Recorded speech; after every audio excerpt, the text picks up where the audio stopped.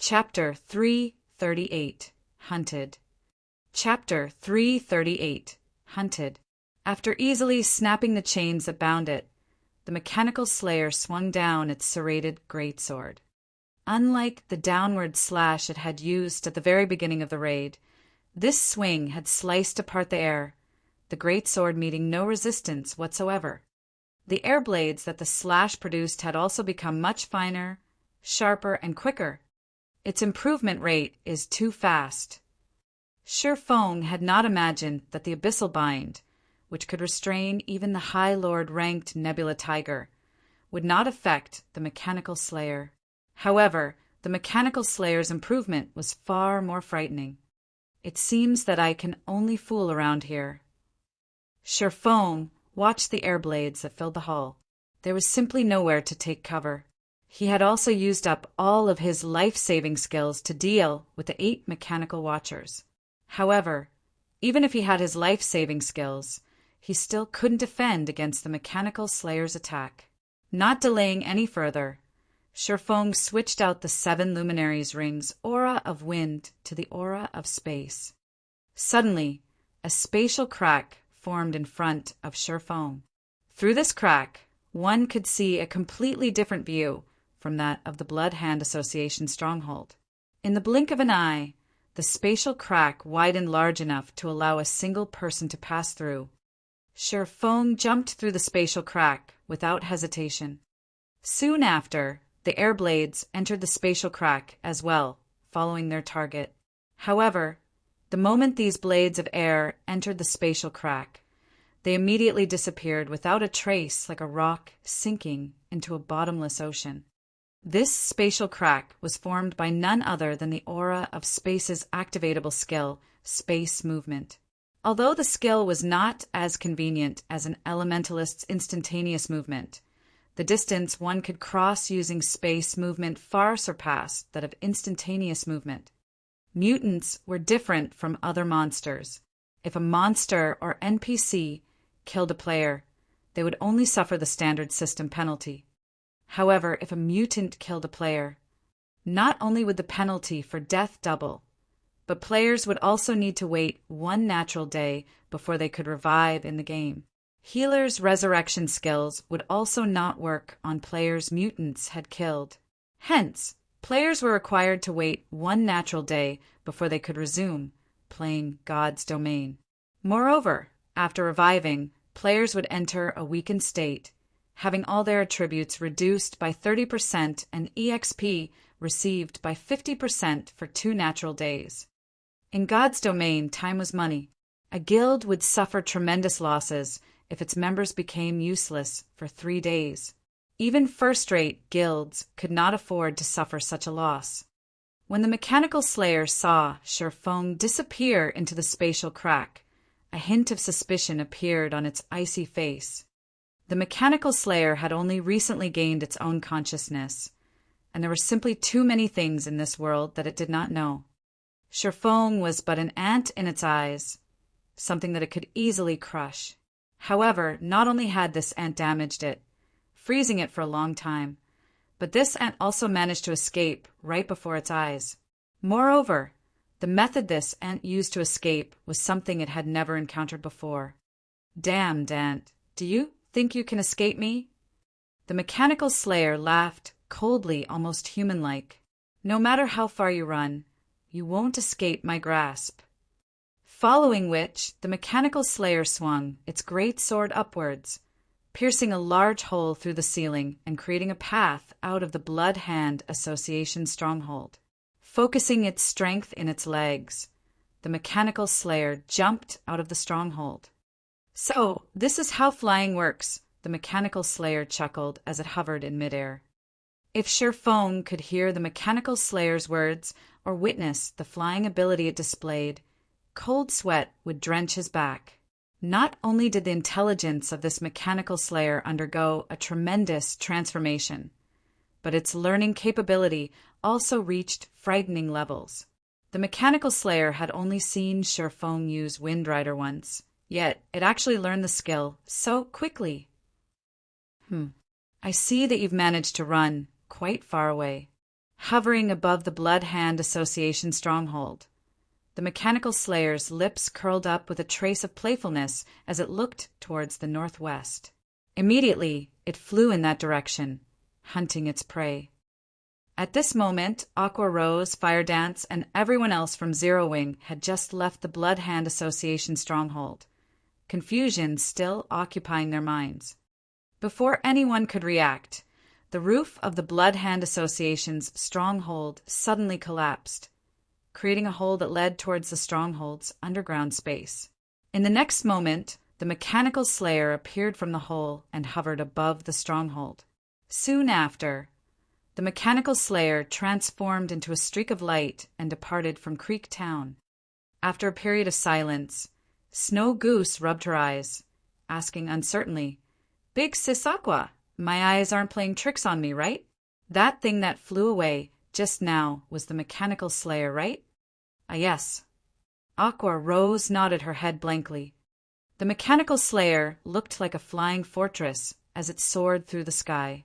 Not only had it possessed frightening, destructive force, but it also possessed speed that completely surpassed players. Faced with an enemy like this, any player would be left speechless, let alone those who had personally witnessed the power of this creature.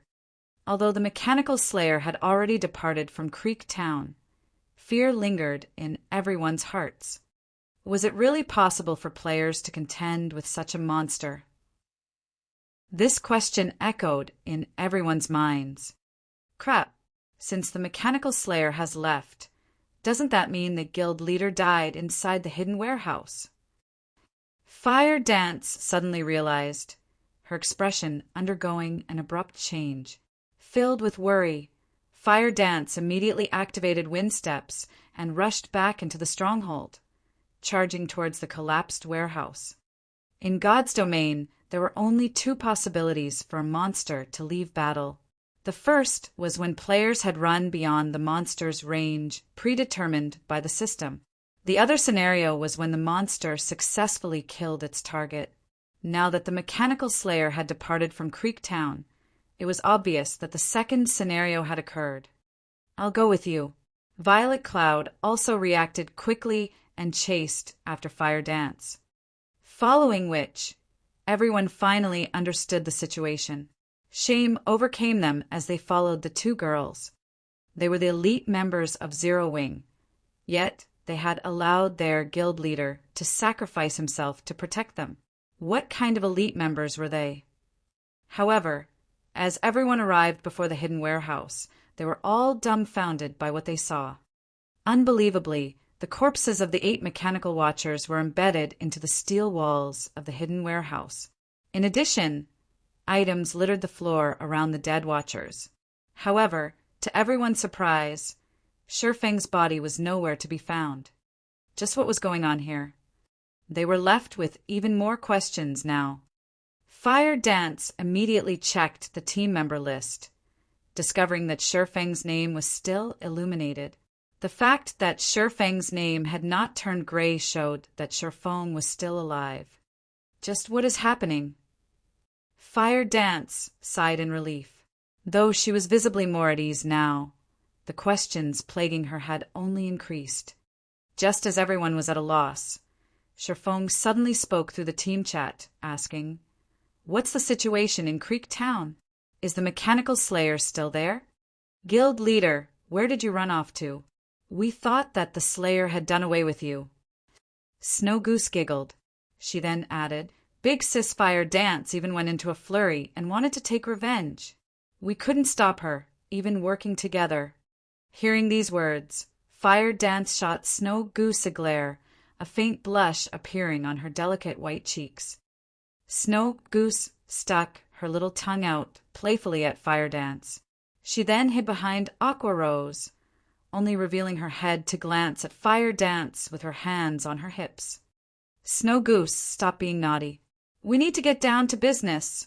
Aqua Rose flicked a finger at Snow Goose's forehead, pretending to be angry.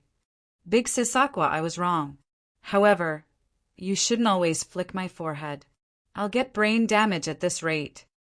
Snow Goose clutched her forehead, her eyes tearing. completely ignoring Snow Goose's spoiled act. Aqua Rose spoke through the team chat. Guild leader, the Bloodhand Association's stronghold has been destroyed. Moreover, the Mechanical Slayer departed from Creek Town and flew towards the northwest. As I expected, it's still chasing after me. Feng pondered. He then smiled, saying, I guess it's good that it is coming after me. Since the Mechanical Slayer is no longer in Creek Town, I'll leave collecting the treasures inside the warehouse to you. Do not let others take advantage of us. To undo the magic barrier protecting the treasures, they needed to get rid of the 8 Mechanical Watchers and the Mechanical Slayer. Now that all 8 Mechanical Watchers were dead, only the Mechanical Slayer remained. As long as the Mechanical Slayer died, the magic barrier would vanish. Meanwhile, now that the Bloodhand Association stronghold had been destroyed, the treasures had also been revealed. Sooner or later, the red names that had just revived or escaped previously would discover the treasure. As long as the magic barrier vanished, those bandits would not sit quietly and watch as their team looted the stronghold. They would take the opportunity to snatch some for themselves. Guild leader, please rest assured. How could anything belonging to our Zero Wing be that easy to steal? Aqua Rose said, a chilling glow flashing in her eyes. Following which, Feng began to flee once more. Space movement had a maximum range of 300,000 yards, which was only around 1 or 2 leveling zones. However, Creek Town was located at the borders of the White River City region. There were no other towns in its vicinity. Even if there were, though, the forces there would not be enough to stop the Mechanical Slayer. Right now, White River City was the only location that could fend off the Mechanical Slayer. Thus, Feng used space movement to arrive at the closest teleportation point, teleporting to White River City. After arriving at White River City, before Feng even stepped out of the teleportation magic array, he discovered a commotion going on at the entrance of the teleportation hall.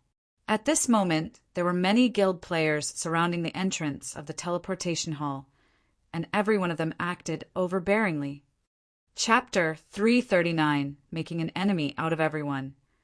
Chapter 339, Making an Enemy Out of Everyone. What's going on in White River City? Feng thought as he looked at the overbearing crowd blockading the entrance of the teleportation hall. Do they recognize me somehow? However, Feng quickly rejected this idea, realizing that he should not be this crowd's target. In order to avoid attracting attention, Feng donned the black cloak before he teleported to White River City, hiding both his appearance and ID. Moreover, he had not told anyone of his whereabouts. So why would anyone expect him? Furthermore, this was the teleportation hall of White River City. What reason was there to blockading this place? The White River City guards were not just for show. Hence, Feng was sure that these guilds occupied the teleportation hall for some other purpose. Interesting. I wonder what sort of evil plan these guilds have this time. Feng revealed a faint smile as he walked towards the entrance of the teleportation hall. Currently, Zero Wing was like the sun at noon. Naturally, many guilds would feel insecure about losing their position, so it was normal for them to take action. At this moment, the entrance of the teleportation hall was filled with noise. Several guilds had gathered, many of which were third-rate guilds. Even the members of Dark Star and World Dominators, 2 of the top 6 guilds of White River City, were present. What are you guilds trying to do here? Didn't we tell you already that we're not interested in joining you? A female guardian knight growled in annoyance. The woman was an extraordinary beauty with bright eyes. Lady, don't say that. Interest is something that can be nurtured. Your disinterest is simply because you don't fully understand us right now. I believe that as long as we spend some time together, your enthusiasm in joining us will grow, a level 18 male assassin insisted, laughing. The assassin was fully geared with mysterious iron equipment. After the male assassin spoke, the tens of players behind him tightened their blockade of the entrance, with no intentions of letting anyone get past them. "Are all guilds in White River City like you guys?" the female guardian knight said as she wrinkled her brows. "Ha ha ha. Don't misunderstand us. We aren't forcing you to join any of the guilds present. If you aren't interested in joining any of us, you only need to pay a 5 silver coin service fee. After all, you can't expect us to make a trip here for nothing." The male assassin chuckled coldly. "You all are going too far." In a fit of rage, the female guardian knight unsheathed her saber and shield. Although her equipment was a mix of common and bronze rank, her level of 17 was not to be underestimated. Currently, the majority of players were only level 13, and few among the average players had reached level 14. Those who managed to reach level 15 were all veteran players. As for those who were level 16 or above, such players were usually the elite members of guilds. The fact that an independent player like the female guardian knight had managed to reach level 17 showed that she possessed definite abilities. "What, you want to challenge me? Come at me then. I'll even stand here and let you hit me. Hit me if you can." The male assassin laughed arrogantly. He even took the initiative to move closer towards the female guardian knight saber. "You shameless bastard." Although the female guardian knight was furious, she did not take action. They were in White River City.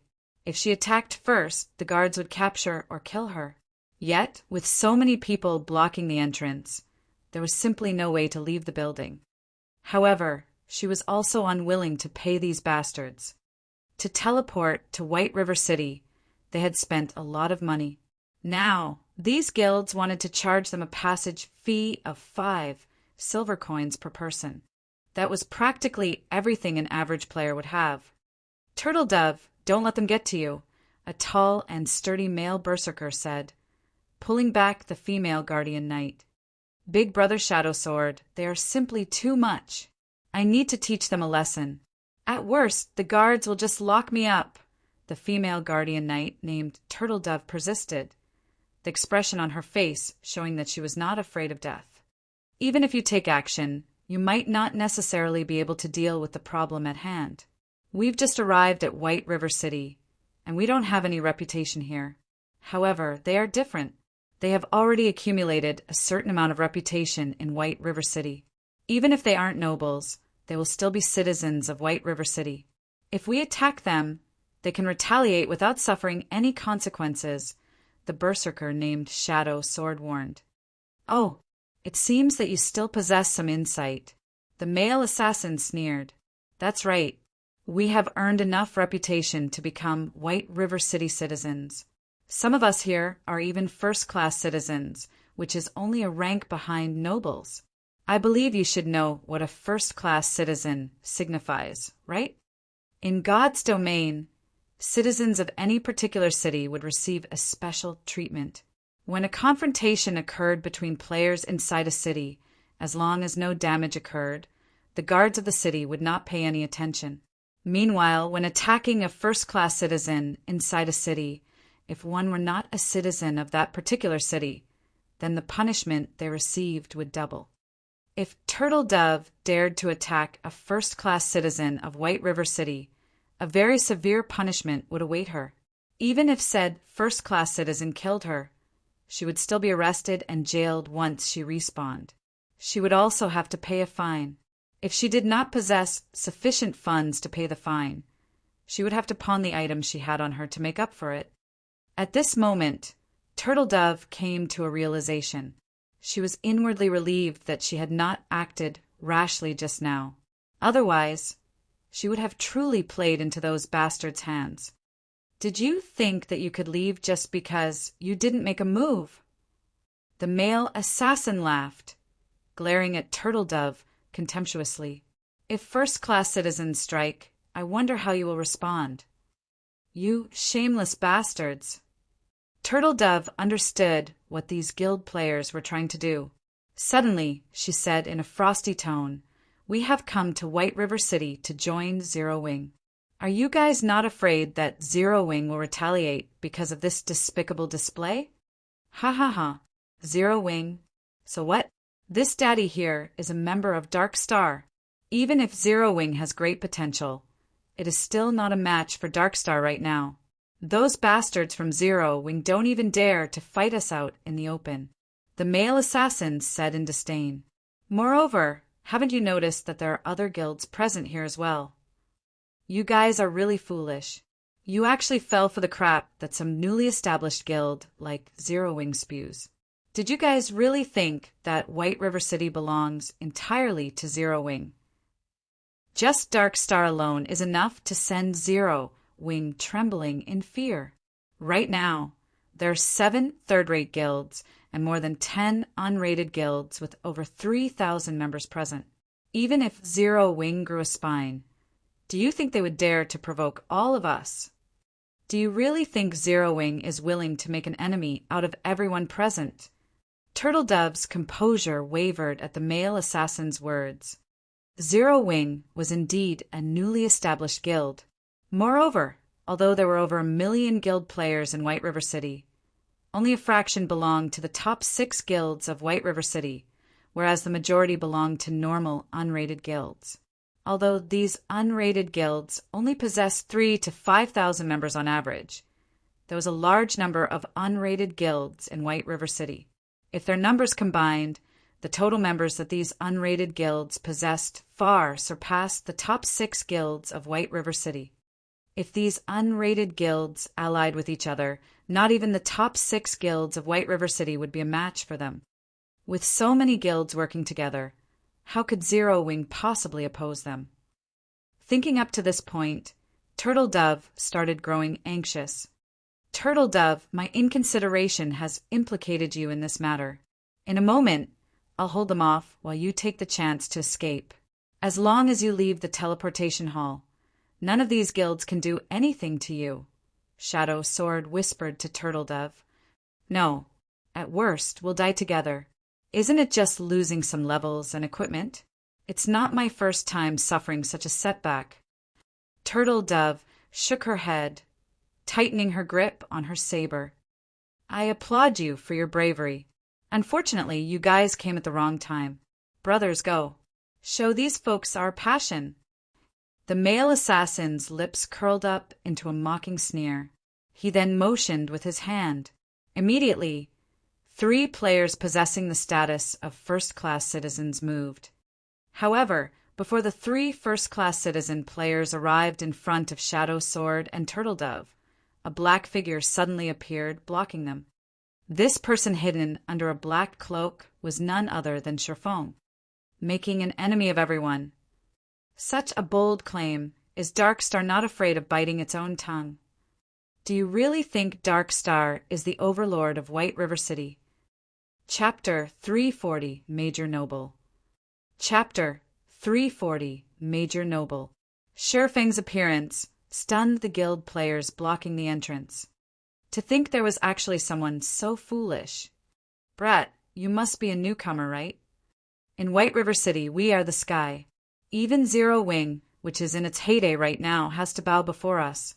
Since you are also new, I'll give you a piece of advice. Join us. Why bother with a guild that has no future like Zero Wing? Of course, it's also fine if you don't wish to join us. Just pay 5 silver coins, and we'll let you be on your way." The various guild players laughed maniacally. Sherfong paid no mind to the ridicule and laughter. Instead, he said, "So it turns out that your guilds are such good-for-nothings.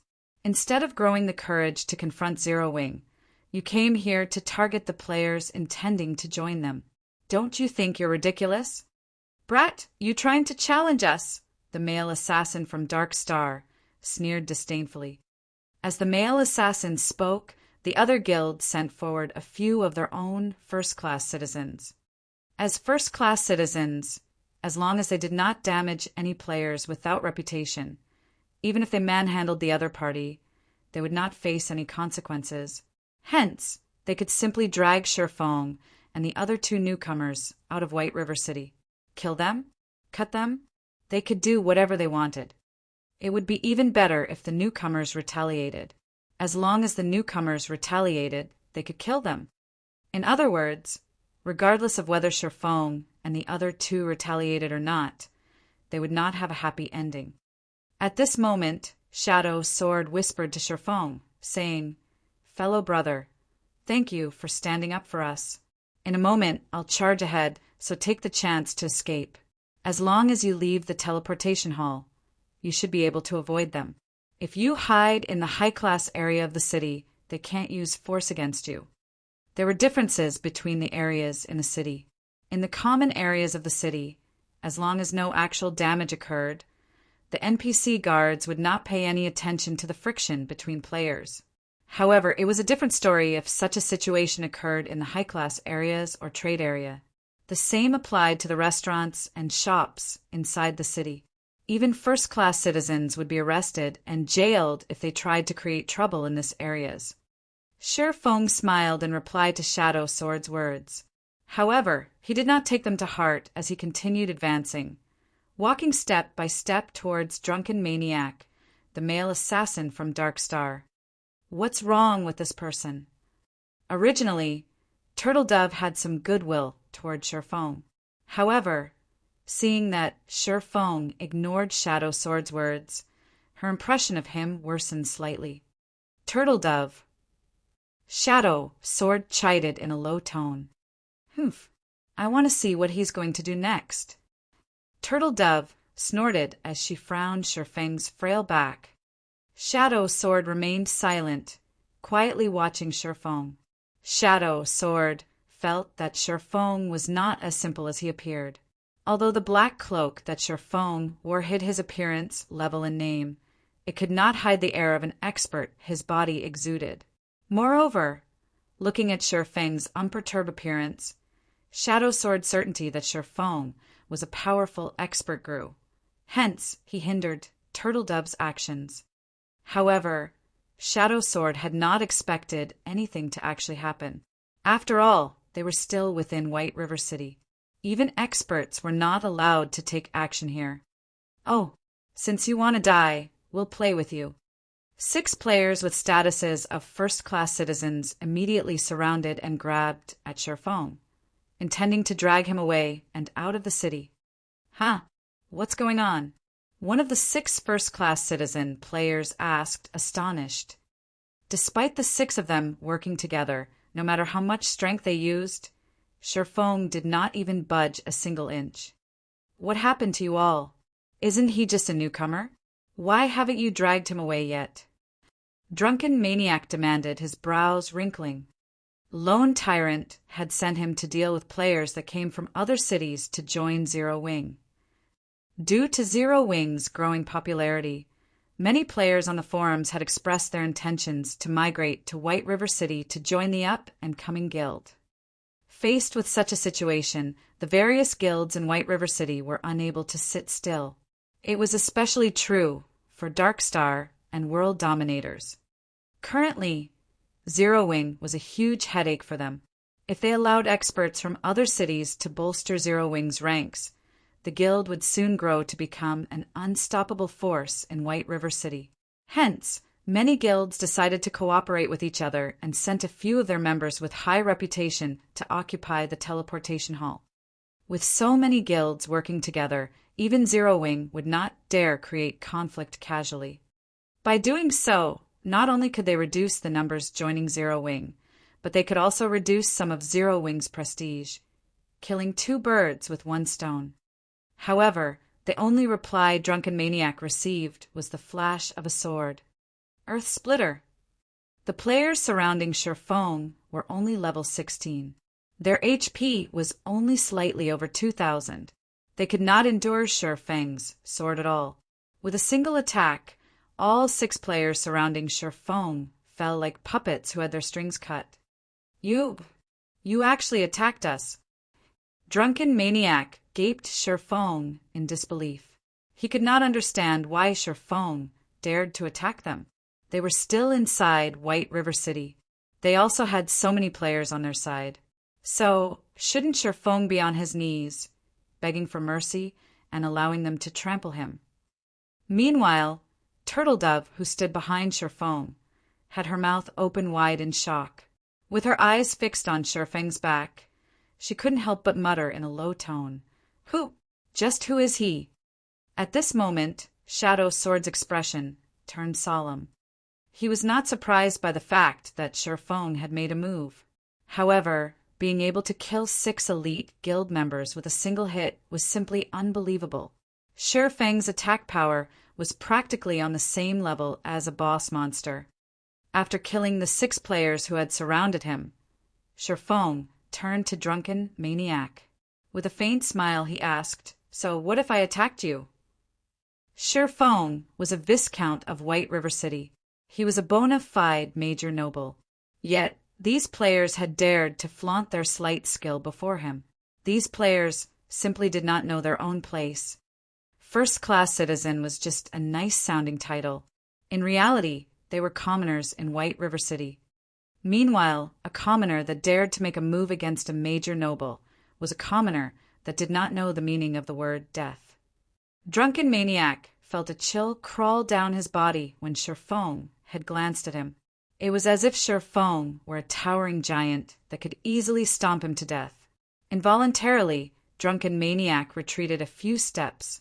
However, when he thought of the many allies behind him, courage filled his heart. He then pointed at Shifeng with unflattering rage. "Brat, you're courting death. Since you dared to kill us within White River City, nobody in the entire city can save you now. It would be the same even if Black Flame were here right now. Brothers, kill him." Tens of Dark Star members charged at Shifeng. In the distance, over a dozen mages had also begun to chant their spells. In the next moment, however, everyone discovered that they were actually unable to use any of their skills. Immediately, Shifeng swung the abyssal blade and sent 3 arcs of lightning at the group charging at him, causing damages of over -1,000 points to appear 3 times over everyone's head. Under the lightning's might, none survived. At this moment, even a fool could tell that Shifeng was not a simple character. Originally, the members of the various guilds present had laughed at Shifeng for his foolishness. Now, however, no one laughed. Shifeng's first strike had killed 6 players, while his second had killed tens of players. At this moment, nobody dared to make even the slightest movement, deeply afraid that the next person to die would be themselves. The only thing they could do right now was to wait for the arrival of the city guards. Only the city guards could deal with a monster like Shifeng. Just who are you? Drunken Maniac retreated, his body trembling uncontrollably. Shifeng was simply too powerful. This was the first time Drunken Maniac had felt such an invisible power. Although there was nothing surrounding his body, Drunken Maniac felt as if his body were made of lead. Even his breath became extremely heavy. "You said that it would be useless even if Black Flame were here. Well, I'm standing here right now. What you are going to do about it?" Shifeng removed the black cloak. He then smiled at Drunken Maniac once more, slowly advancing towards the assassin, step by step. Without the black cloak, everyone recognized him as Black Flame. Chapter 341, It Has Come. Chapter 341, It Has Come. As long as one was from White River City, they would definitely recognize Black Flame. It's Zero Wings guild leader, Black Flame. Why is he here? No wonder he's so strong. The various guild players present started panicking. If Shifeng were simply an expert from another city, at most, they would feel a little nervous. After all, no matter how powerful Shifeng was, he could not contend with the entire city. However, Black Flame was different. Not only did the man possess astonishing strength, but he also had a powerful guild backing him up. Drunken Maniac retreated as he gaped at Shifeng, his eyes nearly popping out of their sockets. He had simply been sent here by his guild leader, Lone Tyrant, to harass some independent players. He would never have imagined that he would come across the famous, yet mysterious, Black Flame of White River City. Not long ago, Black Flame had killed Lone Tyrant while surrounded by an army of thousands. Meanwhile, he only had a few hundred men. Moreover, in terms of combat power, he was far inferior to Lone Tyrant. So, how was he going to survive? Guild leader, you've really brought a calamity down on me this time. Drunken Maniac laughed bitterly in his heart. As for escape, although Drunken Maniac was arrogant, he was not a fool. Sure Feng could have killed him with his previous strike. Yet Sure Feng had not done so.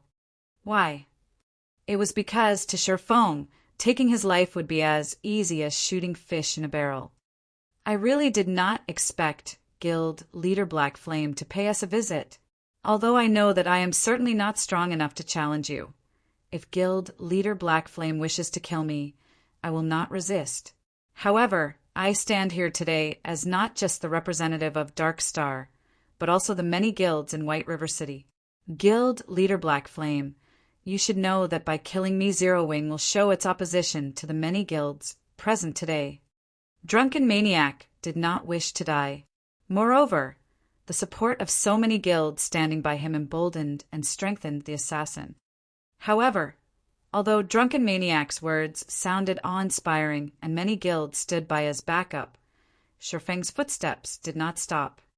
Guild Leader Black Flame, our guilds have chosen Drunken Maniac as our representative here today. If you kill him, your actions will offend our guilds. So, I hope Guild Leader Black Flame will think things through. That's right, that's right. Although Zero Wing is powerful in White River City, we're not that easily bullied. Moreover, nobody will benefit from a life and death struggle. Guild Leader Black Flame, you have to think it through carefully. Guild Leader Black Flame, in my opinion, you should just let bygones be bygones. Wouldn't it be better if both sides take a step back? Why must you push the situation to an impasse? Neither party will benefit from such a situation. Zero Wing only has around 5,000 members.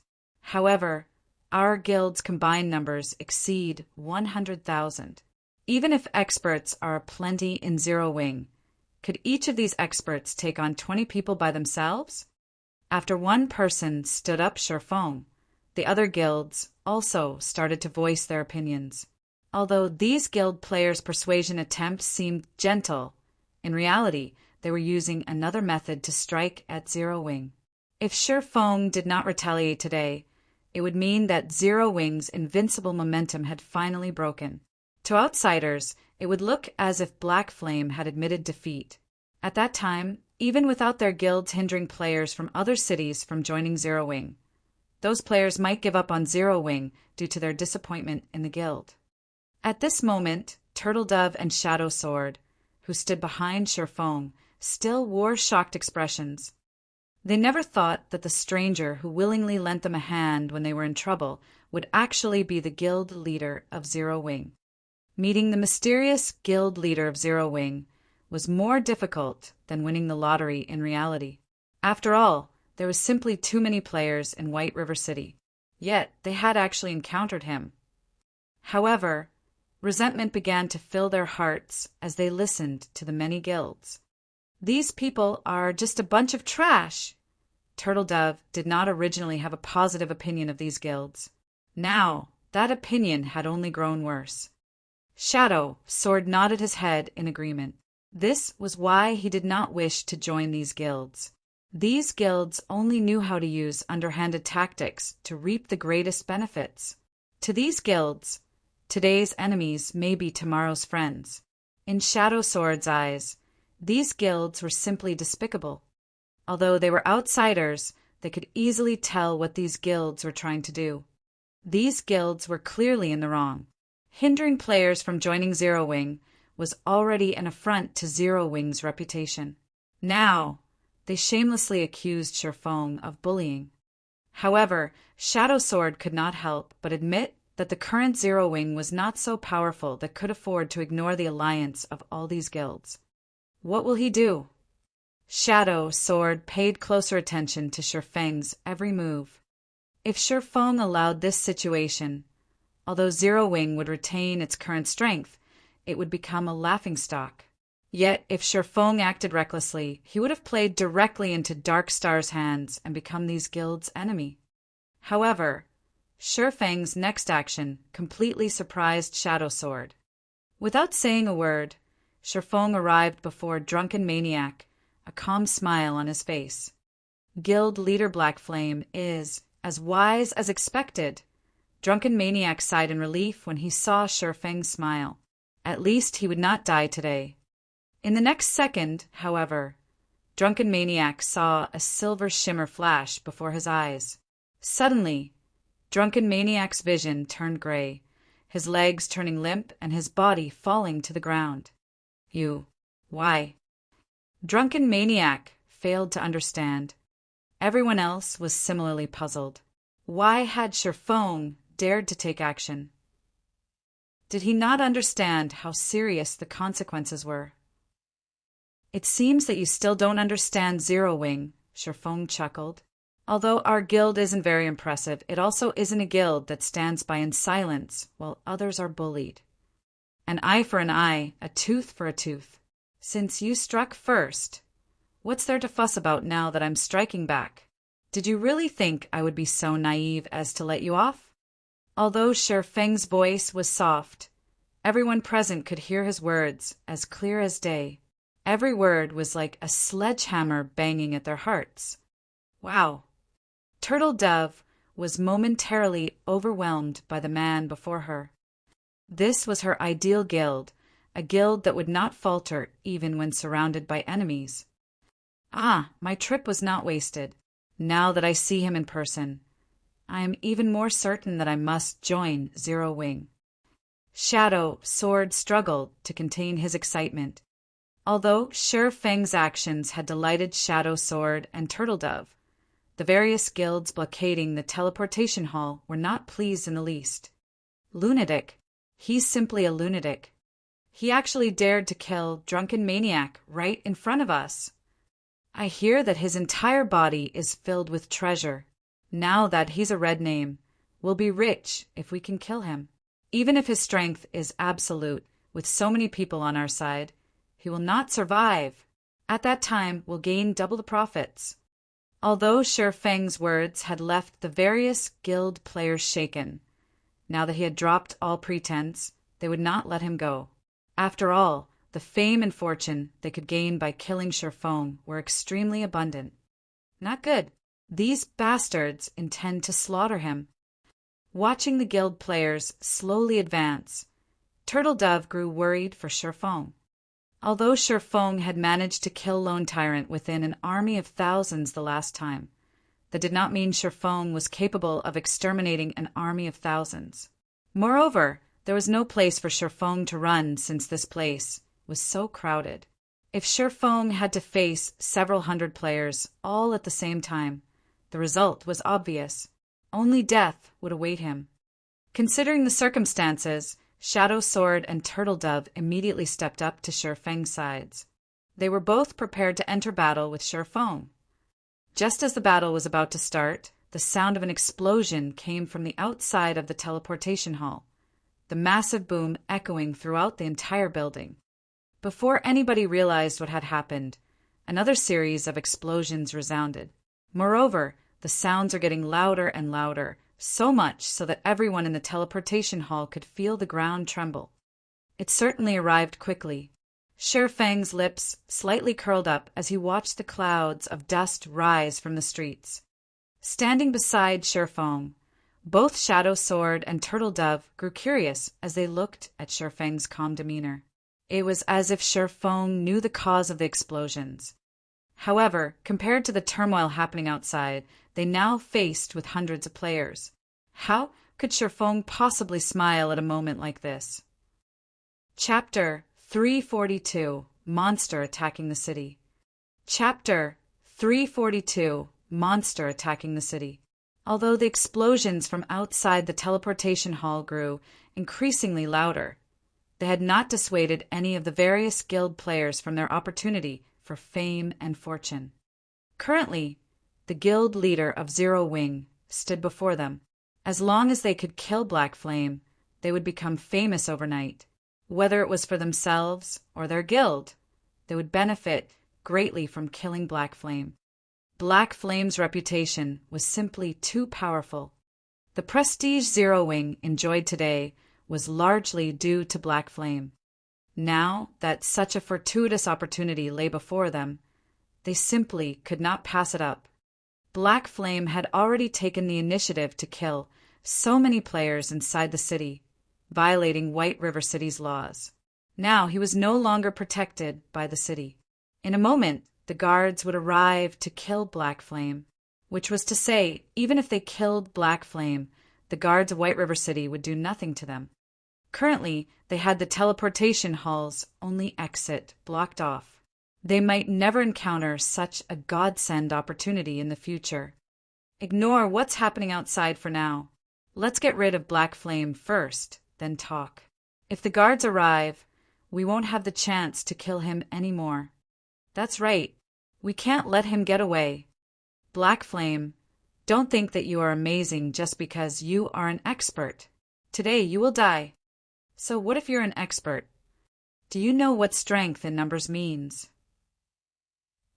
The various guild players all wore sneers on their faces. Obviously, they no longer held any respect for Shifeng. There was only greed and highly inflated confidence in their eyes right now. Guild leader Black Flame, I'll attract their attention in a moment, so take the chance to escape, Shadow Sword said as he suddenly moved in front of Shifeng. Shifeng looked at Shadow Sword strangely. Previously, Shifeng had not been too concerned about Shadow Sword as he had focused on the situation itself. Now that he took a closer look at Shadow Sword, he suddenly discovered that this person was not as simple as he seemed. Although Shadow Sword's equipment was nothing special, and he was only level 17, his every movement exuded the unique temperament that only martial arts practitioners possessed. Although I had never heard of an expert named Shadow Sword in the past, this person is still quite interesting. Shifeng revealed a faint smile as he examined Shadow Sword's figure. Although Shifeng had been the guild leader of Shadow in the past, and had played God's Domain for over a decade, it was simply impossible for him to remember the names of every expert in God's Domain. After all, there were simply too many experts in this game. However, what Shifeng admired about Shadow Sword was not his skills. Rather, it was Shadow Sword's behavior. In a situation where most people would hide and cower, Shadow Sword actively rushed forward instead. Even though he knew that this was a suicidal thing to do, he had still done it. It had been a long time since Shifeng had encountered such a fool. Even while hundreds of players charged at Shifeng, Turtledove discovered that Shifeng had not moved an inch. Instead, he stood there quietly watching the crowd. Inwardly, Turtledove was stunned, wondering what was going through Shifeng's mind. Has he already given up? Oh, there really are a lot of guilds here. It seems that I'll have to use a little effort this time. Shifeng looked around, memorizing all the guilds here today. If he did not give these guilds a taste of Zero Wing's might, their actions would only grow bolder in the future. Normally, he would not stand a chance against such a crowd. Now, however, the situation was different. It should be about time. You too, in a moment, distance yourselves. The farther, the better. It would be unfortunate if I mistakenly injured you. Shifeng whispered a reminder to Shadow Sword and Turtledove before slowly advancing on the crowd. At the same time, he activated the aura of space on the 7 Luminaries ring, becoming immune to all control and restricting effects. Shifeng's instructions confused the two independent players. Just what was he planning to do? Did he really intend to engage in a death match with these hundreds of players? Presumptuous. Die. One of the level 16 berserkers, who led the charge, smiled disdainfully. Lifting his battle axe, he used charge and took the lead to hack at Shifeng. The giant battle axe carried a strong wind with it as it descended. Originally, the berserker thought he could repel Shifeng with a single attack. In the next moment, however, this level 16 berserker finally realized what true strength was. Making a casual swing with the abyssal blade, Shifeng slashed at the steel battle axe, sending both the axe and the berserker flying. Following which, Sherfong charged towards his incoming opponents like a bullet, crashing into and dispersing the crowd. Is he a monster? Turtledove was dumbfounded. The players from the various large guilds were also momentarily stunned. However, they quickly recovered their wits. Mages kill him. Although the melee players who had charged at Sherfong had scattered, the mages standing in the back had not stopped their chanting. Soon, spells flew at Sherfong, one after another. Not daring to take all of those spells head-on, Sherfong quickly carried out complex footwork, his dance becoming ethereal. Dodging one spell after another, Sherfong charged towards the crowd. Not good. He's going for the healers. All melees block him. A group of melee players immediately charged forward and blocked Sherfeng's path. However, their attempt was futile. Sherfong was currently level 24, and most of the equipment he wore was fine gold rank or above.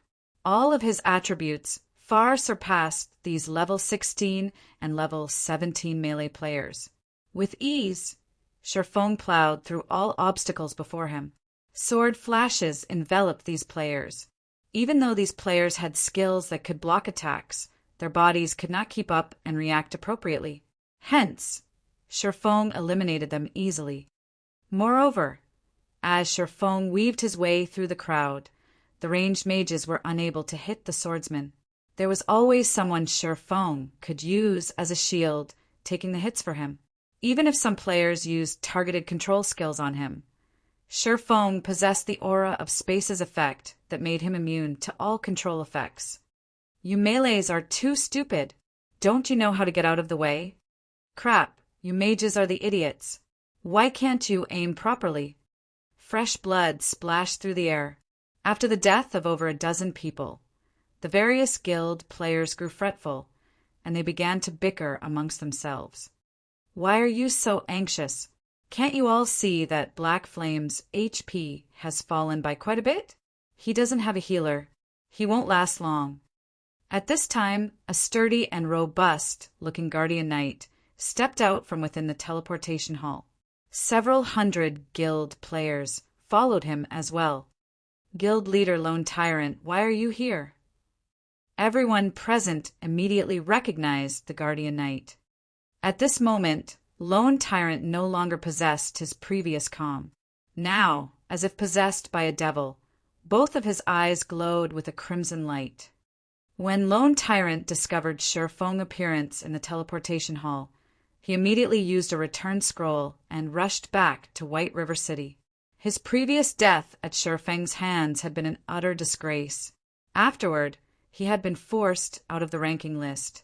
At this moment, Lone Tyrant's hatred for Sherfong was deeper than an ocean. Black Flame, today you will die. Everyone charge. Lone Tyrant laughed madly as he watched Sherfong fight. Kill. Suddenly, several hundred Darkstar elite members charged at Sherfong. This Lone Tyrant sure has good timing. Sherfong could not help but wrinkle his brows. Currently, although he still had over 70% of his HP remaining, he would not last long if he had to face an additional mob of several hundred Darkstar elite members. It seems that I can only retreat for now. Just as Sherfong charged towards the entrance, a huge explosion occurred in front of the teleportation hall. The hundreds of players blocking the entrance were instantly obliterated, and not even their corpses remained. Only the items these players had dropped were left behind. Shocked, everyone turned to look at the source of the explosion. What is that? Turtledove's eyes widened. A look of disbelief plastered on her face. A steel giant had appeared at the entrance of the teleportation hall. Just by standing there, the steel giant caused those who looked at it to feel chills down their spines. Simultaneously, all players in White River City received a notification. White River City System announcement. Monsters have invaded White River City. Assist the guards of White River City to repel the attack. Players will receive bountiful rewards based on contributions. However, Despite this system notification, this steel giant's contemptuous laughter petrified any player who heard it. "I finally found you." Chapter 343, Slaughter Time. Chapter 343, Slaughter Time. The players in White River City grew excited when they heard the announcement. It was extremely rare for monsters to attack a city. Furthermore, they could obtain bountiful rewards and witness experts' techniques. These factors alone were reason enough for players to involve themselves. "Let's head over to the city gates and have a look. We won't get any rewards if we let the guards wipe out all of the monsters. I heard that a monster has appeared at the teleportation hall. Hopefully, they haven't killed it already. Let's hurry to the teleportation hall, then." Immediately, groups of players resting inside bars and hotels started running towards the teleportation hall, which was only a short distance away from White River City's gates. At this moment, silence filled the inside of the teleportation hall. The steel giant that had suddenly appeared currently captivated everyone's attention. Mechanical Slayer, Mutant High Lord Rank. Level 50. HP 40 000 000/40 000 Compared to the first time Sherfong had seen it, the Mechanical Slayer's current HP had undergone an earth-shattering change. Its HP of 40 million shook the players inside the hall, despair seeping through the crowd. Moreover, the Mechanical Slayer had killed over 100 players with a single attack. Any player who witnessed this scene would feel one thing: fear. However, what surprised everyone was that the steel giant's gaze was locked on Black Flame. It was clear that the steel giant's words, "Finally found you," were meant for famed guild leader. But why was such a powerful monster looking for Black Flame? This question filled everyone's minds. Why would a level 50 high lord appear here? Lone Tyrant looked at the Mechanical Slayer that had suddenly appeared, feeling greatly astonished. This was also the first time Lone Tyrant had heard of or seen the rank Mutant High Lord. There were hundreds of level 150 guards and level 150 tier 2 guard generals in White River City. The Mechanical Slayer, a level 50 high lord ranked monster, stood no chance against these NPCs. Yet, the Mechanical Slayer still chose to appear here. Such a situation was simply unbelievable. However, what was even more surprising was the Mechanical Slayer's performance and actions. Its speech, which carried a playful tone, was nothing like a monster. In Lone Tyrant's opinion, the Mechanical Slayer seemed more like a haughty and overbearing player than a monster. These factors revealed that this Mutant High Lord was definitely more powerful than an ordinary High Lord ranked monster. "Boss Tyrant, what should we do about that monster? Should we escape?" The members of Dark Star struggled to swallow their fear when they thought about the Mechanical Slayer's level and frightening, destructive power. Escape? Lone Tyrant sneered. "With such a God-given opportunity, why would we escape? Right now, the monster has the exit blocked. Meanwhile, Black Flame is clearly its target. Who else could be a better guard than that monster? First, we need to deal with Black Flame. After we get rid of him, we can deal with that monster. Everyone, charge! We must not let Black Flame get away today." Since Lone Tyrant had given the command, as members of Dark Star, they could not disobey his orders. One after another, the Dark Star members charged towards Sherfong. At the same time, Lone Tyrant had also mobilized members through the guild channel, instructing more to join him. Whether it was Black Flame or the Mechanical Slayer before him, Dark Star would be the one to take them both down. It was especially true for the monster before him. Despite it clearly being a High Lord, the Mechanical Slayer possessed intelligence that far surpassed that of an ordinary High Lord. Moreover, it was also frighteningly strong, if they could kill it. When the other guild players saw Dark Star's hundreds of members charging at Sherfong, they, too, started contacting their respective guilds and rallied for more troops. not wanting to miss out on this opportunity. In addition to taking Black Flame's life, they all intended to fight over the contribution and drops of killing the mechanical slayer. It's over. There's a tiger at the front and a wolf at the back. I told him that he should have escaped earlier. It's too late now. Turtledove panicked when she saw their opponents surrounding Sherfong. The steel giant also had the exit blocked off. She then suggested, "Why don't we rush over to help him now?" "Hold on." Shadow Sword pulled back Turtledove. Softly he said, "Let's listen to Guild Leader Black Flame and think of a way to escape. Big Brother Shadow Sword, the situation has changed. He will die if we don't help him." Turtledove said, "Even if we try to help, what can we actually do?" Shadow Sword shook his head. Although he wished to help Sherfong as well, a dark feeling had surfaced in his heart. Meanwhile, this darkness told him that if he stayed here, the situation might really conclude as Sherfong had said. It would be better than doing nothing at all. Ignoring Shadow Sword's words, Turtledove charged towards the crowd. However, before Turtledove made it too far, something unbelievable happened. A massive figure suddenly appeared above Sherfong. The figure then landed heavily on the ground, easily crushing the stone floor into dust and sending tremors throughout the entire teleportation hall. More than 100 players who had charged at Sherfong died instantly under the figure's descent. Only Sherfong, who had activated Defensive Blade, had barely remained standing. "You've finally taken action. I've been waiting for a long time now," Sherfong smiled faintly. At this moment, he had less than 50% HP remaining. If he continued battling the sea of players, sooner or later, he would have no choice but to run. However, now that the mechanical slayer had made its move against him, things were vastly different. "Little Ant, you sure are persistent. However, in front of us, only death awaits you." The mechanical slayer lifted its serrated greatsword, slashing the weapon down at Sherfong. Countless air blades flew towards Sherfong. Perfect! Faced with the countless air blades, Sherfang's smile only widened. Using silent steps, Sherfong dodged the air blades that assaulted him like a tsunami easily and appeared where the healers of the various guilds had gathered. Although Sherfong had evaded the mechanical slayer's attacks, the Dark Star elites who had focused on Sherfong were not as lucky.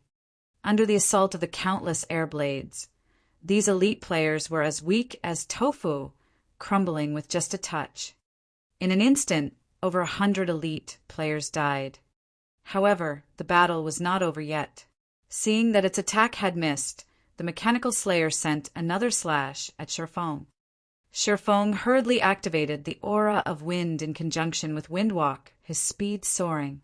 Sherfong then jumped abruptly, barely dodging the second wave of air blades, following which the healers and mages of the various large guilds suffered a tragedy. "Crap! Black Flame is trying to use that mechanical slayer's strength to deal with us. Everyone move away from him." Everyone finally noticed that something was amiss. Although Sherfong seemed to be evading the mechanical slayer's attacks, in reality he took advantage of the mechanical slayer's wide range to deal with them. Within a few seconds, the various large guilds had lost over 80% of the elites in the teleportation hall, while Darkstar had lost over half of the elites who had just arrived. If they continued to allow Sherfong to have his way, they would face annihilation in just a moment. Black Flame.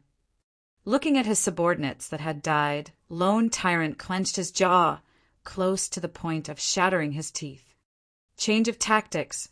All ranged players restrict Black Flame's movements. Lone Tyrant immediately issued new orders. "You only now noticed." Sherfong simply smiled. "Unfortunately, you're too late. Let me help you host a grand blood fest." If Lone Tyrant and the others had prepared earlier and stolen the aggro of the mechanical slayer from Sherfong before it appeared in front of him, Sherfong would have been forced to flee. However, after the mechanical slayer had focused on him, It would be meaningless even if Lone Tyrant and the others managed to figure out his plan. Shifeng had already seized control of the Mechanical Slayer's initiative. So long as Shifeng did not die, he would have control of the giant's actions. Fortunately, nobody in White River City could surpass his survivability. Chapter 344 Unstoppable. Chapter 344 Unstoppable. Although Shifeng's survivability was impressive, when faced with a level 50 mutant High Lord, not even he could last long. After all, the gap between them was simply too wide. I have no choice. I have to use it. Shifeng reluctantly took a frost grenade from his bag. Immediately, the Mechanical Slayer slid to a halt, its glowing red eyes glaring at the frost grenade in Shifeng's hand. The Mechanical Slayer was very familiar with the frost grenades. Shifeng had once used these frost grenades to freeze it for a long period of time, rendering it helpless. "Ha! It seems that it remembers," Shifeng laughed when he saw the Mechanical Slayer's reaction. However, Shifeng had no hope that the frost grenades would scare the Mechanical Slayer for too long. Taking advantage of the Mechanical Slayer's hesitation, Shifeng took a step forward and dashed towards Dark Star's mages. "Damn! All mages, fire everything you have at him. Don't let him get close," Lone Tyrant shouted. One after another, spells flew towards Shifeng in quick succession. Frost arrows, ice spheres, ice walls, spiritual bondage, and other control skills aimed for Shifeng. Meanwhile, the Mechanical Slayer behind Shifeng had finally responded. Immediately, it threw the serrated great sword in its hand at Shifeng. The great sword generated a sonic boom as it flew, punching a hole through the air. The sword was so fast that it was impossible for anyone to dodge it. On one side, there were the numerous spells players had cast, and on the other, there was the Mechanical Slayer's greatsword. Shifeng could not afford to be careless. Immediately, he used Phantom Kill, creating a doppelganger of himself 10 yards away from his main body. Just as the serrated greatsword was about to skewer him, by the skin of his teeth, he swapped positions with his doppelganger. Shifeng's doppelganger was utterly powerless against the serrated greatsword, dying instantly. However, even after killing Shifeng's doppelganger, the greatsword did not slow and soared towards the Dark Star mages. Before the members of Dark Star could react, the great sword plunged itself into the crowd. An explosion blossomed as the weapon crashed into the ground, creating a massive hole in the teleportation hall's floor, following which, with the great sword as the epicenter, shockwaves radiated throughout the surroundings. A single shockwave had decimated all players within a 30-yard radius. From this, Shifeng once more witnessed just how terrifying a mutant was. Meanwhile, Shadow Sword and Turtle Dove, who now hid in a corner, were dumbfounded by what they saw. Big Brother Shadow Sword, are all High Lords so powerful? Turtle Dove asked in shock. According to my knowledge, there is not a single High Lord as powerful as this Mechanical Slayer. It seems that Guild Leader Black Flame's command to withdraw was not without reason. Shadow Sword watched Shifeng in the distance, a hint of admiration appearing on his face. Although the Mechanical Slayer's combat power was horrific, it did not possess the techniques to utilize it fully. Shifeng, on the other hand, was different. Not only did he possess a firm grasp of his surroundings, but he also possessed meticulous dodging techniques. It was precisely what he, Shadow Sword, aimed to learn. If I join Zero Wing in the future, won't I be able to learn many more techniques from him? An idea suddenly occurred to Shadow Sword, and his determination to attend Zero Wing's next recruitment increased. He must join Zero Wing. While Shadow Sword and Turtle Dove admired Shifeng, Lone Tyrant's anger grew rampant. With a single attack, the Mechanical Slayer had slaughtered over 100 Dark Star elites. Damn that Black Flame! Have the others not arrived yet? Lone Tyrant bellowed. Guild Leader, the closest members number around 4,000, and they are rushing to join us. With some time, there should be no problems boosting that number to 10,000, one of Lone Tyrant's subordinate reported. Lone Tyrant nodded, wearing a satisfied smile as he said, "Good. Tell the team to buy us some time. Also, send someone to Zero Wings side to check for any movements. With so much commotion, they won't stand silently by." By the time everyone had gathered, whether it was Black Flame or the Mechanical Slayer, all would be his for the taking. At this moment, the members of Dark Star and the other guilds began to dart around. Wherever Sherfong appeared, these players would run in the opposite direction, playing the mouse to Sherfeng's cat. Just as Sherfong used the frost grenades to pin the Mechanical Slayer down and manipulate the monster's strength to kill the members of Dark Star and the various guilds, the level 150 guards of White River City had finally arrived at the teleportation hall. Over 100 guards stormed the teleportation hall.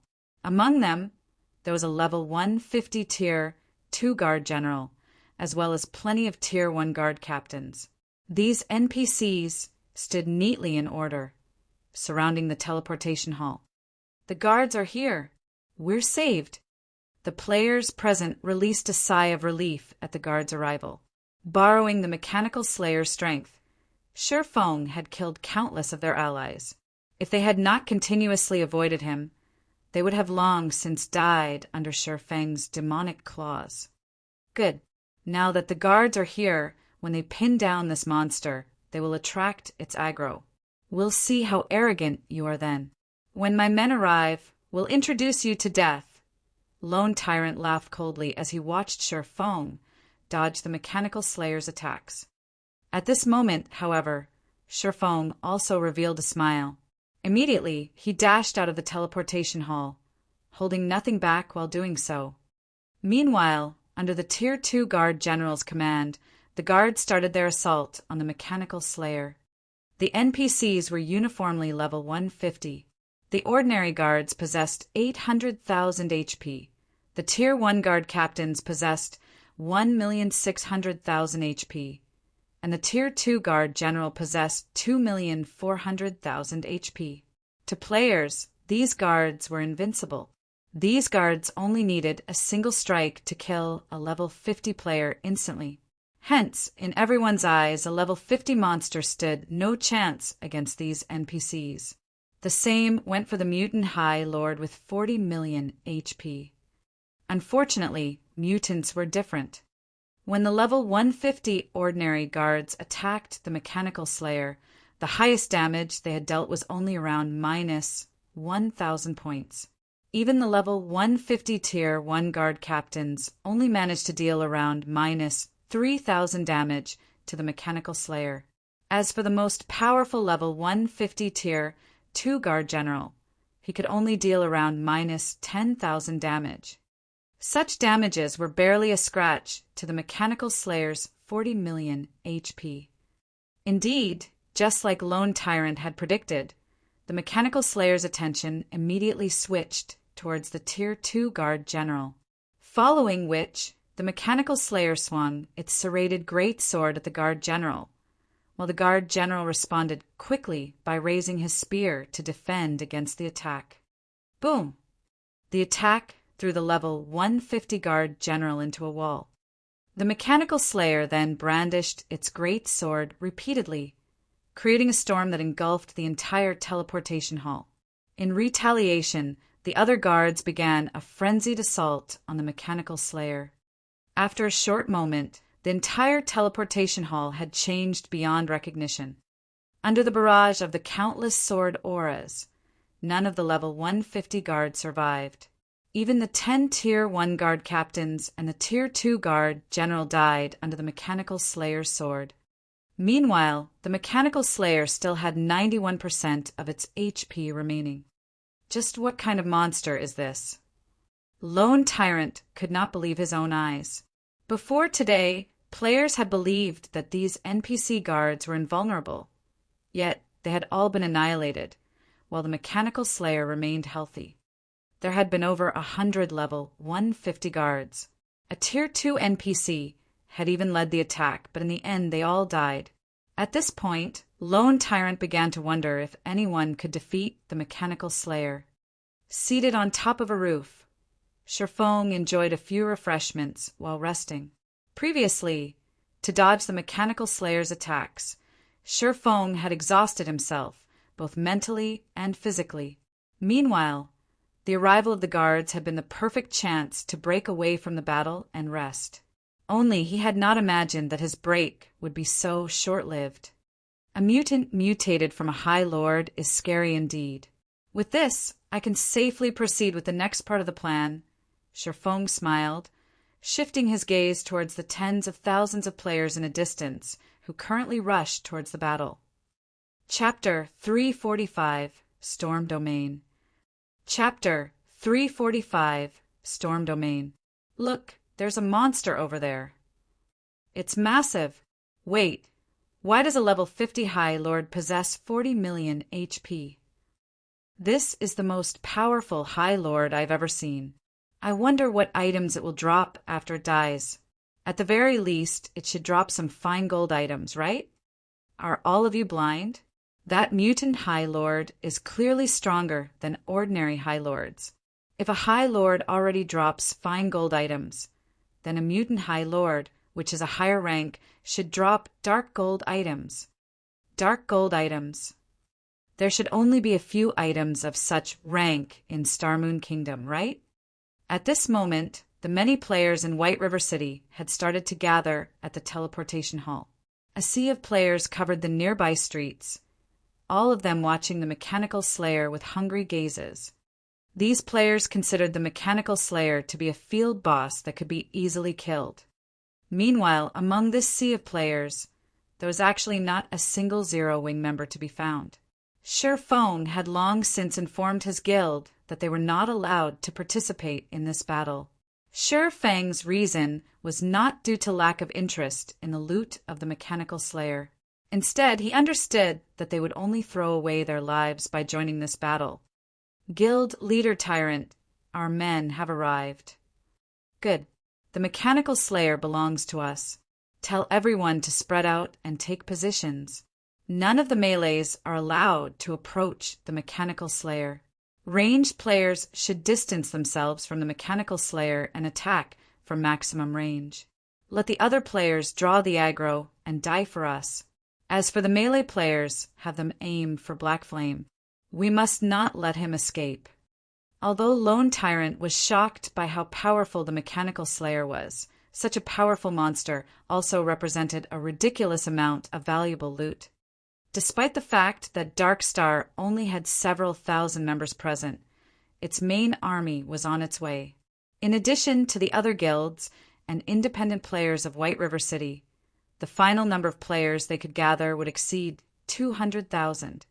Currently, if the players present attacked the mechanical slayer, most of their attacks would either deal -1 damage or Mississippi. Even so, this mechanical slayer with 40 million HP would not survive for long under the continuous assault of 200,000 players. Moreover, there weren't just 100 or so guards in White River City. In time, the city would send more guards into the fray. In a way, the mechanical slayer's death was a guarantee. It was only a matter of who would obtain the loot of the mechanical slayer after it died.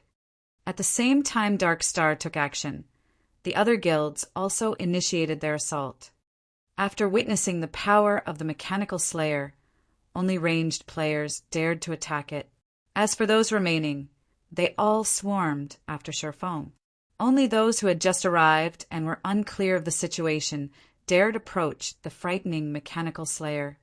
That Lone Tyrant sure is concerned about me. Even now, he still sends so many after me. Standing on top of a roof, Sherfong had obtained a clear view of the battle.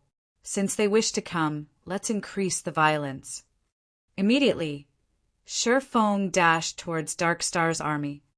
Although countless spells and arrows barraged the mechanical slayer, a majority of these attacks were a miss, and only a small number managed to deal a mandatory -1 damage.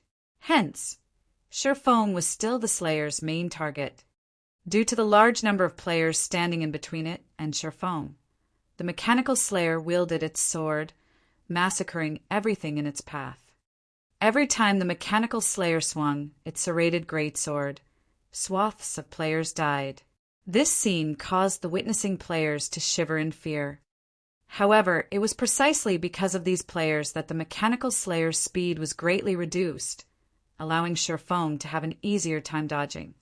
Meanwhile, when the members of Darkstar saw that Sherfong quickly approached them, ridiculing sneers started appearing on their faces. This black flame must have damaged his head. Instead of running away from us, he actually dares to run in our direction. Is he that eager to die? Isn't that better? He's saving us the time of chasing after him. However, just as the members of Darkstar mocked Sherfong for his stupidity, Lone Tyrant angrily bellowed in the guild channel. You bunch of trash, run. Get away from Black Flame. Don't let him come close to any of you. The command confused Lone Tyrant's subordinates. Initially, Lone Tyrant had commanded them to surround Sherfong, yet now he told them to run as soon as they saw Sherfong. However, Lone Tyrant's reminder was useless. Sherfong had already arrived before the members of Darkstar. Meanwhile, the mechanical slayer's great sword descended towards Sherfong. Using silent steps, Sherfong reappeared beside a player 20 yards from his original position, deftly avoiding the mutant's fatal strike. After a series of dodges, almost 90% of the thousands of Darkstar members who had encircled Sherfong died, and only a few with dazed expressions remained. Lone Tyrant trembled in anger. Thousands of members had died, just like that. Lone Tyrant was greatly confused. He could not understand why the mechanical slayer so vehemently chased Sherfong. Just what had Sherfong done to it before this? Right now, with Sherfang's high-speed movements, it was simply impossible for any ranged players to land an attack on him. Yet, if the melee players approached Sherfong, the shockwaves of the slayer's attacks would slaughter them. With the mechanical slayer's aggro locked on to Sherfong, he was practically a walking bomb. However, Lone Tyrant could not stop Sherfong. Even with so many players, none of them could pin down Sherfong. If someone could have pinned him down for just a moment, Sherfong would have long since died.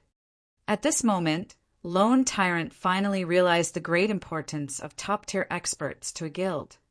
Even if he had an army of thousands, the role they could play in this sort of battle was far inferior to top-tier experts. Damn Black Flame. Lone Tyrant cursed loudly as he watched his guild members die in waves. At this moment, Lone Tyrant no longer looked like the guild leader of a powerful guild. Instead, he looked more like a shrew, shouting abuse on the street. Lone Tyrant's performance left witnesses stupefied. It turned out that even the guild leader of Darkstar had such a side to him. One could just imagine how helpless and infuriated Lone Tyrant felt at this moment. As for the other guild leaders watching this, at this moment, rather than expressing ridicule, they all wore gloomy expressions. Their guilds were in the same boat as Darkstar. After Sherfong finished dealing with Darkstar, he would certainly turn his blade in their directions. So, how could they possibly feel happy over Lone Tyrant's miserable fortune? Why don't we admit our mistakes and apologize to guild leader Black Flame? Are you kidding me? If all of our guilds lower our heads to zero wing, how are we supposed to succeed in White River City in the future? But if we don't apologize, what will we do if he retaliates against us? Wait, look over there. More guards have shown up. While the guards deal with the mechanical slayer, we can work together to get rid of Black Flame. With so many on our side, Black Flame can't survive regardless of how powerful he may be. As long as he dies, Zero Wing will lose its momentum in becoming the overlord of White River City. At that time, we might still be able to thrive. Watching the hundreds of guards who had already surrounded the mechanical slayer, the guild leaders of the various large guilds agreed with the logic. Black Flame's death would be a huge blow to Zero Wing's prestige. If unrated guilds like them wished to thrive, they could not allow a single guild to obtain an absolute advantage in White River City. Currently, Zero Wing was like the sun at noon. If they allowed the guild to continue, sooner or later, they would stand no chance against Zero Wing at all. Hence, the various guild leaders instructed their members to focus all of their strength on killing Shifeng.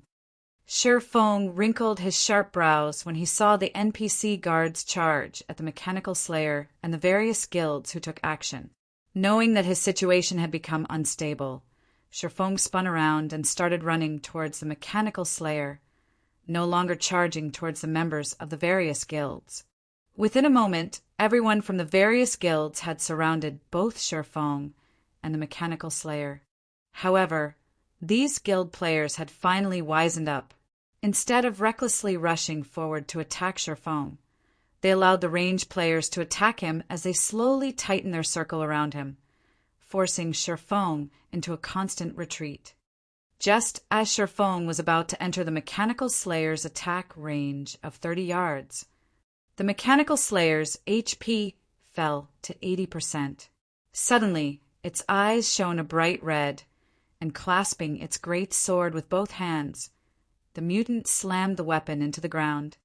Naturally, Shifeng understood what the Mechanical Slayer intended to do.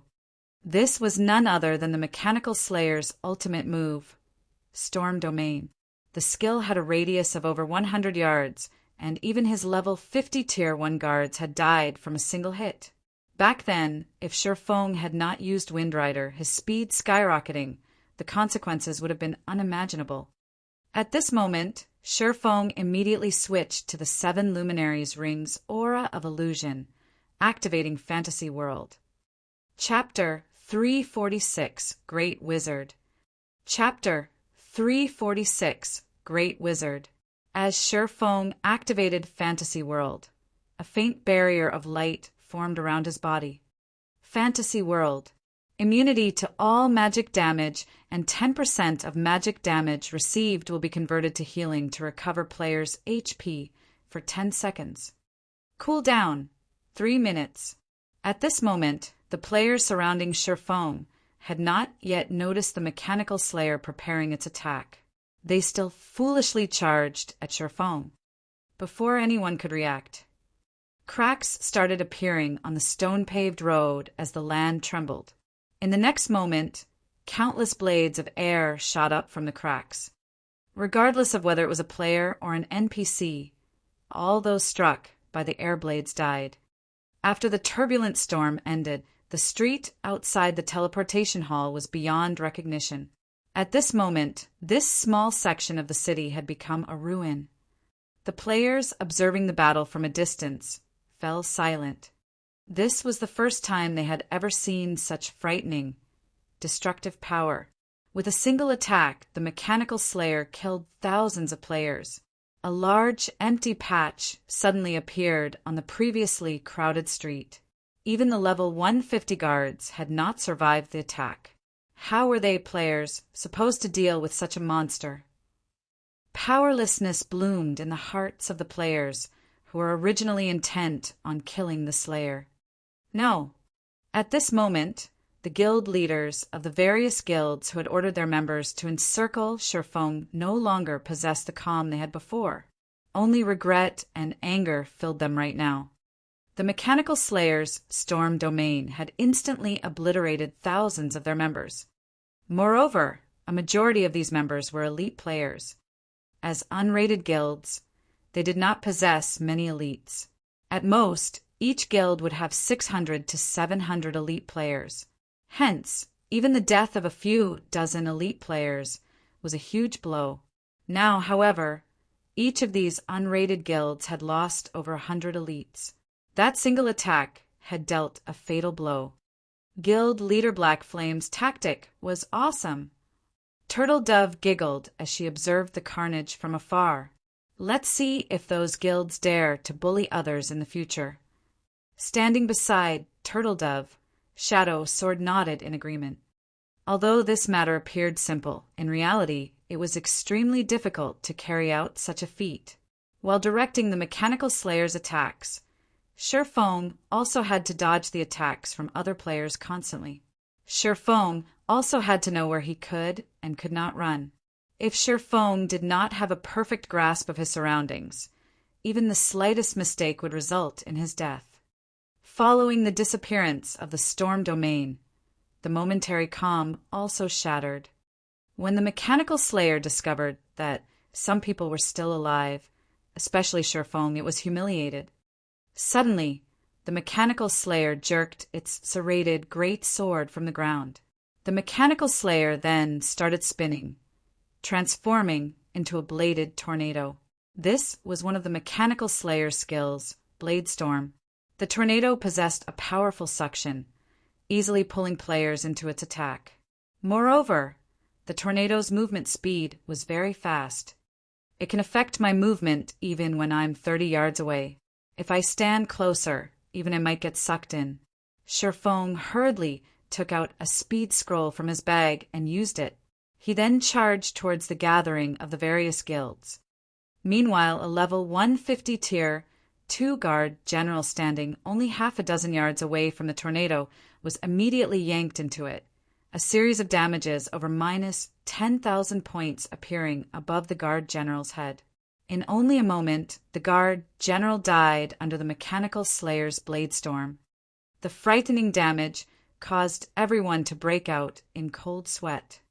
Now, all thoughts of killing this mutant vanished from the minds of these witnesses. Currently, they only had a single thought: run. Suddenly, many players who stood closest to the mechanical slayer began to flee in a panic. Naturally, the members of the various guilds were no exception. When these guild players saw Shifeng running towards them, each and every one of them immediately turned and fled, having completely forgotten about attacking Shifeng. There were no fools here. Nobody wanted to gift themselves to death. This chase scene occupied the streets of White River City. Many players who had just arrived were dumbfounded. They had often seen a group of players chasing another group of players. But now, tens of thousands of players were actually running from a single player. Moreover, these players looked as if they had just seen a ghost. This was truly the first time they had seen such a miracle. Aren't those guys members of the third-rate guild, Angel's Crown? Why are they running away? A ranger who had just arrived asked in wonder. You think Angel's Crown is the only guild running away? Don't you see that there are members belonging to dozens of guilds running with their tails between their legs? A druid who knew more about the situation commented from the side. Now that you've mentioned it, that really does seem to be the case. Just what is going on here? The ranger was confused further after he realized the scope of the situation. Normally, the members of these guilds were extremely arrogant and overbearing.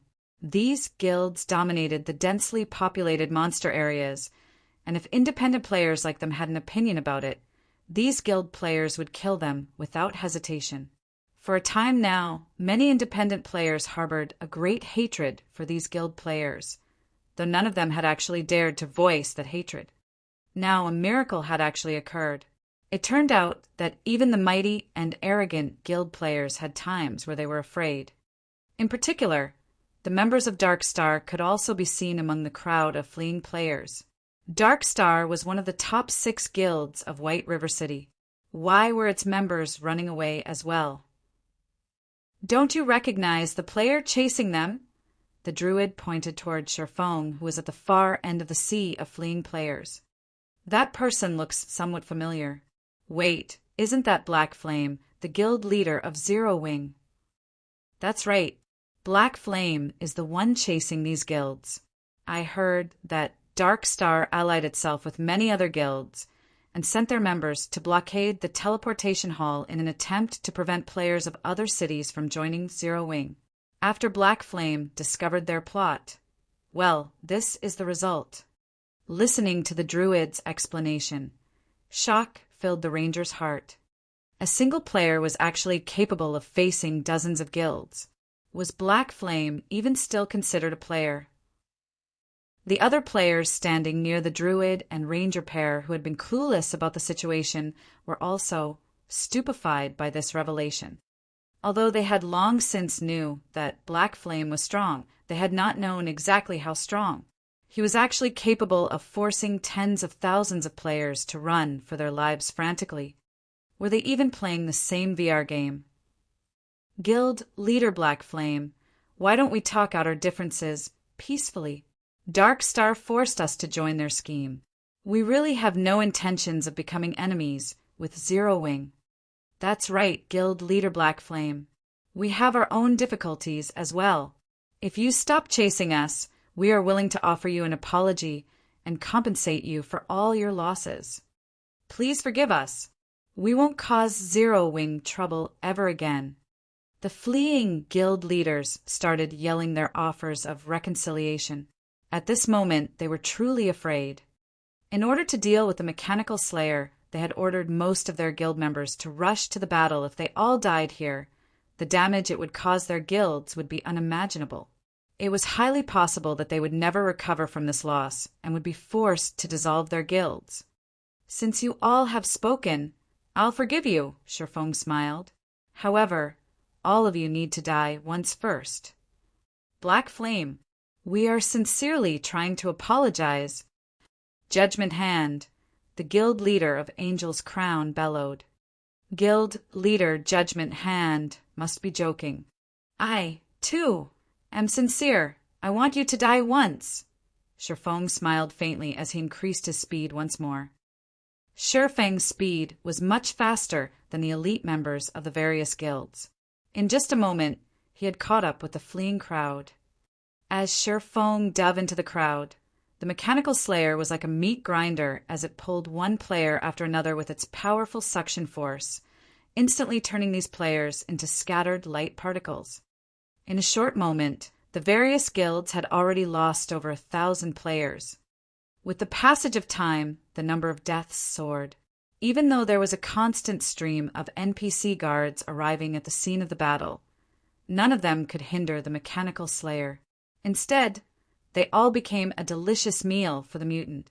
Before a minute had passed since Shifeng caught up with the fleeing crowd, the death count had exceeded 10,000. Among them, Dark Star's losses were the greatest, as Shifeng's main target was the members of Dark Star. This horrifying scene caused all observers to grow cold. If these tens of thousands of players had not scattered and escaped from the very beginning, the number of deaths would be several times higher by now. However, after more than half of the guild players and over 1,000 NPC guards had died, a man in white robes suddenly appeared in the sky. This man's appearance immediately attracted the attention of many people, including Shifeng's. This man was no ordinary NPC. He was the magistrate of White River City, Weissman, a Tier 4 Great Wizard. Chapter 347, Tier 4 Magic. Chapter 347, Tier 4 Magic. Many players sighed in relief at Weissman's arrival. The mechanical slayer was too strong.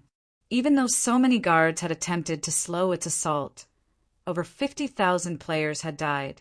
Moreover, turned several White River City streets into ruins. If given more time, the Slayer would have slaughtered every player in White River City. Meanwhile, the city itself would become nothing more than rubble. Despite being only a level 50 mutant High Lord, the mechanical Slayer had caused so much damage. If dozens of such powerful monsters appeared, wouldn't they obliterate White River City?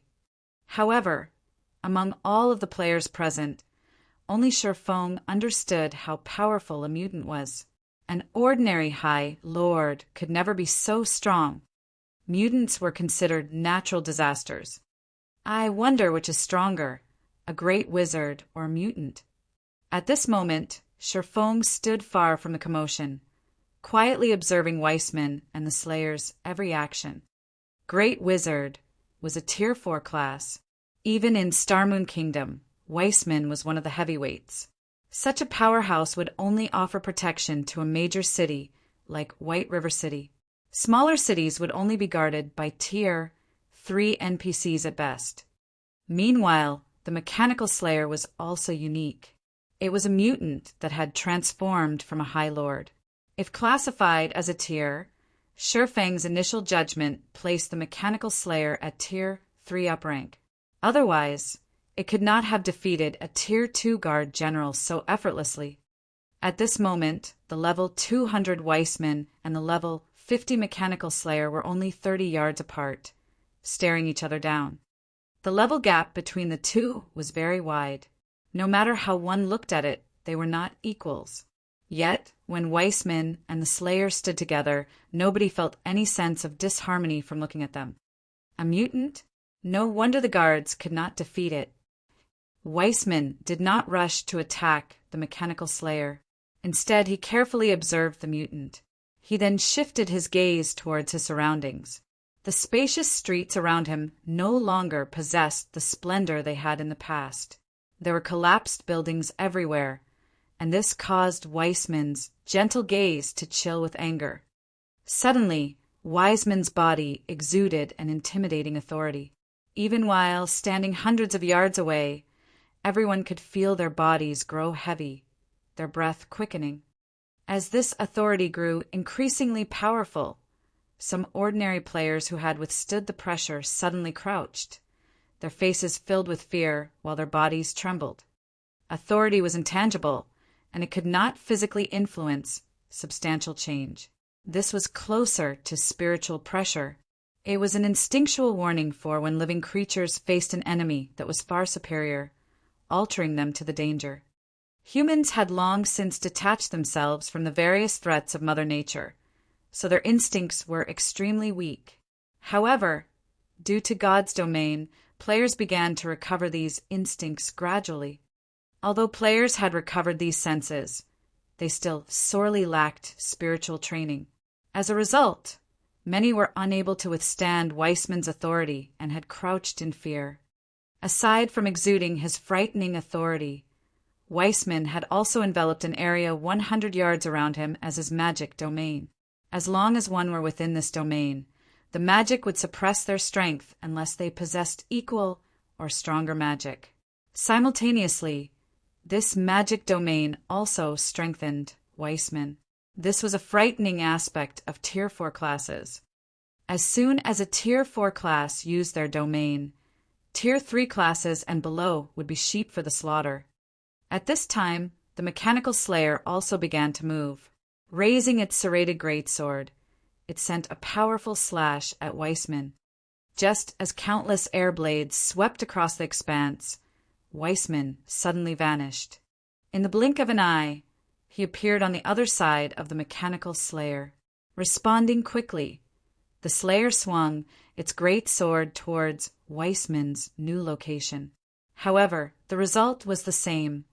Weissman dodged the attack, using instantaneous movement again. After over a dozen consecutive slashes, Weissman had yet to receive a single point of damage. Meanwhile, Weissman's consecutive usage of instantaneous movement stunned the watching players. It was common knowledge that the instantaneous movement that elementalists possessed had a cooldown of 25 seconds, with a maximum moving distance of 20 yards. However, Weissman's instantaneous movement looked like it did not have a cooldown. Moreover, every time Weissman used instantaneous movement, he moved over 40 yards from his original position. It's as expected of a Tier 4 class. Even instantaneous movement has become far more powerful. If a Tier 4 assassin grasped this skill, the Slayer would have suffered over 100 attacks by now. Sherfong had fought his fair share of Tier 4 classes in the past, so he knew just how powerful they were. Among the many Tier 4 classes he had fought, quite a few were Great Wizards. So, Sherfong had a general understanding of Great Wizards. From his knowledge, Sherfong knew that there were differences between Tier 4 Great Wizards. As for Weissman, a great wizard capable of using instantaneous movement effortlessly over a dozen times in quick succession, at the very least, he should be an upper-rank great wizard.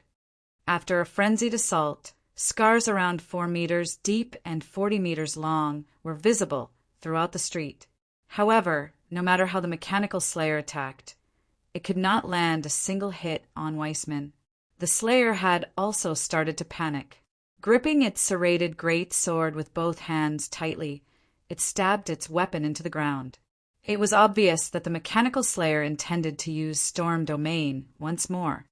However, Weissman, who had continuously dodged the slayer's attacks, had begun his attack. One of his hands currently held up his white jade staff, gathering a horrifying amount of magic power around it, while his mouth chanted complex incantations and his other hand swiftly traced lines of runes. Such quick writing and complex runes. The incantation for an ordinary Tier 3 spell normally only has around a dozen lines or so, yet Weissman has already written at least 20. At the very least, he should be casting a Tier 4 spell. Shifeng was shocked as he watched Weissman's casting. Ordinary, great wizards would need at least 6 to 7 seconds to write over 20 lines of runes. Meanwhile, Weissman had only needed 4 seconds. This is bad. This distance is still too dangerous. Shifeng knew how powerful a Tier 4 spell was. Such a spell possessed the destructive force of a missile. With his distance of 150 yards, he could easily be caught in the crossfire. Hence, Shifeng turned and ran. As the ground started to fragment, blades of air shot up from the ground. Weissman suddenly flew upward and hovered in midair. The air blades exploded forth, shooting towards Weissman. At this moment, Weissman had also finished chanting his spell. He pointed the finger he had used to write the runes with towards the sky, and in the next instant, a gigantic blue magic array appeared above the city. Tier 4 magic, Sky Piercer! Weissman lightly waved his white jade staff, pointing it at the mechanical slayer. Blue-colored gas flowed out of the magic array, transforming into a sharp blue spear that came crashing down. When the air blades and blue spear collided, a violent shockwave swept through the area. Even houses over 100 yards away were blown away.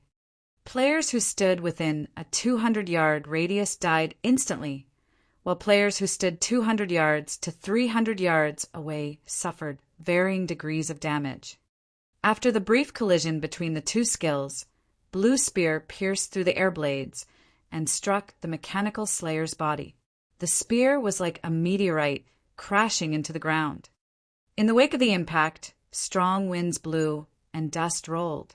A shockwave far more powerful than the one before also spread from the site of impact. It was as if a huge earthquake had just occurred.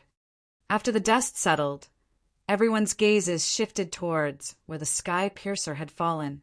Immediately, everyone's jaws dropped in shock. The spear's landing site had become a massive crater that was over 30 meters deep. Chapter 348, Stealing Food from the Tiger's Mouth. Chapter 348, Stealing Food from the Tiger's Mouth. The Sky Piercer's destructive power had far surpassed everyone's imaginations. The entire street had been destroyed, and other than Weissman and the mechanical slayer, nothing remained. It was simply a spell, yet it carried the power to decimate the heaven and earth. Many of the players present even began to wonder whether they were still inside a game. The heavy air, the chilling wind, the pungent smell of blood, the vibrations from the ground, and the pain they felt were constant reminders of where they were. Suddenly, everyone realized that God's domain was completely different from the virtual reality games they had played in the past. In their opinion, a virtual reality game was merely an accumulation of numbers and data. Even if they grew powerful inside a game, at most, they would deal higher amounts of damage. It wouldn't be surprising for a player to deal damage in the millions or tens of millions. After all, it was just a bunch of data. No matter how realistic God's domain was, at the end of the day, it was still only a virtual reality game. Nothing inside the game was real. At this day and age, this belief was well rooted in players' minds, and they never strayed from it. However, they suddenly realized that they were wrong. So strong. Is this the strength of a Tier 4 class? If we can become Tier 4 classes, will we be that strong as well? Everyone gazed at Weissman, who was still hovering in midair. At this moment, excitement, fear, and longing filled their minds. There were no superheroes or espers in real life. No human was capable of flying freely in the sky. However, such feats could actually be achieved in this incomparably realistic world known as God's domain. It was as if everyone had arrived in a world of miracles. Considering the current situation, people no longer thought of God's domain as just another virtual reality game. Instead, God's domain was a world where they could start their second life. I have underestimated Weissman to think he could actually cast Tier 4 magic with such ease. Relying on his astonishing speed, Feng had managed to escape the effective range of Weissman's Skypiercer, so he had not received any damage from the resulting shockwave. Normally, high-tiered spells required a very long casting time. During this period, others could easily interrupt the caster and inflict significant amounts of damage. Normally, when one fought an opponent of the same tier, very rarely did they have the chance to cast high-tiered spells. Instead, they would use low-tiered spells with shorter cast times. It was extremely difficult to cast a Tier 4 spell in the midst of battle like Weissman had when faced with an equal opponent. Yet, even when facing a mutant like the Mechanical Slayer, Weissman had still managed to cast a Tier 4 destructive spell effortlessly. It was apparent just how powerful Weissman was. While Feng had focused on Weissman, the Mechanical Slayer had flown out from the crater the Skypiercer had created. What? It's still alive, even after taking a hit from a Tier 4 spell? Feng was slightly surprised when he saw the wounded Slayer. The effects of high-level magic weren't limited to HP damage alone. It could also damage the enemy's physical condition. In battles, HP only served as a reference. In certain cases, even when players only had 1 HP remaining, their combat power would not be affected in the slightest. They could still display 100% of their actual combat power. Yet, sometimes, despite losing only a thread of their HP, players' combat power might be greatly affected, leaving them capable of displaying only 10%. High-tiered skills were so powerful was because not only could they cause a frightening amount of damage, but they could also greatly affect the enemy's combat power. At this moment, although the Mechanical Slayer looked like a mess with many wounds covering its body and less than 50% of its HP remaining, the spell had not significantly damaged its combat power. What an enviable physique! Feng had been a Tier 3 Sword King in his past life, so he understood how important a strong physique was to a player. Although the Mechanical Slayer had less than 50% HP remaining right now, its remaining HP was not much different than the HP Weissman possessed. With its combat power unaffected, the Mechanical Slayer could still challenge Weissman. However, the Mechanical Slayer's next action had completely surpassed Feng's imagination. After flying into the air, instead of launching an attack at Weissman, the Mechanical Slayer turned tail and ran. This scene stupefied every player present. Nobody could have imagined that the Mechanical Slayer would actually flee after realizing that it could not win against Weissman. The Mechanical Slayer's intelligence far surpassed any ordinary monster. Unfortunately for the Mechanical Slayer, Weissman had no intention of letting it escape. Using instantaneous movement, Weissman teleported to the Mechanical Slayer's side and immediately used Snowy Explosion. Countless frost arrows pelted the Mechanical Slayer's body. In the blink of an eye, the Mechanical Slayer had frozen into an ice sculpture. The Mechanical Slayer's frozen body then plummeted towards the ground, the impact creating a massive hole in the ground. Following which, Weissman waved his staff. Suddenly, multiple aqua-blue magic arrays appeared around his body. Water dragons emerged from these magic arrays and shot towards the mutant. These water dragons wrapped around the Slayer and buried their vicious teeth in its flesh, restraining the Mechanical Slayer in a large ball of water. This was the Tier 2 spell Water Binding. When used, it restricted the target's movements. Now, unable to move, the Mechanical Slayer immediately used Bladestorm. Not only did the skill increase its movement speed, but it also made the Mechanical Slayer immune to all magical control effects. After breaking out of Weissman's water binding, the Mechanical Slayer spun towards the Great Wizard.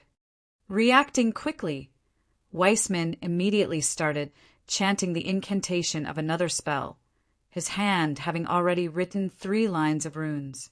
A moment later, an ice shield appeared, covering his body. The ice shield could absorb a massive amount of damage. At the same time, the shield would slow enemies who managed to land a hit. Even after the Mechanical Slayer's great sword repeatedly struck Weissman's ice shield for 3 full seconds, the ice shield remained in one piece. At this moment, however, multiple scars had appeared on the ice shield, and from the looks of it, the layer of ice would not hold on for long. At this moment, Weissman had also readied the Tier 3 spell, Earthen Spear. Suddenly, brownish-yellow spears protruded and shot out of the ground, bombarding the spinning Mechanical Slayer. Not only did these spears cause significant damage, but they had also forced the Mechanical Slayer into a constant retreat. After being struck by a total of 21 earthen spears, the Mechanical Slayer had been forced back over 30 yards. In a fit of rage, the Mechanical Slayer threw its serrated great sword at Weissman. Unperturbed, Weissman used instantaneous movement to dodge the simple attack. Immediately after, Weissman bombarded the Mechanical Slayer with dozens of lightning snakes. While Weissman and the Mechanical Slayer clashed, Sherfong quietly snuck closer to them. After the battle had reached this point, Sherfong could tell that the Mechanical Slayer was no match for Weissman. Although the Mechanical Slayer was not weak, mutants needed time to grow. Originally, the gap between the Mechanical Slayer and Weissman should not have been so wide. However, aside from having a severely lacking repertoire of skills, the Mechanical Slayer was also inexperienced with evading attacks and controlling its own body, resulting in such a wide gap between itself and its opponent. With the Mechanical Slayer's current combat power, it would have no problems dealing with Tier 3 upper rank NPCs. If given more time to grow, even Weissman might not be a match for the Slayer. After all, a mutant transformed from a High Lord ranked monster possessed extremely frightening potential. Meanwhile, if such a powerful mutant were killed, whether it was the EXP or loot, the rewards would be astonishing.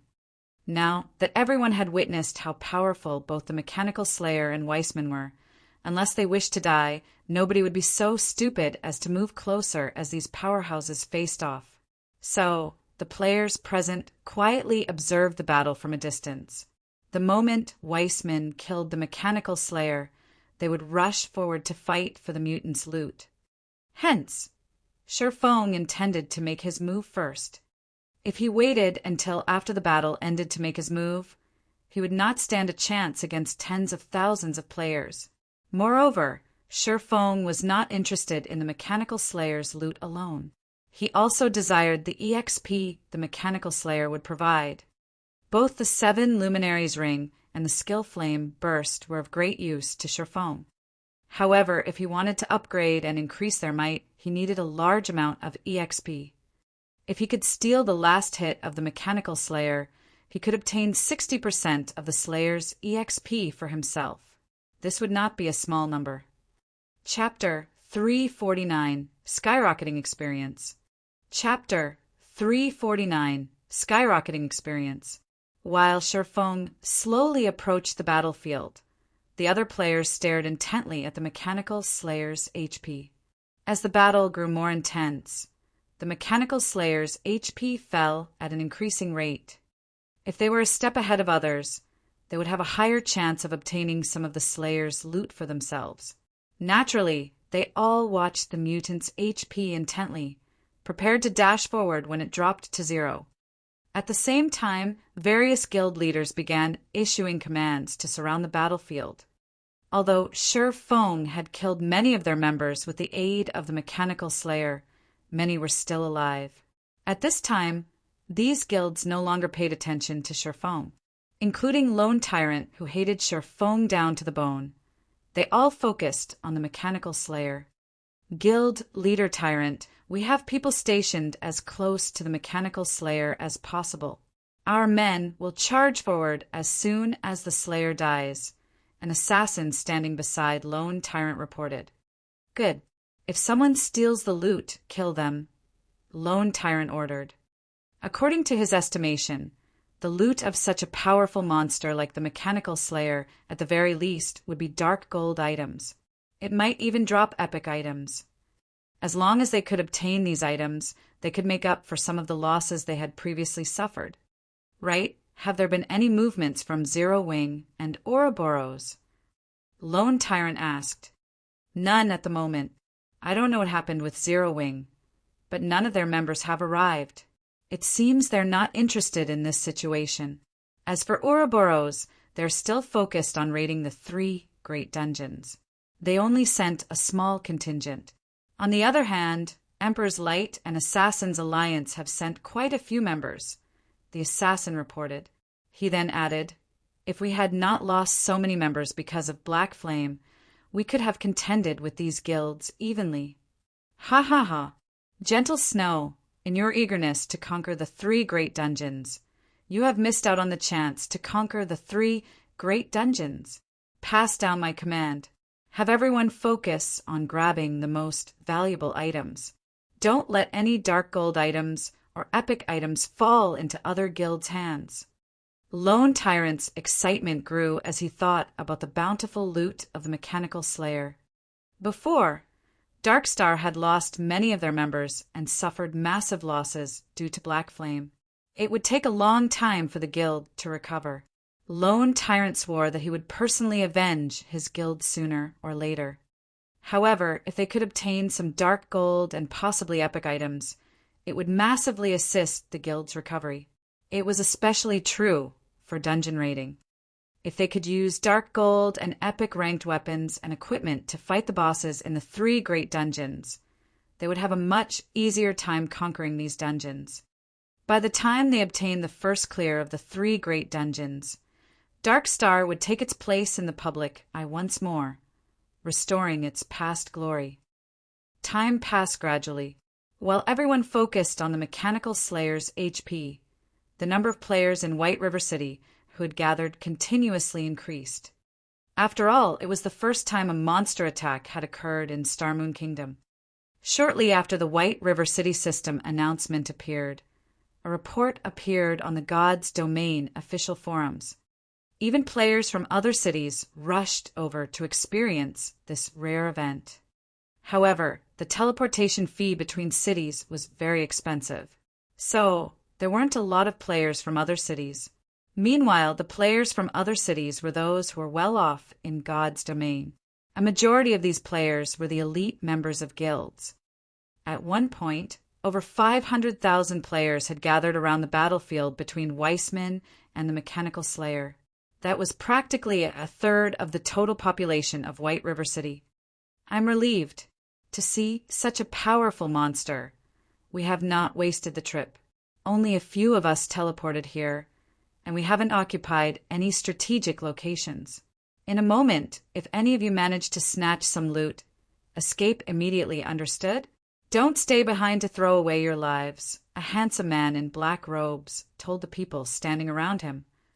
If Sherfone could see this man's name, he would be shocked. This man was a famous expert in the virtual gaming world. His fame even surpassed Gentle Snow's. The man was also an individual ranked within the top 1,000 on the global experts list. This man was Red Feather, and he was one of the elders of the first-rate guild, Star Alliance. Boss Red Feather, rest assured, you should know our strengths the best. Not in another 100 years could these noobs of White River City compete with us, a level 20 assassin with tan skin said disdainfully as he observed the various guilds members of White River City. Big Brother Red, you're being overly cautious. We are the trump card of Star Alliance. Since we've arrived, how could we not walk away with all of the loot? Flourishing Willow, a female ranger with an enchanting body, chuckled. You guys! Red Feather helplessly shook his head his companion's confident words. There are still plenty of experts in White River City. Although Gentle Snow is not participating, don't forget that there are still the branch leader of World Dominators, Blood Halberd, the guild leader of the Assassin's Alliance, Cruel Sword, and the branch leader of Emperor's Light, 13 Swallow. There is also the expert that has recently appeared, Black Flame. In addition, experts from other cities have also come to take part in this event. No matter what, we have to act prudently. Unfortunately, Red Feather's reminder fell on deaf ears. None of his companions took his words to heart. After all, every one of them was above level 20, and a majority of the equipment they wore was secret silver rank. One of them even wore nothing but secret silver equipment. In addition, they were all veteran gamers who had fought in the virtual gaming industry for many years now. They were all top-tier experts. Their levels, techniques, and equipment were all first-rate. So, how could they possibly lose to any other guild? Big Brother Red, that Mechanical Slayer's HP is about to bottom out. Should we rush over there? Flourishing Willow asked. In a moment, the more powerful a monster is, the more powerful its counterattack will be before it dies. You have all personally witnessed how powerful the Mechanical Slayer is for yourselves. Anywhere within 200 yards is a danger zone. If we don't have any invulnerability skills, the splash damage will kill us before we get close. Red Feather stopped his companions. However, we can approach the 200-yard range. Just as Red Feather finished speaking, suddenly, a black figure charged towards the Mechanical Slayer so fast that it left observers tongue-tied. Ha ha ha, what a fool! The Mechanical Slayer still has 2% of its HP left, yet he dares to rush ahead. Based on his speed, that person should be an expert. Unfortunately, his greed has overpowered his judgment. If he waited until the Mechanical Slayer died, with his speed, he could have snatched 1 or 2 items. Many onlookers ridiculed the figure that had boldly charged into the fray. Nobody believed that the figure would survive to reach the Slayer. However, there was also a small number of players who rushed after him. Meanwhile, the black figure leading the charge was none other than Sherfong. At this moment, the Mechanical Slayer was already on the verge of death. Weissman only needed 2 or 3 more skills to finish it off. Naturally, Sherfong would not wait any longer. However, when Sherfong was 100 yards from the battlefield, the Mechanical Slayer erupted. The Mechanical Slayer's body suddenly turned crimson, shrinking by half. The serrated greatsword also transformed into a blood-red scythe. A pitch-black aura of death surrounded the blade.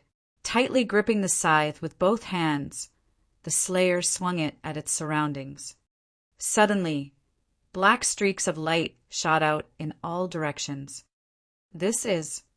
Why does it have the Tier 4 skill, Death Sigh?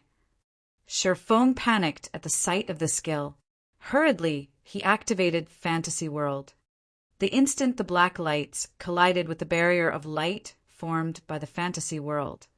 Although Sherfong had not lost any HP, he felt as if he had been struck by a sledgehammer. Sherfong had even wondered if Fantasy World could hold up against this Tier 4 skill. The black lights illuminated the surroundings for 6 full seconds, covering a range 200 yards in all directions. The area looked like it had been enclosed by a black dome.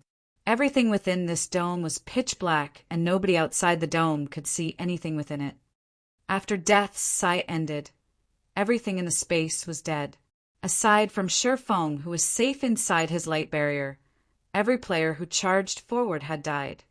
Meanwhile, the ice guard Weissman had summoned also shattered. At this moment, Weissman had lost a significant amount of his HP. He even spat a mouthful of fresh blood.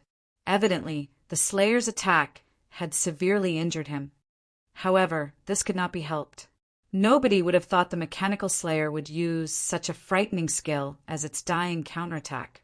When caught unaware, even a Tier 4 Great Wizard would receive heavy damage from such an attack. However, after using Death Sigh, the Mechanical Slayer was like an oil lamp exhausted of fuel. It only had a final thread of HP remaining. Weissman then used Ice Descent, a Tier 3 spell. Suddenly, ice and snow fell from the sky, landing on the mechanical slayer. Wave after wave of icy air enveloped on the slayer, devouring the last of its HP. Your head is mine. At this moment, seeing as the mechanical slayer was about to die, Sherfong had grown anxious. Immediately, he activated Windwalk and dashed at the mutant. The moment he was in range, he used Silent Steps to appear behind the mechanical slayer. As Weissman's spell was not yet over, Sherfong had to endure Weissman's ice descends as well. Sherfong then retrieved an intermediate frost grenade from his bag. After accurately gauging the slayer's HP, Sherfong threw the intermediate frost grenade and dealt -500 damage to the mutant. The frost grenade destroyed the mechanical slayer's remaining 300 HP before the next wave of icy air could. Sherfong had pushed himself to his very limit to grasp the mechanical slayer's HP, and he very nearly lost the last hit to Weissman. After the mechanical slayer died, over 100 items burst forth from the mutant. Meanwhile, Sherfong also received a series of system notifications.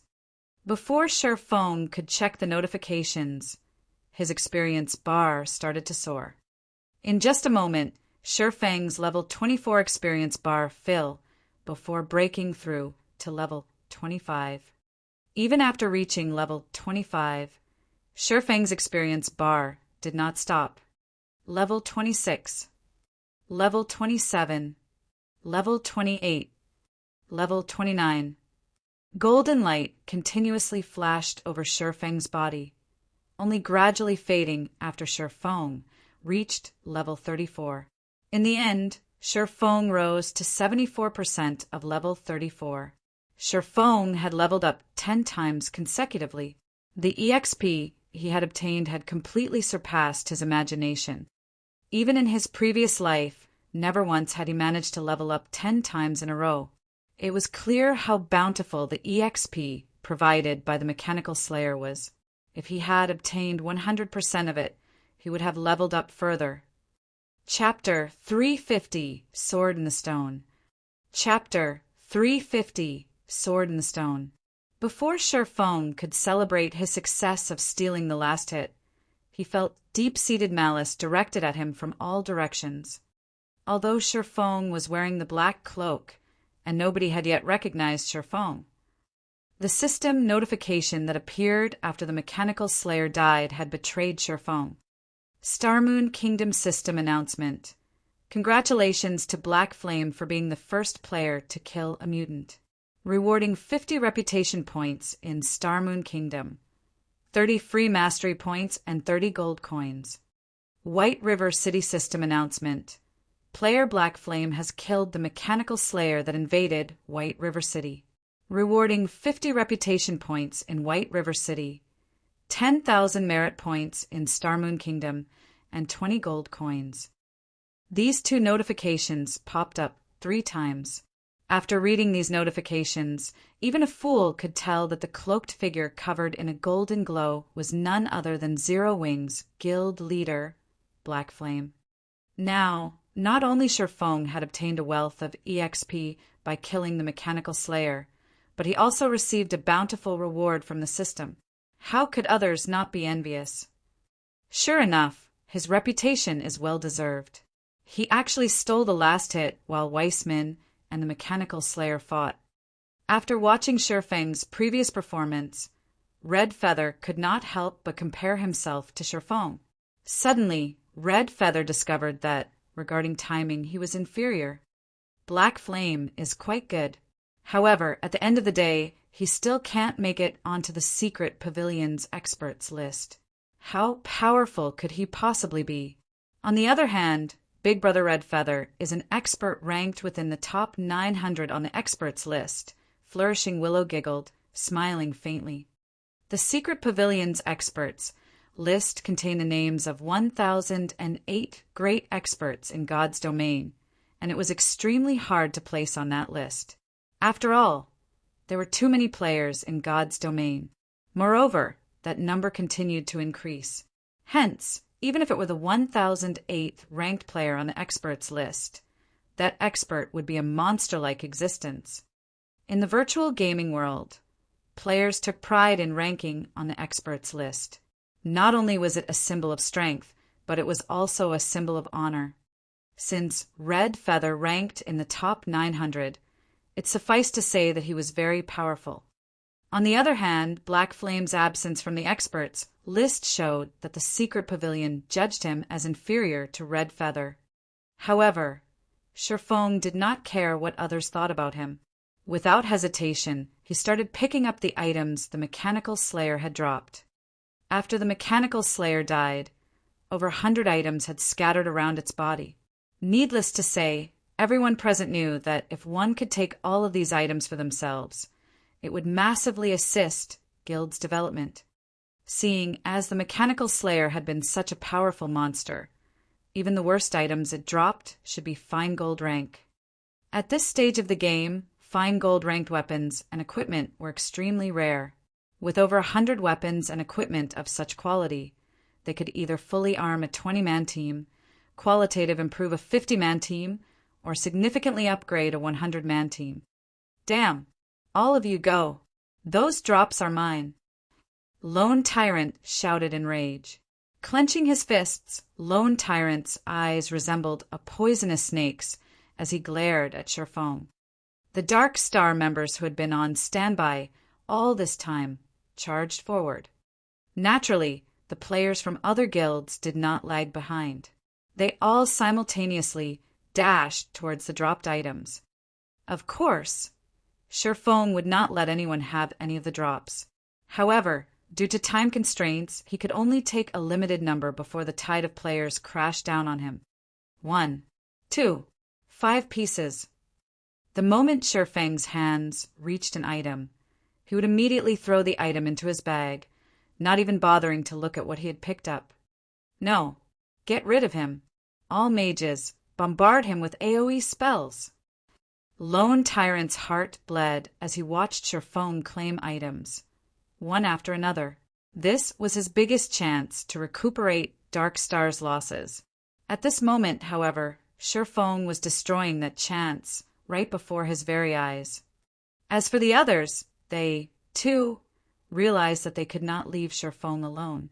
They needed to kill him immediately. Otherwise, there wouldn't even be scraps left. They sure are fast. Sherfong wrinkled his brows, his hands moving even faster than before. Unlike the items dropped by dungeon bosses, there was an additional rule for the loot from field bosses. Even if a player obtained an item from field boss, if someone killed them within 2 hours, that item would drop from their dead body with 100% certainty. It was the same for players who picked up the item later on. Only after 2 hours would this item not fall from the player's bag. Due to this reason, even if it was at the cost of their lives, the players charging forward wanted to destroy Sherfong. After all, Sherfong had already picked up over 30 items. The Mechanical Slayer had dropped over 100 items.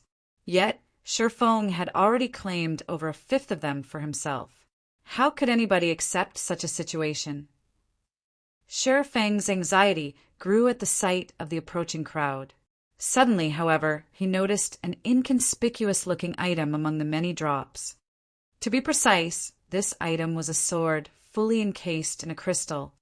Although this sword appeared ordinary, Sherfong could not help his attention shifting towards this ordinary-looking sword. At the moment, Sherfong was 8 yards away from this sword. If he used the time to run there instead of picking up the items around him, he could still claim at least 2 or 3 items. Moreover, the approaching players were only 40 yards away right now. Some rangers had even begun to aim and fire at Sherfong. Should I go for it or not? Sherfong hesitated. If he went for the sword, he would definitely lose the other items. Moreover, before the item was firmly in his hands, he could not confirm the quality of the sword. If he darted for it only to find out that he had picked up a common item, he would have missed out on obtaining items of better quality. As Sherfong hesitated, an arrow flew towards his head. Feng responded quickly. With the wave of the abyssal blade, he slashed this arrow in half. In the next moment, however, dozens more flew at him. After Feng reached level 34, his various attributes had improved immensely. Taking a step forward, he brandished his two swords. While dodging the incoming arrows, Feng sliced apart those that he could not dodge. I'm running out of time. Feng decided to make the gamble. Immediately, he charged towards the sword in the stone. Even with so many items surrounding him, only this sword attracted his attention. There must definitely be a reason for this. Thus, Feng decided to trust his instincts this time. After Feng picked up the sword in the stone, the crowd arrived and surrounded him. Every one of them was like a hungry wolf as they glowered at Feng, malice flashing in their eyes. They only wished they could swallow Feng whole. Black Flame, don't even think about escaping this time. Know your place and hand over the drops and all of your equipment. Lone Tyrant laughed as he smirked at Feng. The encirclement around Feng was different this time. There was no forest for him to hide in. Moreover, players had him surrounded. Feng had no hope of escape. At this moment, Red Feather, who swiftly approached the scene, sent a whisper to Feng. Guild leader Black Flame, you are a red name at the moment. You have killed so many players inside White River City. If you die, the penalty you will receive will be extremely heavy. Why don't you hand all the drops over to me, and I'll help you leave safely? Feng sent a contemptuous gaze at Red Feather, looking at Red Feather as if he was a fool. Now that there were thousands of players simultaneously casting their skills at Feng, only a fool would believe that Red Feather could help Feng escape safely. Red Feather only made such an offer to convince Feng to approach him before taking the opportunity to end his life, obtaining an easier time collecting the drops. This sort of trickery might deceive a child, but to deceive him, maybe in another decade. Chapter 351, Original Sin. Chapter 351, Original Sin. He didn't fall for the bait. Red Feather was slightly surprised when he saw Feng's contemptuous gaze. Indeed, he had planned to trick Feng all along. After Feng approached him, he would kill Feng, gaining easier access to the dropped items. When people were desperate, they would grasp at even the tiniest bit of hope. This was a basic human instinct, and Red Feather had sought to take advantage of this. For many, even if they knew they were being cheated, they would still choose the risk. However, what about Feng? Currently, tens of thousands of players surrounded Feng in all directions. Even a fly could not escape. Simply put, Feng had zero hope of escaping alive. Faced with such overwhelming numbers, any normal person would have long since broken down from the pressure. Even Red Feather could not guarantee that he would not be affected.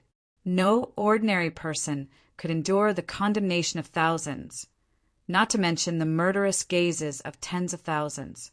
Yet, even in such a situation, Feng seemed unaffected in the slightest. Feng even had the spare time to send him a contemptuous gaze. Red Feather started to wonder whether or not Feng was a human. Feng could actually maintain such calm. However, even if you don't take my bait, you still won't escape. Although Red Feather felt somewhat disappointed, his intention to kill Feng had not changed. Fire and arrows blotted out the sky above Feng. Even though he was level 34 now and possessed a severe level suppression over the other players, he still would not survive these attacks. Not a single person present believed that Feng could leave this place alive.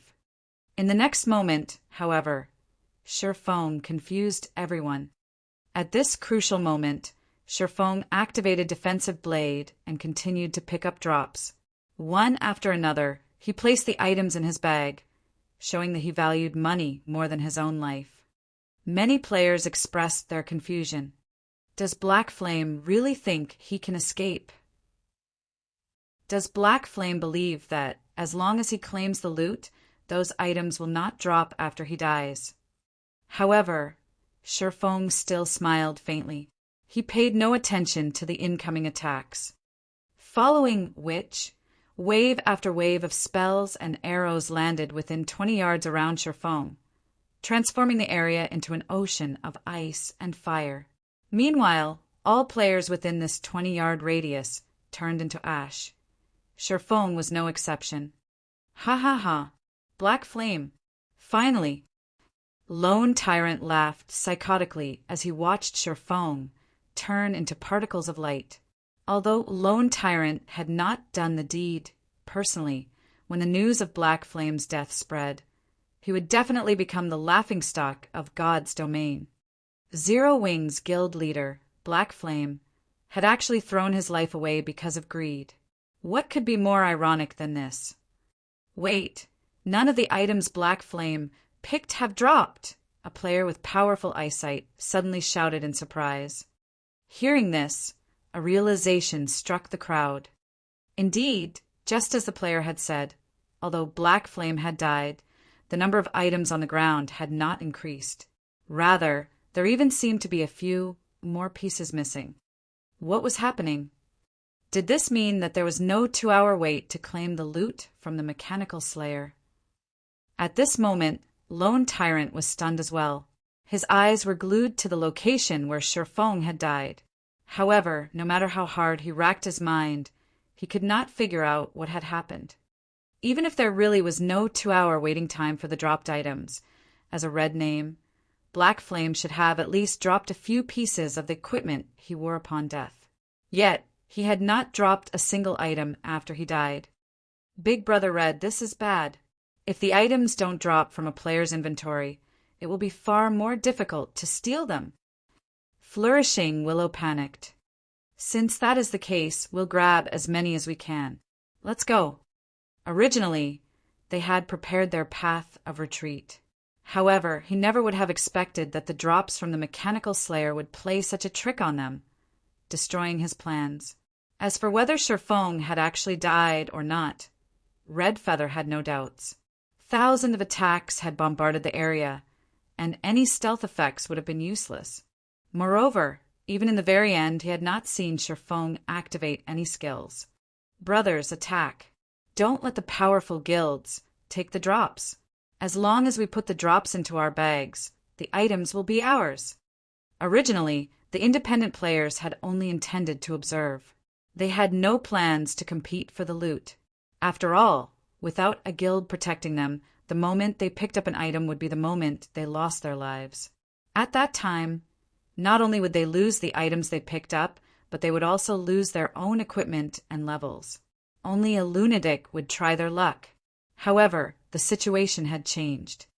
Black Flame had picked up so many items as everyone watched, yet after he died, not a single item that he had picked up had dropped.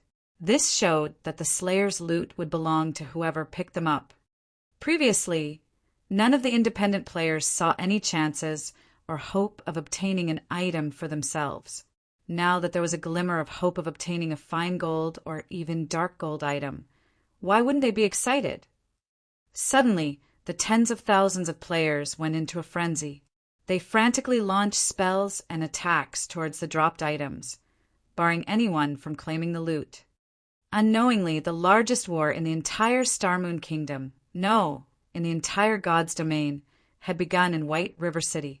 The battle was a complete mess. Even great experts could not play much of a role in a war involving tens of thousands of players. They might even find it difficult to survive. Big Brother Shadow Sword, should we try for some of the drops as well? We might grab ourselves a dark gold item. If we're lucky, we might even get an epic item. If we do, we won't have to worry about futures anymore, Turtledove said in excitement. Currently, she stood on a rooftop far from the battlefield. A war of this magnitude would shock anyone. They would find themselves wanting to join the battle and display their skills and obtain some treasures while they're at it. All right, we'll try out luck. As a person who pursued combat techniques, Shadow Sword would certainly not miss out on this golden opportunity. Although Shi Feng had warned them not to involve themselves, Shadow Sword had to agree with Turtle Dove's suggestion. If they could be like Shi Feng, grabbing 30 to 40 items for themselves, even if they died, it would be an admirable death. After all, facing the attacks of tens of thousands of players, even the top-ranking expert on the Secret Pavilion's experts list, the undefeated god, could not possibly survive. For your own good, I advise you two not to go. Even if you snatch an item, you won't get anything after you die. At this moment, a calm and indifferent voice reached Turtle Dove and Shadow Sword's ears. When the two heard this voice and promptly turned their heads towards the source, shock immediately appearing on their faces. How did you resurrect? Turtle Dove gaped at Shi Feng with disbelief. Currently, Shi Feng still wore his black cloak, a calm expression on his face. Resurrect? I never died, so why would I need to resurrect? Shi Feng chuckled. Making one-way trips was not brave, but stupid. Since he had charged into battle, naturally he had long since prepared an escape. Before Shi Feng had charged towards the mechanical slayer, he had already activated Phantom Kill. He had then sent his doppelganger away from the battlefield while he forged ahead to steal both the last hit and the treasure. After he had his fill, he immediately swapped positions with his doppelganger, letting his doppelganger endure the rain of attacks while he departed from the battlefield. You didn't die? How is this possible? I saw countless spells hit before you turned into particles of light and disappeared. Turtle Dove walked up to Shi Feng, her bright eyes scanning his body. After an extensive examination, she revealed a look that said, "You can't deceive me." Shi Feng laughed and said, "That's only a doppelganger." Doppelganger. Originally, Turtle Dove had not believed Shi Feng in the slightest. However, at the mention of the word doppelganger, she suddenly understood the gist of the situation, feeling slightly shocked. She never expected that Shi Feng would have planned an escape. However, Shadow Sword was far more shocked by this revelation. With only the use of a doppelganger, Shi Feng had managed to toy with the tens of thousands of players present, causing them to start a massacre. If Shadow Sword and Turtle Dove knew that Shi Feng had come to this tall building to look for an opportunity to re-enter the battlefield. At this moment, Shi Feng sat quietly before calling up the system interface for the 7 Luminaries ring. Finally, I can level these skills. Shi Feng looked at the 7 great skills displayed on the 7 Luminaries ring interface, growing excited. Even at level 1, these 7 skills were immensely beneficial. If he could level these skills several times, his combat power would definitely reach the next level. It would also significantly assist with his class change quest. Chapter 352, One Hit Azura 1. Chapter 352, One Hit Azura 1. The battle on the streets of White River City was in full swing now, and a large number of players died with every passing moment. Surprisingly, however, even with such a massive war going on in the middle of White River City, none of the city guards had come forth to stop the players from killing each other. The guards had only sealed off the neighborhood around the teleportation hall where the battle took place. As long as a battle between players remained in this area, the guards would not pay it any mind. They would silently stand aside with spears in hand. Meanwhile, the players in question had already gone completely crazy over the loot of the mechanical slayer. None of them even noticed Shi Feng, who currently sat on top of a building at a distance. All of their attention was directed towards the items scattered across the ground. However, when the female guardian knight, Turtle Dove, who stood beside Shi Feng, used an identification skill on him, she abruptly jumped in shock. Level 34. How is his level so high? Currently, a majority of the players in God's domain had yet to reach level 20, yet Shi Feng was level 34. The sight of Shi Feng's level of 34 was enough to cause any player to despair. In God's domain, the suppression of 5 levels was detrimental, let alone a suppression of over 10 levels. However, Turtledove had quickly discovered Shurfeng's level falling by 1. She was confused. Shurfeng had obviously not died, yet his level had fallen. Turtledove did not know that at this moment, Shurfeng had assigned a large amount of EXP to the 7 great skills of the 7 Luminaries Ring. The amount of EXP that Shurfeng possessed at level 34 was extremely abundant, and with the EXP of a single level, he had managed to upgrade all of the 7 great skills of the 7 Luminaries Ring to level 3. Aura of Earth. Level 3 requires 6 million EXP to upgrade to level 4. Defense increased by 40%. Damage taken reduced by 25%. Activatable skill dash. Absolute defense. Provides immunity to 12 attacks. Cooldown. 1 minute 20 seconds. Aura of Water. Level 3 requires 6 million EXP to upgrade to level 4. Received healing increased by 40%. Cast consumption reduced by 20%. Activatable skill dash. Life Bloom. Heal selected target for 15% HP every second for 30 seconds. Cooldown. 1 minute 30 seconds. Aura of Wind. Level 3 requires 6 million EXP to upgrade to level 4. Movement speed increased by 30%. Attack speed increased by 30%. Agility increased by 20%. Activatable skill dash. Windrider.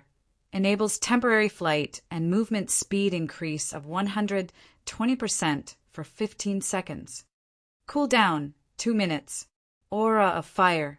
Level 3 requires 6 million EXP to upgrade to level 4. Defense increased by 35%. Target's defense reduced by 30%. Activatable skill dash. Firestorm. Inflicts 600% damage within a range of 15 by 15 yards for 5 seconds. Cooldown 5 minutes. Aura of Time.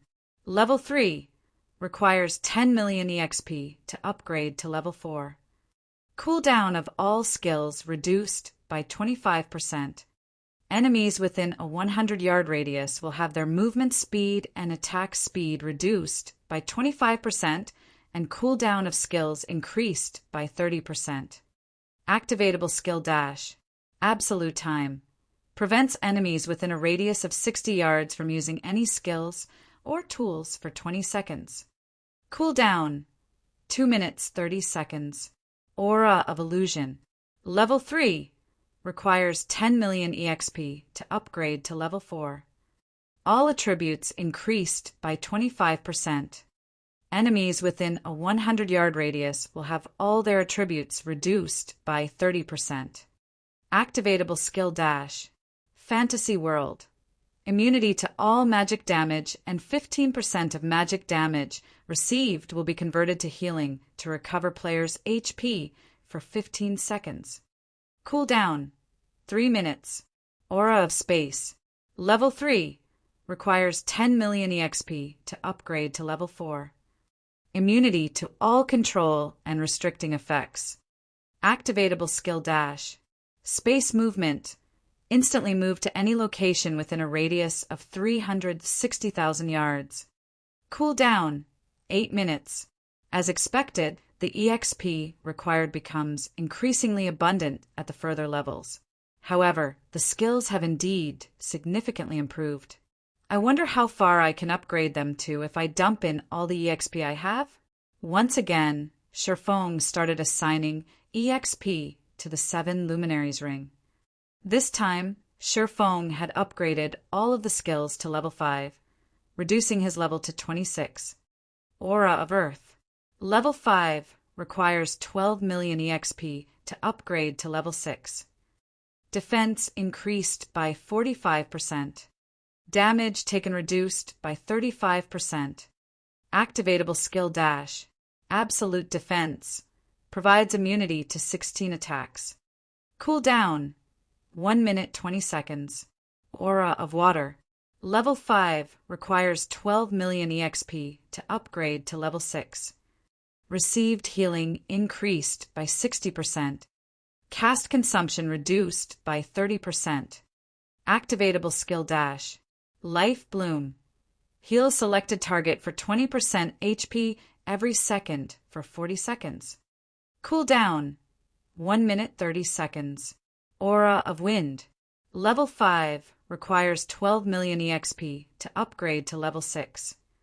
Movement speed increased by 40%.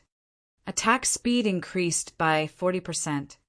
Agility increased by 30%. Activatable skill dash. Wind Rider. Enables temporary flight and movement speed increase of 150% for 20 seconds. Cool down. 2 minutes. Aura of Fire. Level 5 requires 12 million EXP to upgrade to level 6. Defense increased by 40%. Target's defense reduced by 40%. Activatable skill dash. Firestorm. Inflicts 800% damage within a range of 25 by 25 yards for 5 seconds. Cool down. 5 minutes. Aura of Time. Level 5 requires 20 million EXP to upgrade to level 6. Cooldown of all skills reduced by 30%. Enemies within a 150-yard radius will have their movement speed and attack speed reduced by 30%, and cooldown of skills increased by 40%. Activatable skill dash. Absolute Time. Prevents enemies within a radius of 75 yards from using any skills or tools for 24 seconds. Cooldown.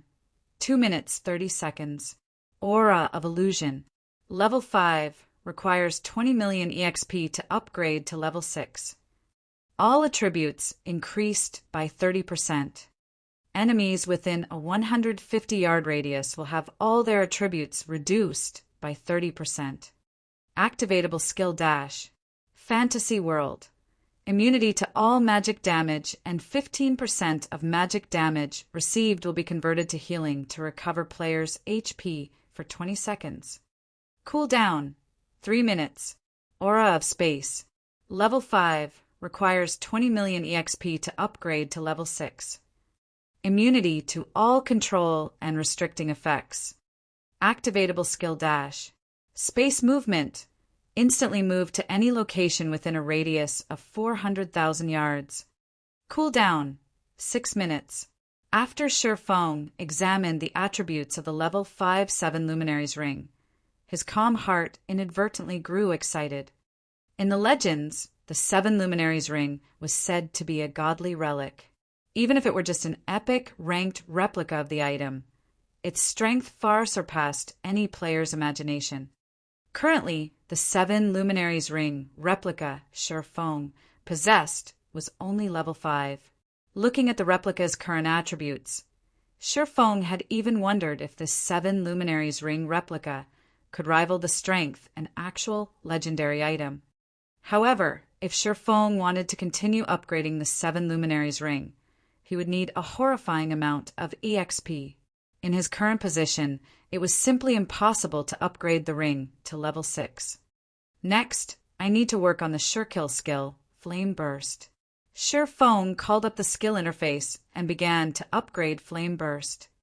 Back in the Flame God's Cave, Shifeng had upgraded the skill to level 5. Flame Burst. Level 5 requires 4 million EXP to upgrade to level 6. Channeling Time. 2 seconds. Gathers the power of flames to a single point and causes 420% damage to the target. Attack count 6 times. Cooldown 3 minutes 30 seconds.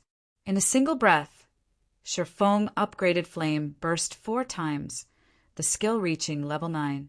Meanwhile, Shifeng's level had fallen from 26 to 21. Flame Burst. Level 9. Requires 60 million EXP to upgrade to Tier 1 skill. Channeling Time, 1 seconds. Gathers the power of flames to a single point and causes 750% damage to the target. Attack count, 12 times. Cooldown, 3 minutes. Chapter 353. one-hit Azura 2. Chapter 353, one-hit Azura 2. I never really have enough EXP. However, I can only leave it for now.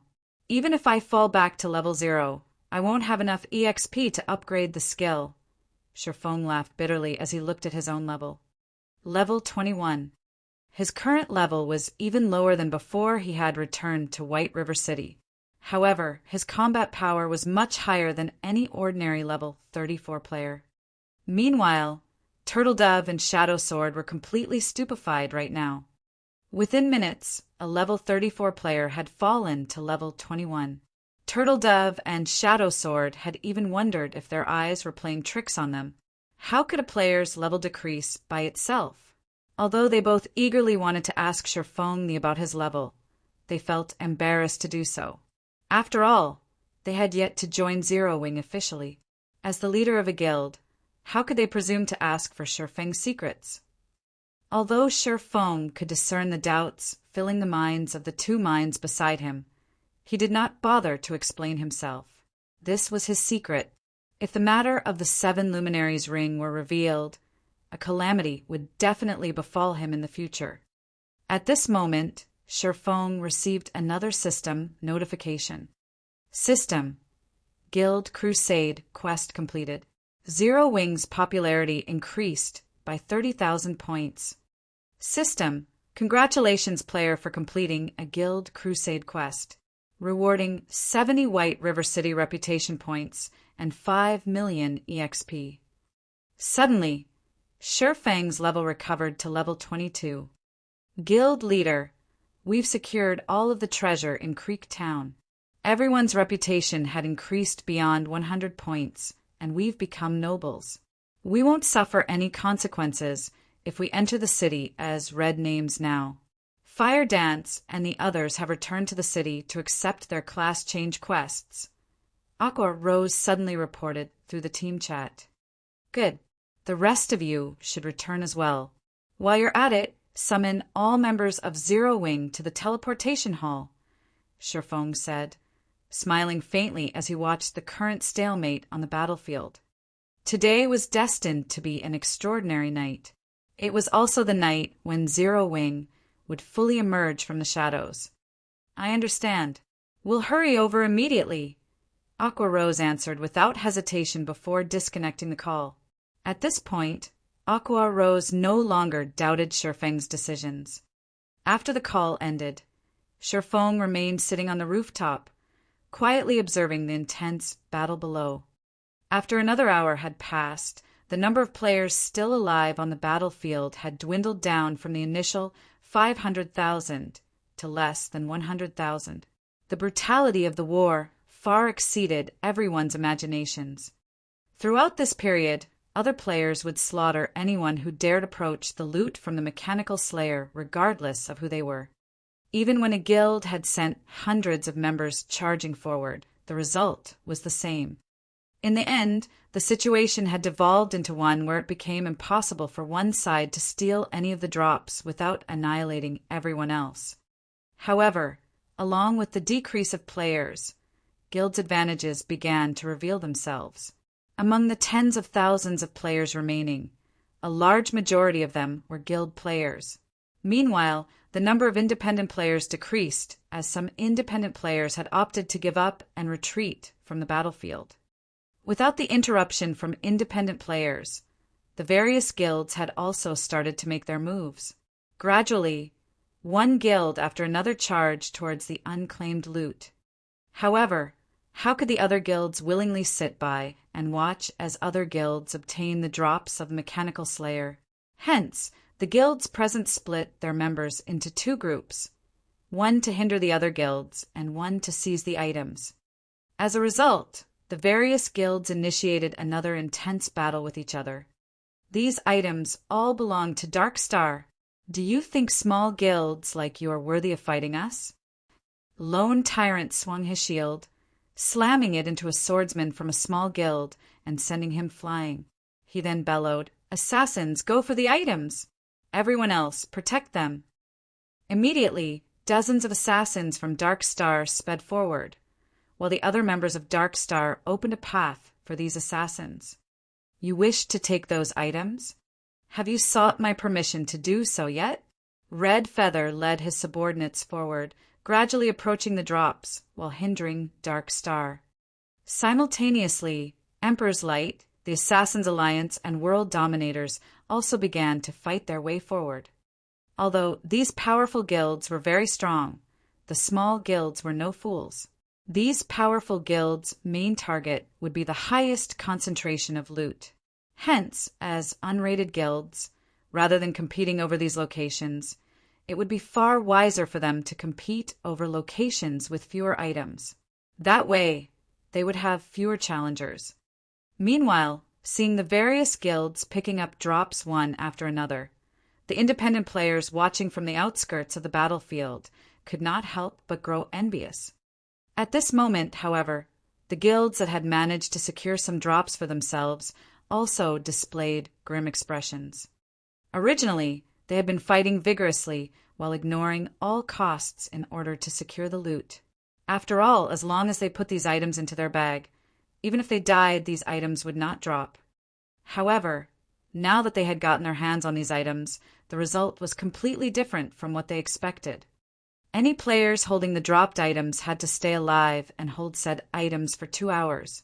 If killed during this time, the dropped items would automatically fall from the player's bag. What the hell is going on here? Lone Tyrant looked at the dropped item inside his bag, his brows wrinkled. To secure the dropped items, they had not held anything back while slaughtering their way forward, even at the expense of sacrificing their own companions. Meanwhile, the only reason Lone Tyrant Willing made such a huge sacrifice was because he knew that they could take ownership of the dropped items the moment they got their hands on them. At this moment, out of the 10,000 plus Dark Star members who had arrived, less than 1,000 remained. Yet Lone Tyrant had made all those sacrifices only to find out that the battle was not over yet. The dropped items they had obtained could switch ownership at any given moment. At this moment, all those who managed to obtain a dropped item felt their blood rush to their heads. Due to this sudden change, another change also swept through the battlefield. The various guilds immediately started relocating their members who had managed to obtain a drop. Simultaneously, they had also sent more people to kill the members of other guilds who held items. Suddenly, the battlefield became even more fierce than before. At this point, the more members a guild possessed, the greater the advantage it had. Meanwhile, as the guild with the most members remaining at this moment, Dark Star was also the guild that had looted the most items. Very quickly, Dark Star looted another dozen or so items. In addition to the ones they had previously obtained, the number of dropped items now in Dark Star's possession totaled 24. At this moment, aside from Sure Fong, Dark Star had the largest harvest. Just as the escort Lone Tyrant personally led was about enter White River City's safe zone.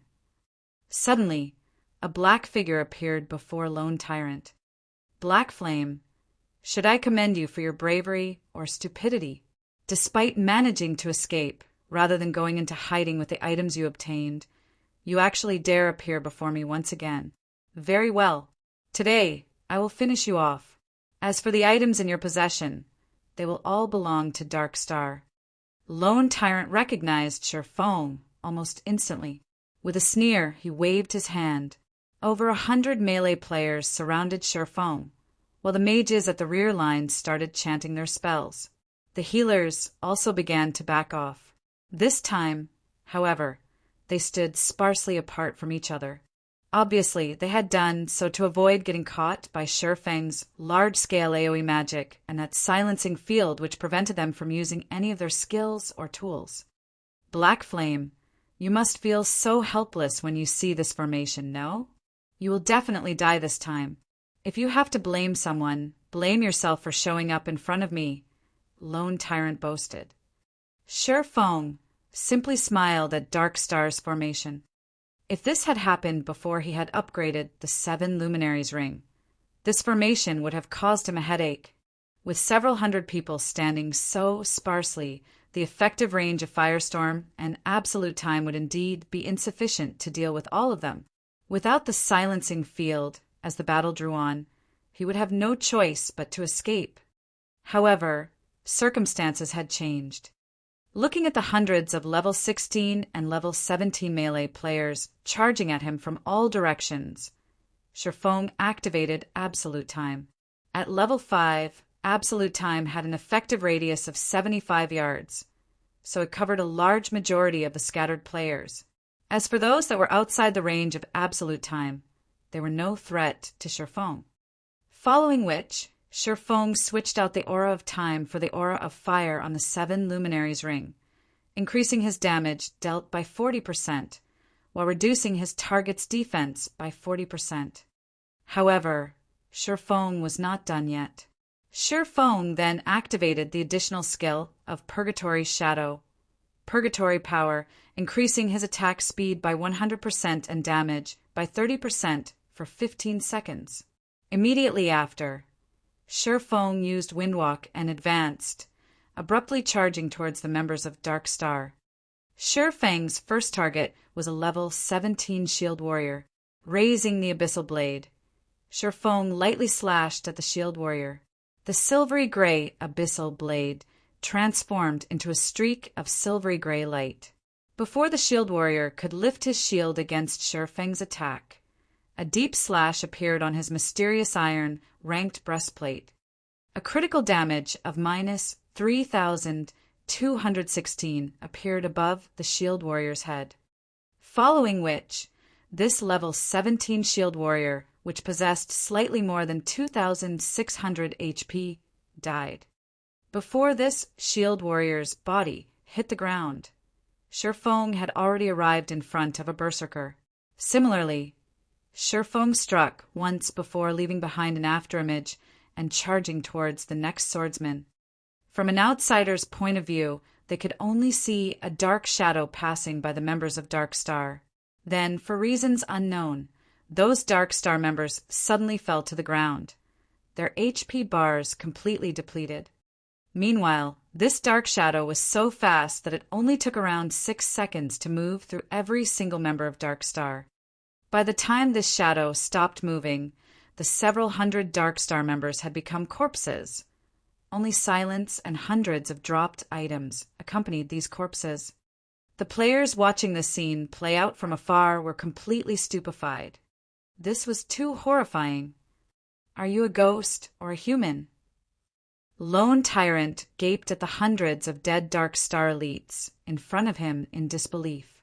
Before he could make sense of what was happening, all of his companions had died. The word fear was no longer sufficient to describe what Lone Tyrant currently felt. What do you think? Shifeng said, smiling faintly as he shifted his gaze to Lone Tyrant. Lone Tyrant's heart jumped when he saw the ridiculing smile on Shifeng's face. At this moment, he no longer thought of retaliating. He even doubted that the person before him was Black Flame, but an evil Rakshasa of God's domain instead. Otherwise, how could he possibly explain the unbelievable sight before him? How was it even possible for a player to be so powerful? At this moment, escape was Lone Tyrant's only hope. Even if he had 10 lives, they wouldn't be enough against such an evil Rakshasa. However, as soon as Lone Tyrant turned around, he discovered that Shifeng had already appeared in front of him. Immediately after, he saw the Abyssal Blade in Shifeng's hand give off a dazzling light. He also felt himself melt at the immense temperature radiating from Shifeng's sword. This skill was none other than Shifeng's recently upgraded level 9 Flame Burst. Before Lone Tyrant could react, the scorching Abyssal Blade had run through his heart. The hell-like flames incinerated his body. At the same time, a massive damage of over minus 10,000 appeared above Lone Tyrant's head, following which, as if struck by a meteorite, Lone Tyrant was sent flying backward. However, before his body made contact with a solid surface, he had become nothing more than ash in the wind.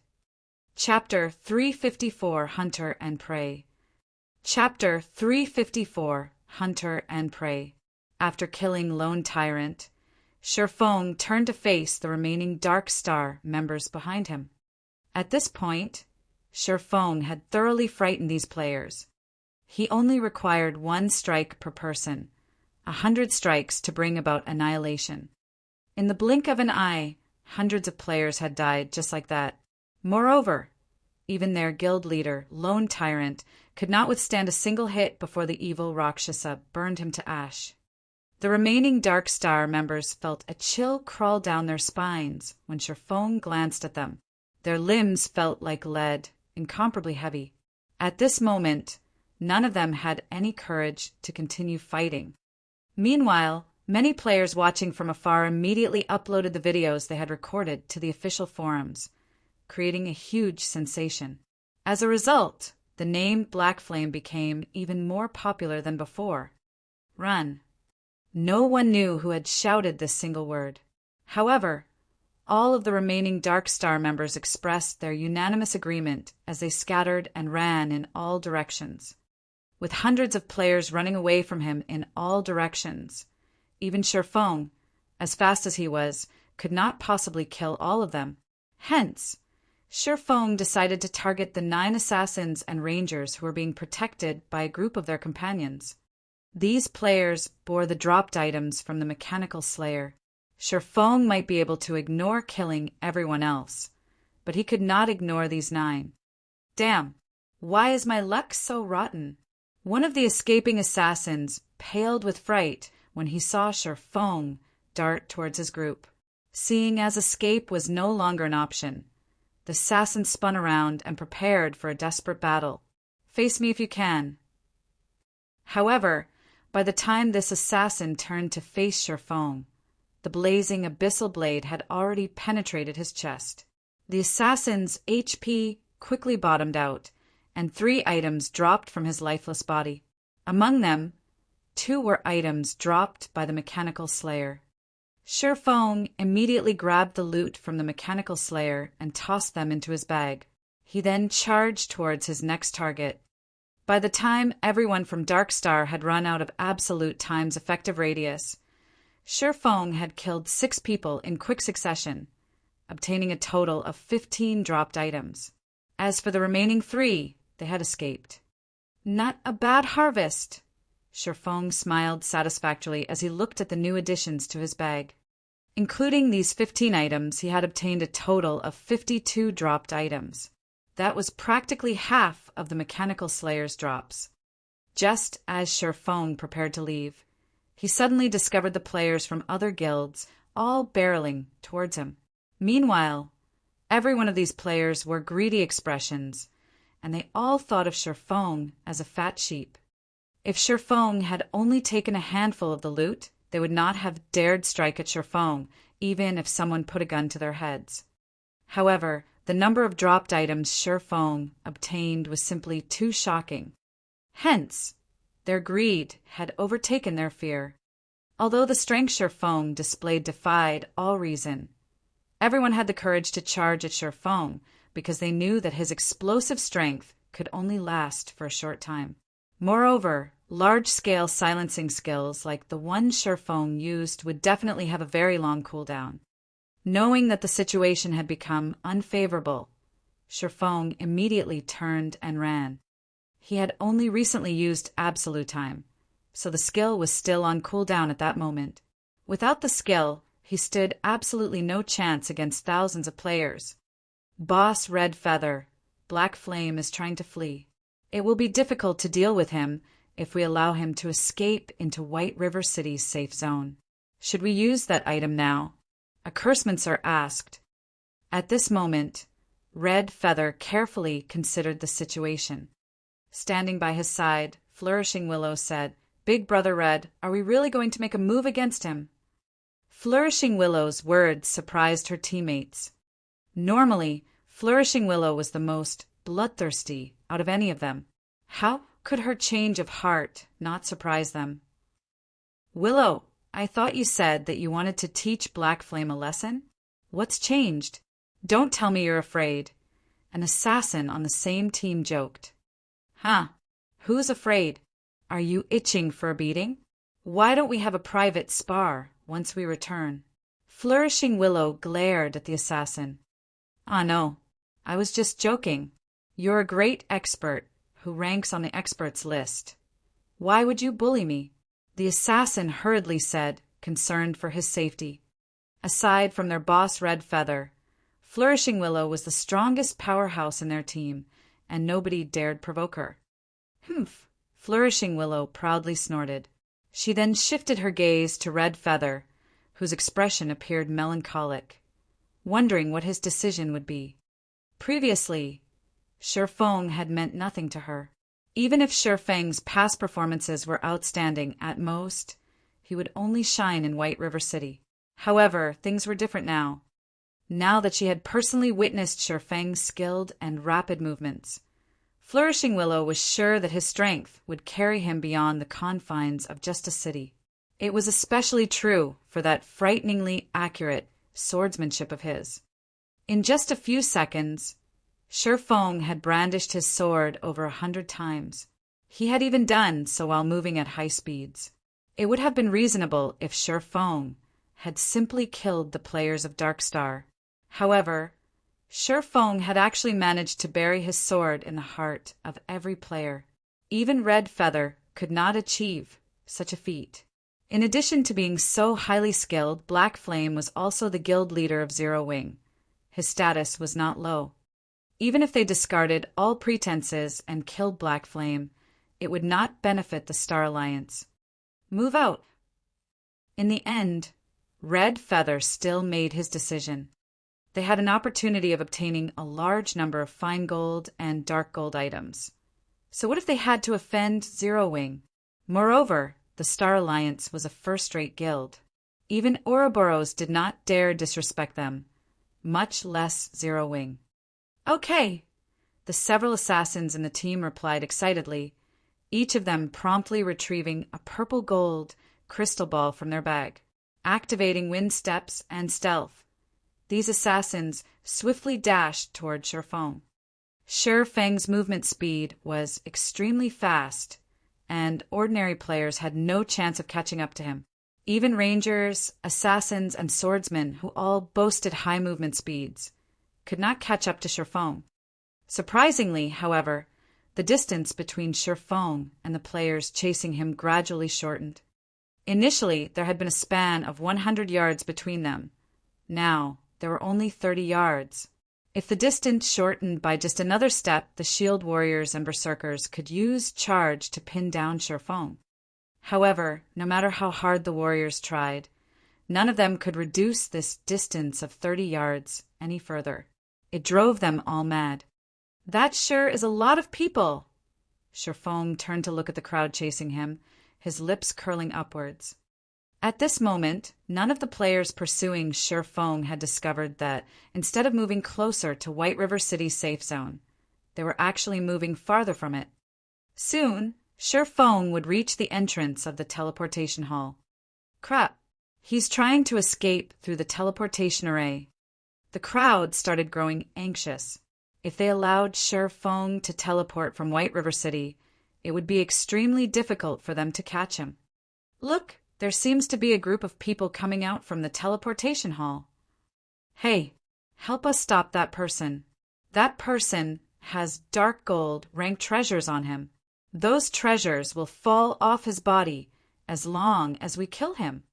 Seeing that the group walking out of the teleportation hall consisted of over 100 players, the crowd's hopes rekindled. They tried thinking of how they could convince that group of players to hinder Shifeng's escape. As long as those players could pin him down for a moment, they could surround him once more. When the players emerging from the teleportation hall heard these words, they immediately took action. Without hesitation, they blocked off the entrance of the teleportation hall. Seeing this, the crowd celebrated. Wait, why do those people look somewhat familiar? Aren't the two great beauties standing at the front Zero Wing's Fire Dance and Aqua Rose? Why would they be here? As the distance between them and the teleportation hall shortened, the crowd could gradually see more details of those hundreds of players. Suddenly, they realized that something was wrong. The gaze Aqua Rose and the others shot them was the same gazes that they had used to look at Sherfong. It was neither a gaze of ridicule or laughter. Rather, it was the predatory gaze a hunter used while watching prey. Chapter 355, Biggest Winner. Chapter 355, Biggest Winner. We've been had. This black flame is too cunning. He wasn't trying to run away at all. Instead, he was luring us over here. Everyone be careful. What's there to be afraid of? They only have over 100 people. We have over 10,000 on our side. Do they think they can really turn the tide? Although the crowd had discovered that something was wrong, they couldn't care less. An arrow fitted on the bowstring couldn't avoid being fired. Sherfong had simply obtained too many dropped items. They might not get another opportunity to find such a fat sheep in the future. Right now, the total number of drops all of their guilds obtained was nowhere near what Sherfong carried. Hence, they would not hesitate, even if they had to start a war with these hundreds of players from Zero Wing. Ha ha ha. Excellent. We could only play the role of side characters back in Creek Town. Now I can finally exercise my hands. Blackie said joyfully as he watched the incoming crowd. Blackie, don't kill too many. Let the others get some practice as well. It isn't very often we get to participate in such a large-scale battle. Fire Dance smiled faintly as she unsheathed her daggers and entered stealth. Black and Fire Dance's excitement left their teammates speechless. In Zero Wing, it was common knowledge that Blackie and Fire Dance were the two gods of slaughter in the guild. In the previous war involving 4 of the top 6 guilds of White River City, if Blackie had not wielded large-scale magic, such as the Stars of Light, Fire Dance's total number of kills would have definitely surpassed his. Everyone be careful. Since these people have survived until now, they should have some strength. Aqua Rose simply ignored Blackie's and Fire Dance's actions. The attack power the two of them possessed was simply not something others could replicate. Big Sis Aqua, don't worry. Now that we have upgraded our equipment, this is a perfect chance to see how much we have improved. The others started laughing. After the death of the Mechanical Slayer, the magic barrier protecting the treasures of the Blood Hand Association also disappeared. The Blood Hand Association's treasures were a great eye-opener for everyone. In total, they claimed several hundred mysterious iron items. There were also plenty of secret silver and fine gold ranked weapons and equipment. After distributing and equipping these items, everyone's equipment standard had significantly improved. Now, although their opponents numbered over 10,000, they possessed the advantage of levels and equipment. They also occupied a strategic location. After all, the teleportation hall could only hold so many people at a single time. It was not possible for all of the incoming players to squeeze into the hall simultaneously. In other words, despite the overwhelming odds, they were not without a chance for victory. At this moment, Sherfong stopped right before the entrance of the teleportation hall. He then turned to face the various guilds charging at him. On one side, there were over 10,000 players, while on the other, there were 100 or so players. The difference in numbers was over 100 times. However, the various guilds abruptly stopped when the distance between them and Sherfong shortened to 50 yards. Black Flame, don't think that you are invincible just because you now have backup. If you hand over the loot, we will consider sparing your life. Otherwise, today will be the day that your legend comes to an end. Hand over the drops, and we'll spare you your life. Otherwise, you and your team will be finished. The guild leaders of the various guilds glared at Sherfong with crazed eyes. They wanted nothing more than to murder Sherfong right now. Previously, the massacre the Mechanical Slayer carried out under Sherfang's lead severely wounded their guilds. Afterward, due to Sherfong faking his own death, they even began to slaughter each other indiscriminately, decreasing their numbers once more. Now, so many reinforcements suddenly appeared. Who knew if Sherfong had anything else prepared? Now that Sherfong had suddenly turned to smile at them, how could they not feel worried? Hence, they all decided to halt their steps rather than continuing to charge forward. What if they recklessly rushed again, only to find themselves caught by another one of Sherfang's traps? Thus, nobody dared to be the first to charge over. What's the point of talking so much trash? You've chased me for so long, so shouldn't it be my turn now? Sherfong smirked at the army of players before him. Revealing a faint smile, he slowly unsheathed the abyssal blade. Sherfang's calm reaction began to unnerve some of the guilds present. Facing an army of over 10,000, even a first-rate expert would react anxiously. However, even after observing Sherfong for so long, they could not detect the slightest hint of panic on his face. Did Sherfong truly possess another card that could allow his small team to defeat them? Big Brother Red, there is definitely something suspicious going on. Now that Black Flame has reached the teleportation hall, he can escape at any time. Yet, instead of doing so, he actually plans to take a stand, Flourishing Willow said, her brows tightening. Red Feather nodded in agreement, feeling that something was indeed wrong with this situation. Before, Sherfong could have simply escaped into White River City's safe zone. At that time, with the protection of the city guards, it would not be so easy to steal the mechanical slayer's loot from him anymore. Yet, instead of doing so, Sherfong had gradually lured everyone to the teleportation hall. Why would Sherfong do such a thing? Crap, we've been tricked. Black Flame is trying to buy time. Red Feather suddenly panicked. Hurriedly, he opened the team member display to check whether or not his team members inside the White River City safe zone were safe. Big Brother Red, what's going on? Flourishing Willow looked at Red Feather, confused. Black Flame is trying to lure the tiger away from the mountain. Zero Wing has over 5,000 members, yet only 100 or so are here. Since he could call over these 100 or so members, why didn't he send for even more reinforcements? Red Feather explained. The only reason he did not send for more reinforcements was that he had sent the rest to hunt the transport teams who are safeguarding the loot. Moreover, by blocking the teleportation hall, he can choose to attack or retreat any time he wants. As soon as the other members of Zero Wing obtain the drops, they can leave immediately.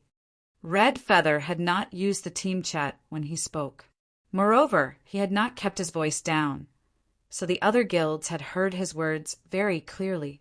Suddenly, the guild leaders of the various guilds turned pale.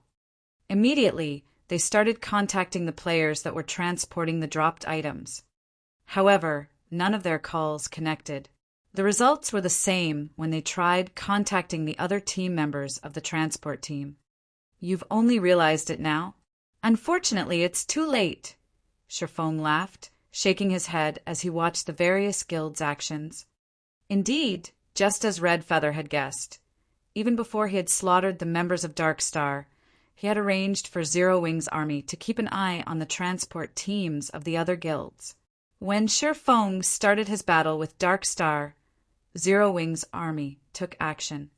As the various guilds had lusted after the items on Sherfong, they had not allocated many members to escort the transport team. Some guilds only allocated a few dozen members, while some had only allocated a dozen or so. Meanwhile, each of Zero Wing's groups consisted of at least more than 100. Some even possessed up to 400 members. There was no way they would fail. Moreover, in order to prevent these transport teams from reporting back to their respective guilds about the ambush, Sherfong had purchased a large number of information sealing scrolls from the magic shop. The information sealing scroll was extremely expensive, with each one costing 50 silver coins. This scroll could neither attack nor defend. It was also not a support item. In addition, the scroll could only target players. This scroll's only function was to prevent players from using the game's communication system for a certain amount of time. During this period, players could not receive or send any messages. The only form of communication they could use was ordinary speech. Hence, All this time, the information sealing scroll was an item that the player populace of God's domain had ignored. During the ambush, although these transport teams were just a short distance away from the battlefield, they could not contact their respective guilds to request reinforcements. Faced with troops several times their number, these transport teams had no chance of protecting the loot they carried. Also, even though these transport teams were inside the city's safe zone, the city guards needed time to come to their rescue. During this time, unless the transport team of a guild possessed only top-tier experts, their deaths were all but certain. Even if the city guards arrived later, the dropped items of the Mechanical Slayer could simply be passed on and claimed by the Zero Wing members who had not participated in the battle. At this moment, Red Feather was livid. Although he did not know how Sherfong had sealed off their communication, when he saw the HP bars of his team members decreasing, he could guess what had happened. Without a doubt, his team members were definitely caught in an intense battle. At this moment, Red Feather finally realized that he had massively underestimated Sherfong. He had been thoroughly fooled by Sherfeng's facade of a first-rate expert. Compared to Sherfeng's combat techniques, his cunning was far more terrifying. Despite the price so many players and guilds had paid, in the end, Zero Wing became the biggest, no, the only winner of this war. Rather than calling Sherfong a fledgling fox, it would be more appropriate to consider him an old demon fox that has lived for countless years. Chapter 356. One Man Holding Out Against 10,000. Chapter 356. One Man Holding Out Against 10,000. Big Brother Red. Their HPs aren't declining that rapidly. They should have started fighting not that long ago. Also, they're only a short distance away from us. If we run back there right now, we might still be able to save them, Flourishing Willow said hurriedly. However, the moment Flourishing Willow finished speaking, one of the members on their transport team suddenly died. What? Flourishing Willow looked at one of the HP bars on the list of team members in disbelief.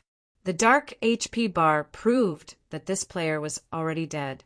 She was very clear on the strength of the team transporting the dropped items. They were all elites of the Star Alliance. Yet, just shortly after the battle started, one of these elites had already died. How could she not be shocked by this situation? It's too late. At this point, we can only kill Black Flame to make up for our losses. Red Feather shook his head. He then looked at Sherfong, rage burning in his eyes. In reality, Red Feather was not the only person present who was angry. The other guilds were similarly enraged. Sherfong had so easily taken away the dropped items they had paid such a large price to obtain. This also meant that at this moment, Sherfong had obtained all the drops of the Mechanical Slayer. So, how could they not feel angry? They had far underestimated Sherfeng's ambitions. From the moment the Mechanical Slayer attacked the city, Sherfong never had any intention of letting anyone obtain a share of the loot. Now, they finally realized how naive they had been. They had lost the battle from the very beginning. The battle between their transport teams and the members of Zero Wing had been going on for some time now. It would be too late even if they tried to rescue the transport teams. The only thing they could do now was to get rid of Sherfong. In any case, the number of drops Sherfong had on him was almost the same as the number of drops of the guilds combined. Kill him. Kill him right this instant. Black Flame, today will be your funeral. None of the guilds present could care less anymore. All of them started charging at Sherfong one after another, not caring whether or not Sherfong had set up any traps for them. However, when the various guilds started charging at him, Sherfong and the others of Zero Wing also retreated into the teleportation hall. Facing death with a smile, the various guilds rushed into the building without a moment's hesitation. Seeing the large number of players swarming into the teleportation hall, Sherfong said in the team chat, "Start!" Blackie, who had been eagerly waiting for this moment, immediately cast stars of light. The entrance and hallway of the teleportation hall was not very spacious, with a capacity of only around 100 players or so. Meanwhile, the range of the stars of light just happened to completely cover this area. One after another, stars of sacred light shot down from the sky, rocking the entire teleportation hall.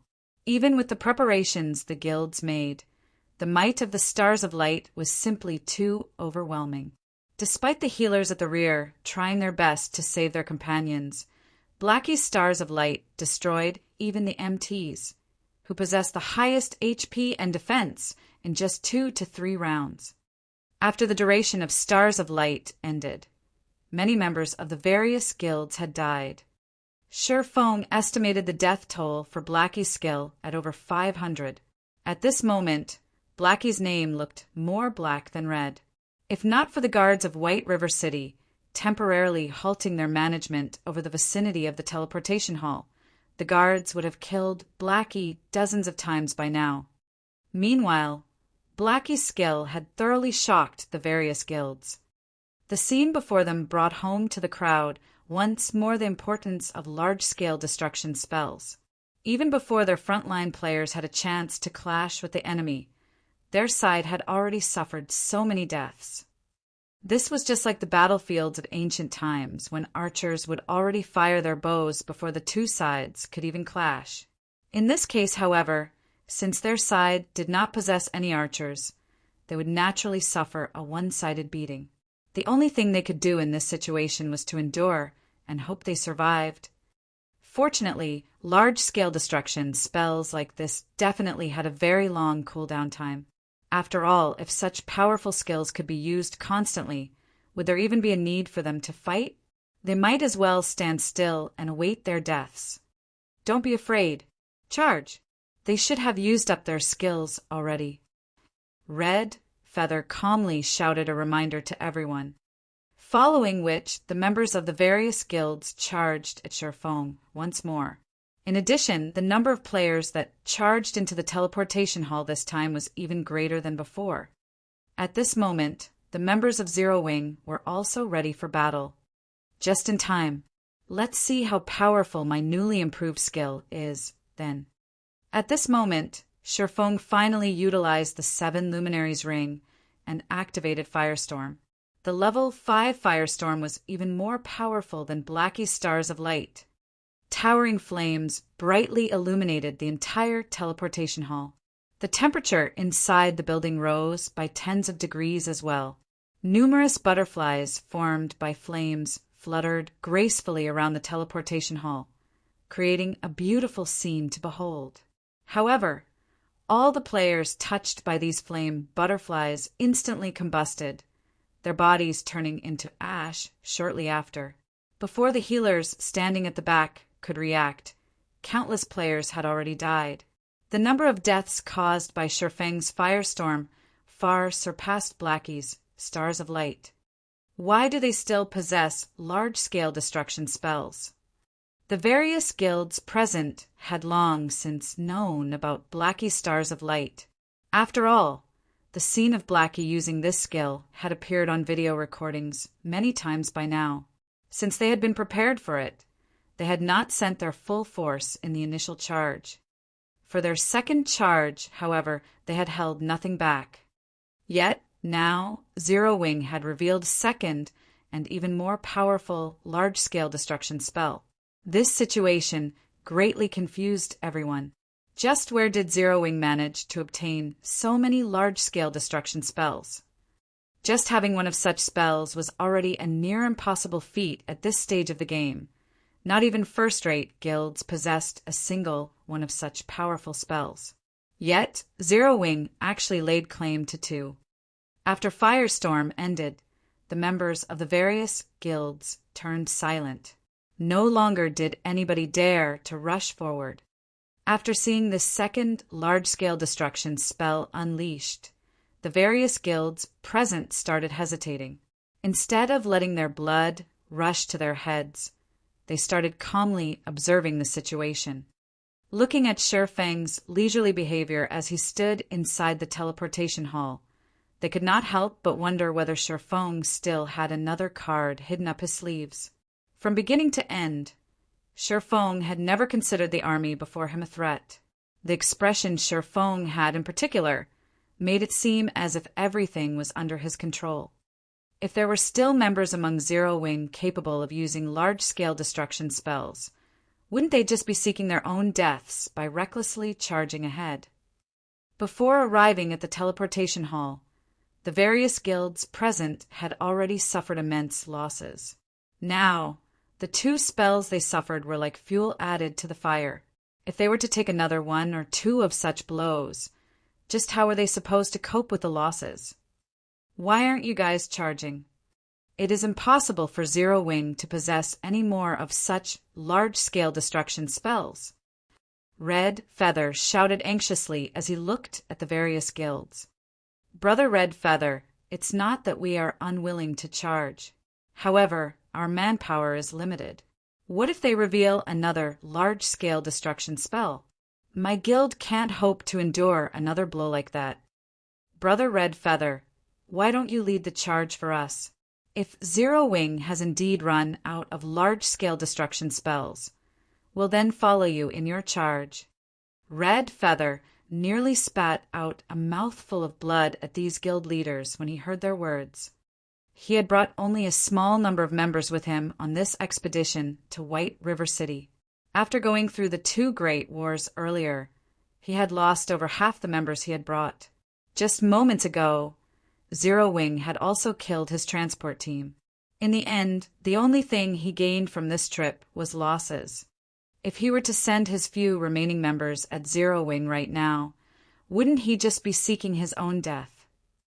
At this time, the various guild leaders present were also unwilling to let their own subordinates act as cannon fodder. Every death was a loss of money to them. As of this moment, they had yet to gain a single thing. So how would they be willing to continue throwing lives away? Previously, they had gotten caught in Sherfeng's plots one after another. Now, Zero Wing's performance had even surpassed their expectations. After suffering successive blows, they were truly afraid now. What, not gonna charge at us anymore? If you guys aren't coming, then we'll be leaving. Sherfong stood at the stairs of the teleportation hall, looking at the various guilds that did not dare to enter the building. The calm and easygoing smile Sherfong wore made it impossible for anyone to guess at his thoughts. Looking at Sherfeng's relaxed and indifferent attitude, as well as the low-grade provocation he used, the various guilds present became even more certain that Sherfong still possessed a hidden trump card. As long as they dared to charge at him, what awaited them would be an even greater loss.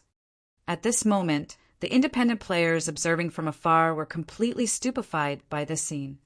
An army of tens of thousands. Sherfong actually intimidated such a force all by himself, such that they didn't dare to set even a single foot inside the teleportation hall. This scene was truly one man holding out against 10,000. Before today, nobody present would have believed such a nonsensical feat was actually possible. Now, however, they believed it. After all, Sherfong was the best proof. It would be an honor to die to such a player. After a stalemate of more than 10 seconds, Red Feather suddenly stepped forward. Everyone, don't be fooled by Black Flame. Do you think large-scale destruction spells can be obtained so easily? He is simply buying time. As long as we charge at him once more, the drops Black Flame obtained will be ours. Red Feather did not believe that Sherfong still possessed a third large-scale destruction spell. Sherfong was definitely tricking them.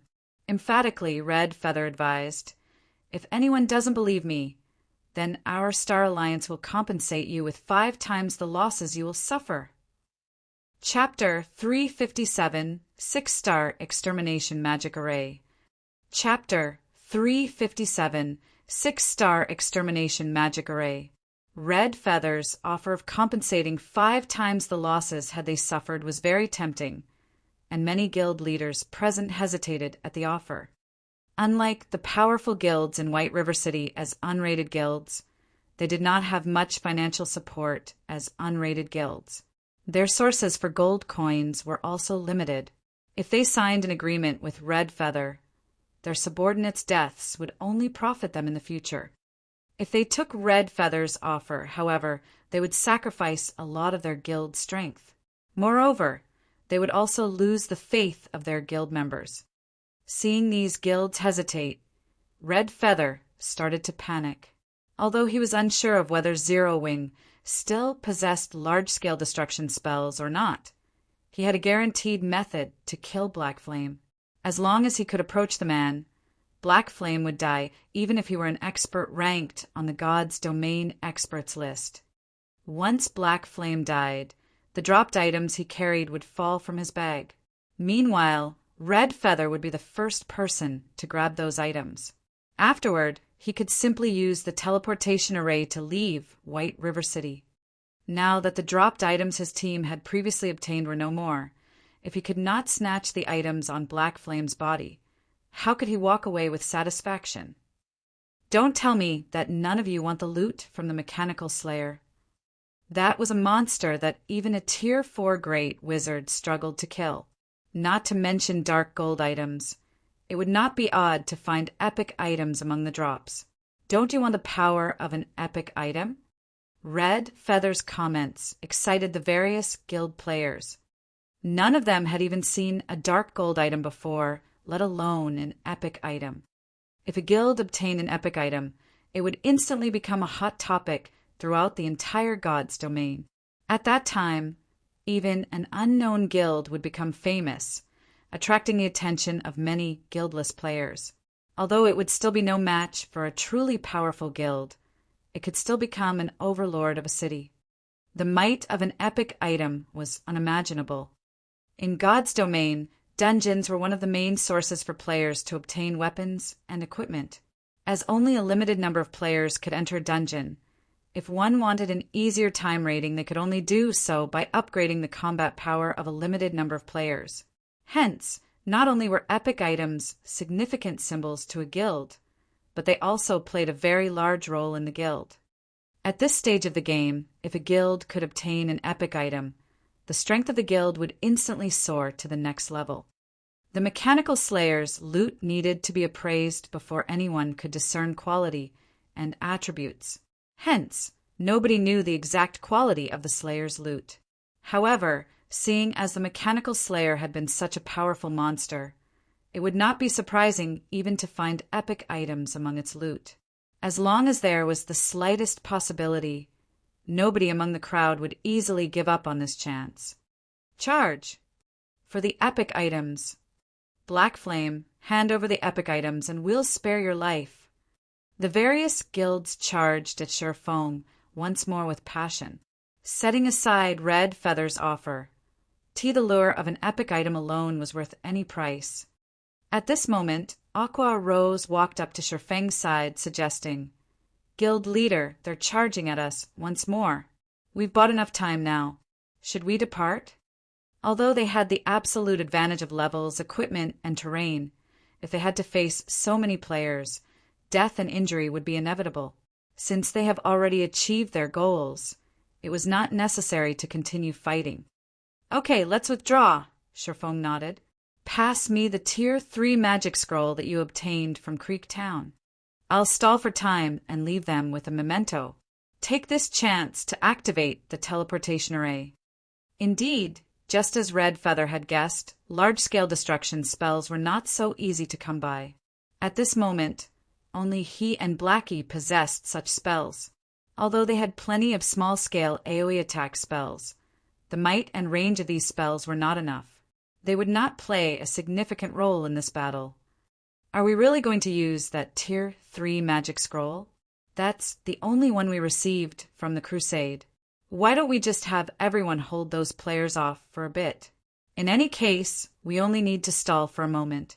If we don't have to fight for that long, we should not incur any casualties. Aqua Rose's heart ached when she heard Sherfeng's intentions. The value of a Tier 3 magic scroll far surpassed a single dark gold item. It doesn't matter. Now is the best time to use it. Sherfong waved his hand. Aqua Rose simply sighed in response to Shifeng's decision. With a heavy heart, she handed the Tier 3 magic scroll over. She only had herself to blame for working under such a guild leader. Normally, Shifeng spent his money lavishly, not bothering with a budget. However, it was also a fact that the results of his spendthrift actions would always pay off. Go. Leave this to me. The Tier 3 magic scroll Aqua Rose had handed Shifeng was deep blue with gold inlaid around its edges. Upon receiving the scroll, Shifeng unrolled it and clicked Use. The Tier 3 magic scroll they had obtained from the Blood Hand Association's hidden warehouse was entitled Water Dragon's Flurry.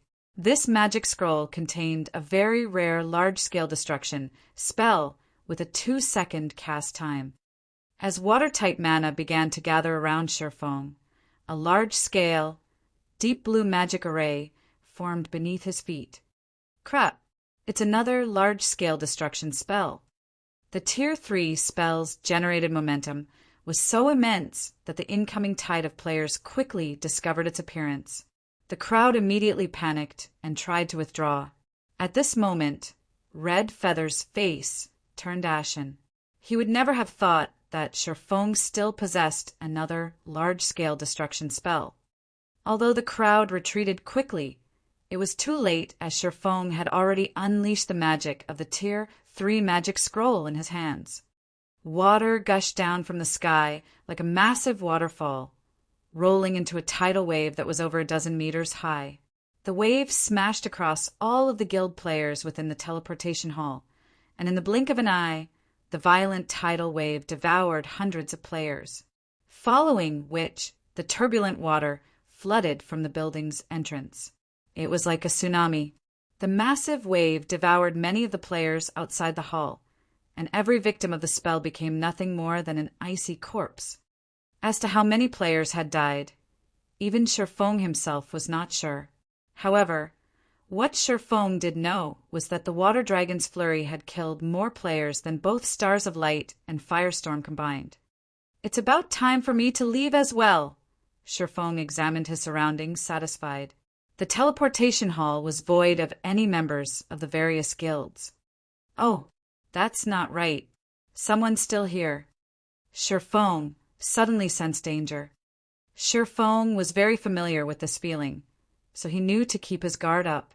Such a feeling only occurred when he encountered life-threatening danger. Hence, Shifeng immediately activated Omniscient Eyes. Since he had not seen anyone inside the hall, the only possibility left was assassins. Omniscient Eyes allowed Shifeng to perceive any invisible or stealth units within 100 yards. After activating the skill, a golden glow enveloped both of his eyes. He then observed his surroundings. Like a god overlooking all life forms, nothing could hide from his vision. 6 people, is it? Shifeng quickly discovered 6 obscure figures slowly approaching him from 30 yards away. These 6 assassins felt a chill down their backs the moment Shifeng's gaze landed on them. Damn it, we've been discovered. Forget about it. This distances should be enough. We can't disappoint Boss Red Feather. The 6 assassins were all experts. Hence, they immediately decided to reveal themselves and take out the purple gold crystal balls. That's the 6-star extermination magic array. How could they have it? Shifeng was abruptly shocked when he saw the purple gold crystal balls in the hands of the 6 assassins. These items were no less rare than a Tier 3 magic scroll. Though they were far more powerful than a Tier 3 magic scroll, the requirements and limitations were also far more troublesome than a Tier 3 magic scroll. Chapter 358, Cornered Beast. Chapter 358, Cornered Beast. Although Shifeng knew that these assassins intended to use the 6-star extermination magic array, it was too late for him to stop them. In the next moment, the crystal balls released a dazzling purple glow. Purple flames then burst forth, enclosing Shifeng and the 6 assassins within a barrier of purple fire. This barrier only covered a small area of 30 by 30 yards. With their levels, it would only take a few steps to cross this distance. Guild Leader Black Flame, since you so arrogantly offended the Star Alliance, we've come to teach you some manners. Tiger, what's the point of talking to him? He is merely a frog at the bottom of a well. How could he possibly know how amazing our Star Alliance is? Let's finish him off immediately. Boss Red Feather is waiting for us. I'm trying to give him some time to mourn his own loss. Now that the barrier has been activated, nobody can possibly interrupt us. We can take our time dealing with him, since there's no way for him to escape anyway. You're right. Wouldn't it be boring if we killed this insufferably haughty Guild Leader Black Flame in just 2 to 3 hits? Does Guild Leader Black Flame have any last words? Ha ha ha. The 6 assassins chatted merrily among themselves. They looked at Sherfong as if he were an ant. It was as if everything was within their control, and victory was already within their grasp. The 6-star extermination magic array was a magic barrier that possessed several restrictions. Unlike a normal magic scroll, activation required 6 players. Moreover, once the barrier was cast in a specific location, excluding the 6 wielding the crystal balls, it would randomly choose 1 player within range and trap them within. As for everyone else who was within the magic barrier's range at the time of activation, all would be sent out of the magic barrier, including players, NPCs, and monsters. After erecting the magic barrier, not even an army of tens of thousands could penetrate it. The same went for those inside the magic barrier. They could not leave. The magic barrier would only dissolve itself when the targeted player died, or the 6 activators were annihilated. In addition, while the barrier did not impose restrictions on the 6 casters, the targeted player, on the other hand, was banned from using any skills. To any player in God's domain, losing 1 skills was like a tiger losing its claws and fangs. It was similar to how Sherfong could one-sidedly massacre hundreds of players after activating Absolute Time, a regional silencing skill. Although part of the reason Sherfong could achieve such a feat was due to his frightening combat power, the regional silencing skill Absolute Time played a similarly large role. Currently, Sherfong had to face 6 level 20 assassins who were capable of using all their skills.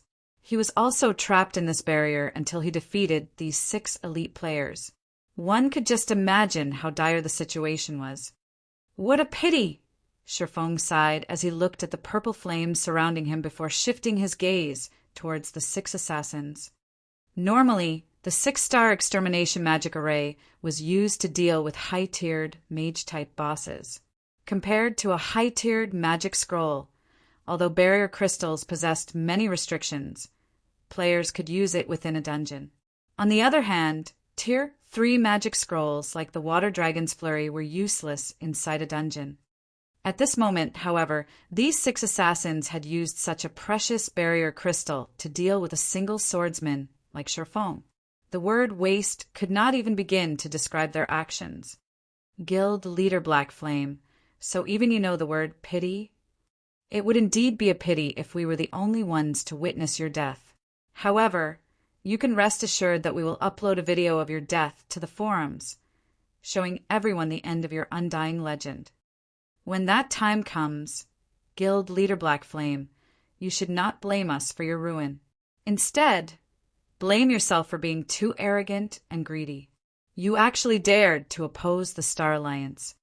The 6 assassins laughed maniacally, having already foreseen how Sherfong would become the laughingstock of God's domain in the near future.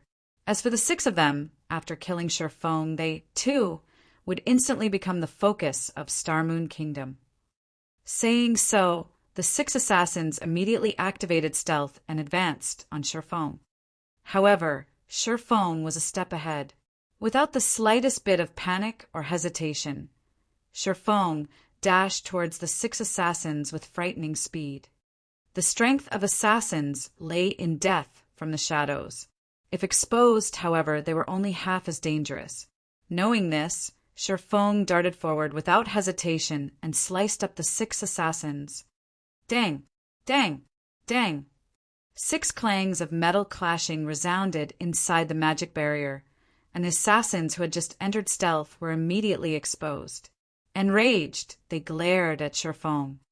Black Flame, no matter how much you struggle, the result will be the same. Since you want to die in early, let me fulfill your wish. A tanned and short assassin named Gray Squirrel tightened his grip around one of his daggers and jabbed it at Sherfeng's abdomen.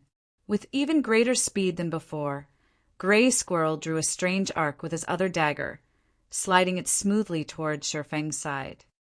Under normal circumstances, players would instinctively try to defend against the first attack and neglect the dagger from the side.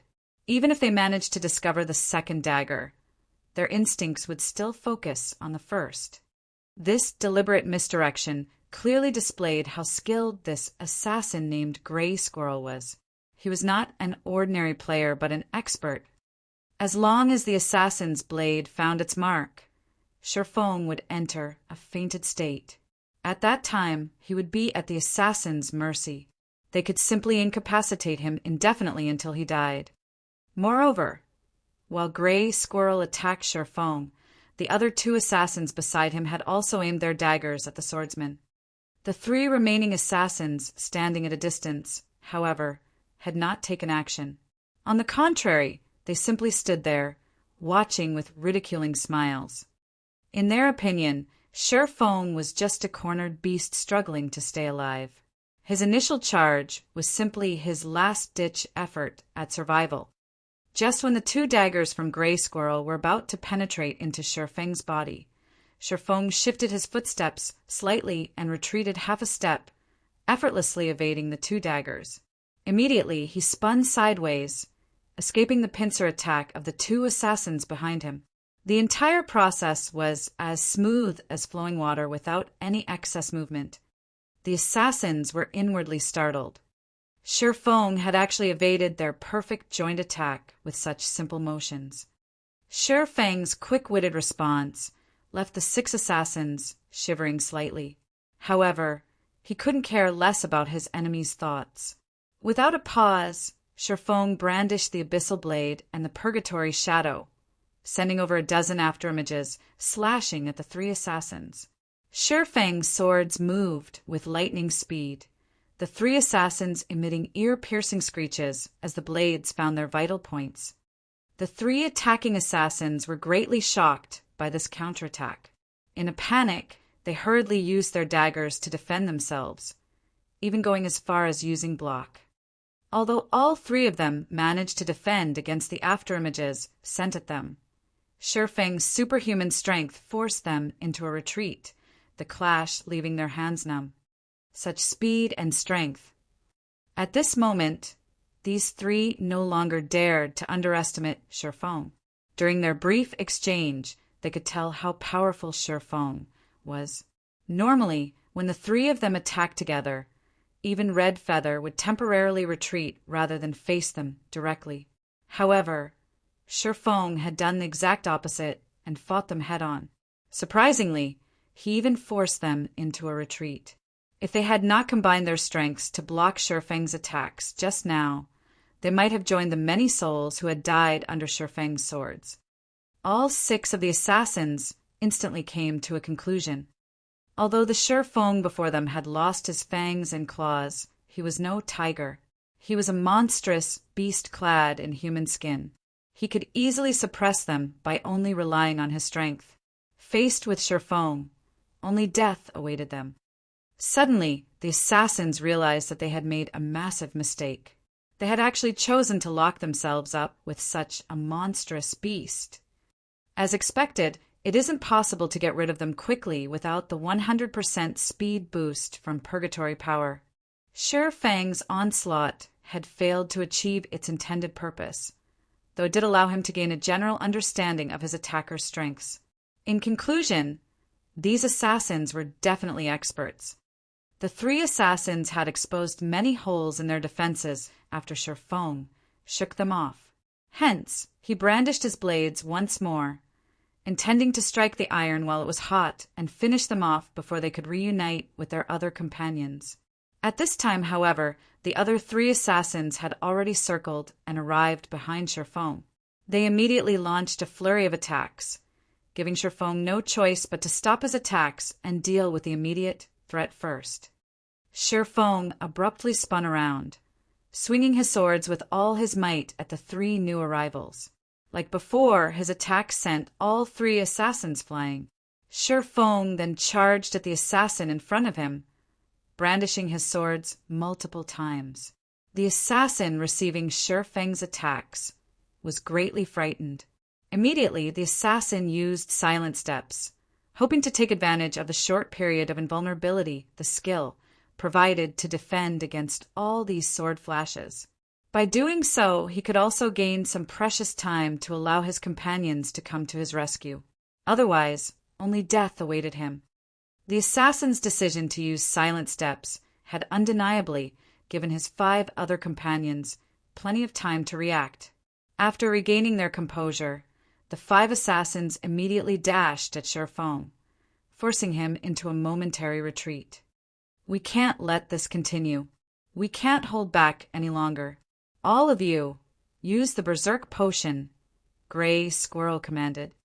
The other 5 looked at one another and nodded silently. At the same time, they all took out blood-red potions. This potion was none other than the extremely precious Berserk Potion. Originally, this potion was a last resort. They never thought that they would have to use it so quickly. Chapter 359, Breaking Through the Limit. Chapter 359, Breaking Through the Limit. First, they used the 6-star extermination magic array. Now, there are even Berserk potions. Red Feather really is wealthy. Sherfong immediately recognized the blood-red potions in the 6 assassins' hands. At this stage of the game, there were no players capable of producing a Berserk potion. Moreover, the recipe was not easily obtainable. The only way to obtain these potions was through killing the bosses of a team dungeon. However, the drop rate was very low. Statistically, it was only 0.2%. In other words, one could only obtain 2 bottles after killing 1,000 team dungeon bosses. Hence, without sufficient strength, it was impossible for a guild to obtain 6 Berserk potions. When consumed, the Berserk potion would stimulate a player's physical potential, increasing their strength and agility. The player's physique would also exceed its limits, allowing the player to carry out actions that they normally couldn't do. To put it simply, the Berserk potion was a very overbearing potion. Black Flame, we admit that you are impressive. However, playtime is over. After the assassin named Gray Squirrel drank the Berserk potion, his skin began to turn red. The blood vessels all over his body bulged, and his body started emitting waves of heat. His aura had also completely changed. The moment Gray Squirrel finished speaking, his body flickered and the ground under his feet cracked. Leaving behind an afterimage, Gray Squirrel instantly appeared behind Sherfong. His bright snowy dagger transformed into a white flash that flew toward Sherfang's back, his speed reaching far beyond that of his previous attacks. Startled, Sherfong hurriedly spun and used the abyssal blade to meet Gray Squirrel's dagger. Pung! Sparks flew in all directions as metal clashed. The collision forced Sherfong back by half a step. Gray Squirrel, on the other hand, was forced to take a full step backward. In terms of strength, Sherfong was still obviously superior. However, this single exchange forced Sherfong to take things seriously. From this single exchange, Sherfong could feel that the assassin's attributes were not far below his own. Facing Gray Squirrel and his team, Sherfang's small advantage of attributes was almost non-existent without the use of his skills. Even in a one-on-one battle, it would be very difficult to achieve victory, let alone a 1-on-6 battle. Compared to Sherfang's astonishment, Gray Squirrel and the others were even more shocked by their brief confrontation. After drinking the Berserk potion, they understood just how amazing the potion's effects were. Yet, even with the effects of the Berserk potion, their attributes were still inferior to Sherfang's. Shi Fang's strength completely surpassed their imaginations. This revelation was astonishing. Just how excellent is Black Flame's equipment? Gray Squirrel kept focused on Shi Fang, his expression becoming serious. He then said to his 5 companions, "We'll attack him together." The other 5 nodded. If they only relied on Gray Squirrel to deal with Shi Fang, the final victor of the battle would most likely be Shi Fang. Seeing all 6 opponents approaching simultaneously, Shi Fang dared not underestimate them. Shi Fang took out a basic frost grenade from his bag, tossing it at the assassins. Although he could not use skills, there was no restriction on the items inside his bag. Compared to absolute time of the 7 Luminaries ring, the 6-star extermination magic array was inferior. When the frost grenade exploded, the 6 assassins charging at Shi Fang failed to react in time and froze on the spot. The 6 of them knew the dangers of being restrained. Hence, they all used Vanish to dispel the freezing effect. Originally, they had intended to continue their charge. However, the 6 of them suddenly saw Shi Fang remove an extremely familiar item from his bag. Berserk Potion. How do you have one as well? Gray Squirrel's eyes widened, intense fear appearing on his face. What? Your Star Alliance can obtain this item, but our Zero Wing can't? Don't forget that I am also the leader of a guild. There should be a limit to how much you look down on us. Shi Fang revealed a faint smile as he held the blood-red Berserk Potion before emptying the contents of the bottle. In the next moment, Shi Fang's skill turned blood-red. His entire body shone with a faint blue shimmer as well, following which his body emitted a violent heat wave, and even the 6 assassins, who were over 7 yards away, felt it. The effects displayed after Shi Fang drank the Berserk Potion were far stronger than theirs. Clearly, the increase Shi Fang received was much greater than theirs. The Berserk Potion would display strength corresponding to the potential of the consumer's existing physique. Shi Fang was superior to the 6 assassins in every aspect. Hence, after drinking the Berserk Potion, the resulting upgrade was far more impressive. Let's start the second round, shall we? Shi Fang cracked his knuckles. He could feel his entire body brimming with strength. Despite the fact that he stood still, cracks already began to form beneath his feet. His strength now far surpassed the strength he possessed after activating Purgatory Power. He then smiled at the 6 terrified assassins. The assassins stared at Shi Fang as if he were the demon god, and they couldn't help but gulp. Taking a step forward, Shi Fang suddenly disappeared. Before the 6 could react, Shi Fang appeared before Gray Squirrel. The silvery gray, abyssal blade descended. Gray Squirrel tried to raise his daggers to block the attack. However, he suddenly discovered that his speed could not keep up with Shi Fang. As he had already used his life-saving skill, Vanish, Gray Squirrel could only stare helplessly as the abyssal blade cleaved down into his body. A damage of minus 2,641 points appeared above his head, decimating his HP that was barely over 2,000. Moreover, the strike had not been a critical hit. The other 5 broke down at this sight. The speed of that strike was far too fast. Today, they had finally witnessed what the words, in the world of martial arts, there are no impregnable defenses. Only swiftness is invincible meant. Before Shi Fang drank the Berserk Potion, they could cope with his speed and strength. After he drank the potion, however, they had no chance. If they had known, they would never have chosen to drink the Berserk Potions. However, it was already too late. Meanwhile, while Shi Fang fought inside the 6-star extermination magic array, the various guilds outside the teleportation hall also recomposed themselves. Once more, they charged into the building. The moment they entered the building, however, they noticed a giant magic barrier of purple flame blocking the corridor, preventing them from advancing. The various guilds grew anxious, having no idea what was happening. Red Feather, on the other hand, had an indifferent look on his face when he saw this purple flame barrier. The appearance of this barrier meant that Gray Squirrel and his group had succeeded. Sherfong, who was trapped within the barrier, would definitely die. As soon as the barrier lifted, the drops Sherfong had looted, as well as the equipment he wore, would belong to the Star Alliance. A moment later, the purple flame barrier began to vanish, holding everyone's attention. Good. The next thing we need to do is to get Gray Squirrel and the others out of here. Red Feather felt ecstatic in his heart. Although they had wasted the 6-star extermination magic array, close to half of the mechanical slayers' loot belonged to them now. Compared to such a gain, the loss of a barrier crystal was insignificant. After the purple flames completely dissipated, a figure appeared before the crowd. Red Feather's ecstatic mood instantly fell into an abyss, following which his face turned pale as he glared hatefully at the lone figure that had appeared.